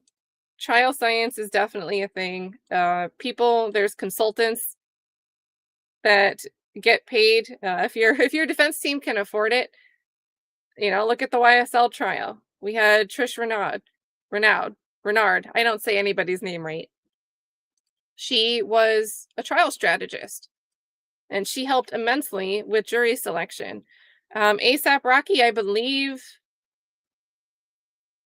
think, I'm not a lawyer, but Mel did an interview with the jury consultant that helped Joe Tacopina and Chad Siegel with jury selection in the ASAP Rocky trial. And remember, a big thing about that trial and the jury pool was they had someone that taught firearms classes on the jury.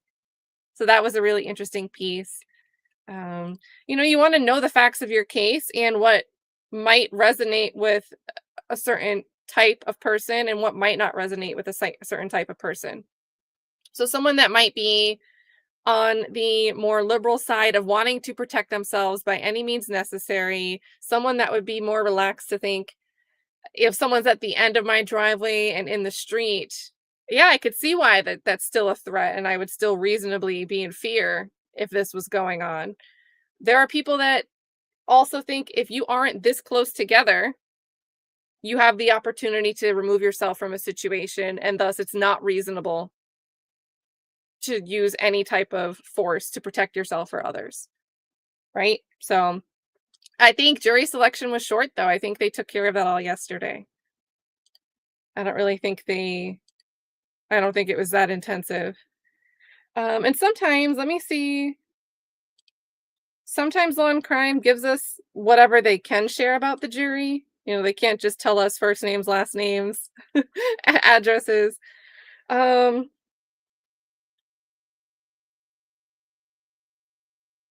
Yeah, I don't see any information about the jury. Sometimes they put it in the description. Maybe they'll have it tomorrow. Okay, and Shapiro's a consultant too, so that's cool.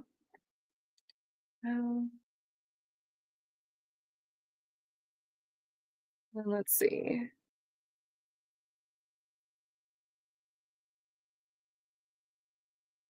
Yeah, there you go. So Aaron says there was a juror who was removed from the selection pool of the ASAP Rocky trial because he felt like people shouldn't own personal firearms, right? So that's the type of thing that's like a done deal. No, I can't look at the facts of the case because this belief that I have already has it set that I wouldn't be able to consider the facts of the case and apply the law that exists in the state of California to the facts of this case. So gotta go. And then let's see. They said 9 o'clock tomorrow, you guys. So, and they seem really efficient. So I'll try to start something up right at 9. We'll probably get, it seems like he's going to do charges. I don't think they're going to have any issues. I don't think, did they say at any point during jury charges just now that actually I disagree with this one thing? So I just don't feel like they'll have issues tomorrow, but who knows? I'm so used to watching YSL trial stuff that the morning ends up being like a 45-minute late start with Glanville and then 45 minutes of argument. But I think we can start at 9. Closing arguments might be short since opening were very short. And then they'll go to deliberations. So if you guys want to come hang out, probably from like 9 to 11-ish tomorrow, Eastern time, we will do that. And yeah, guys, keep it together in the chat. In all seriousness, jury selection's a real thing. And I mean, on the flip side, you can't just strike a juror for, a reason that relates just to the protected class. But you ask questions and you get, hey, let me think of a situation here, hypothetically speaking. A domestic violence case. If there's a man accused of physically harming their female partner, and there's someone on the jury that doesn't believe that a man might ever need to use some type of defensive move to protect himself from a woman, I'd want them stricken. And, gender is supposed to be a protected class. It's not just, you're not striking this juror specifically because of their gender. You're striking them because of their ideology, their beliefs that would contradict what you need them to consider in the case. So, yeah, Aaron 409 says, get juror 409. I didn't mean to call you Aaron 409. Aaron says juror 409 would probably be a good one on this case. Yeah, I would agree. I would agree. So there we go, you guys. And remember, it's always okay to have different opinions here on this channel. Obviously, I react on screen, but I don't expect you guys to have the same opinion as me. I like to pull up the things that we're looking at and reading so you can see the source material and evaluate it, question it, point something out. And oftentimes that steers us to see something we might not have individually seen on our own. So it should always, always, always be all love here. Thank you to the mods. Thank you to the chat. And should we end with ABCs of Steel just because we miss some serious objections in lawyering? Let's do that, chat. Have a great one. See you tomorrow morning. A as in Alicia, and B, Your Honor, as in Barry. C as in Colette. G as in Goldfetter. K as in Kittens. M as in Magic. P as in Perfect. C as in Colette. U as in Unbelievable. V as in Victory. W as in Wonderful. O for objection. S for sustain. B for buffering. E for Pepto-Bane.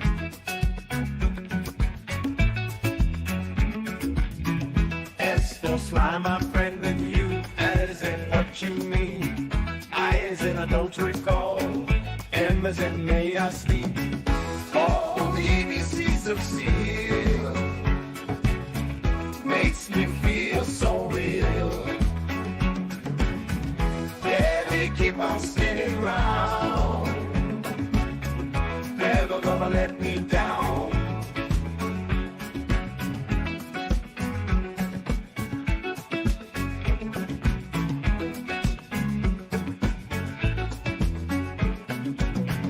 G for gavel slams down P. T for tell him anything. R for rights we stand.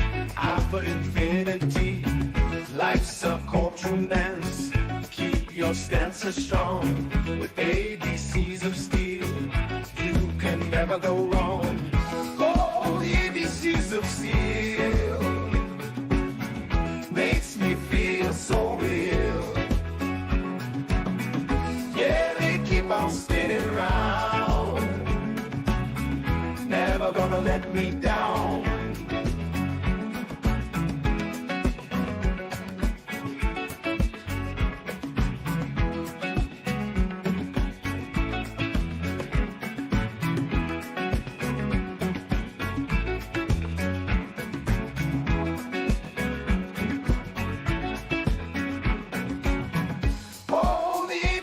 Of steel makes me feel so real.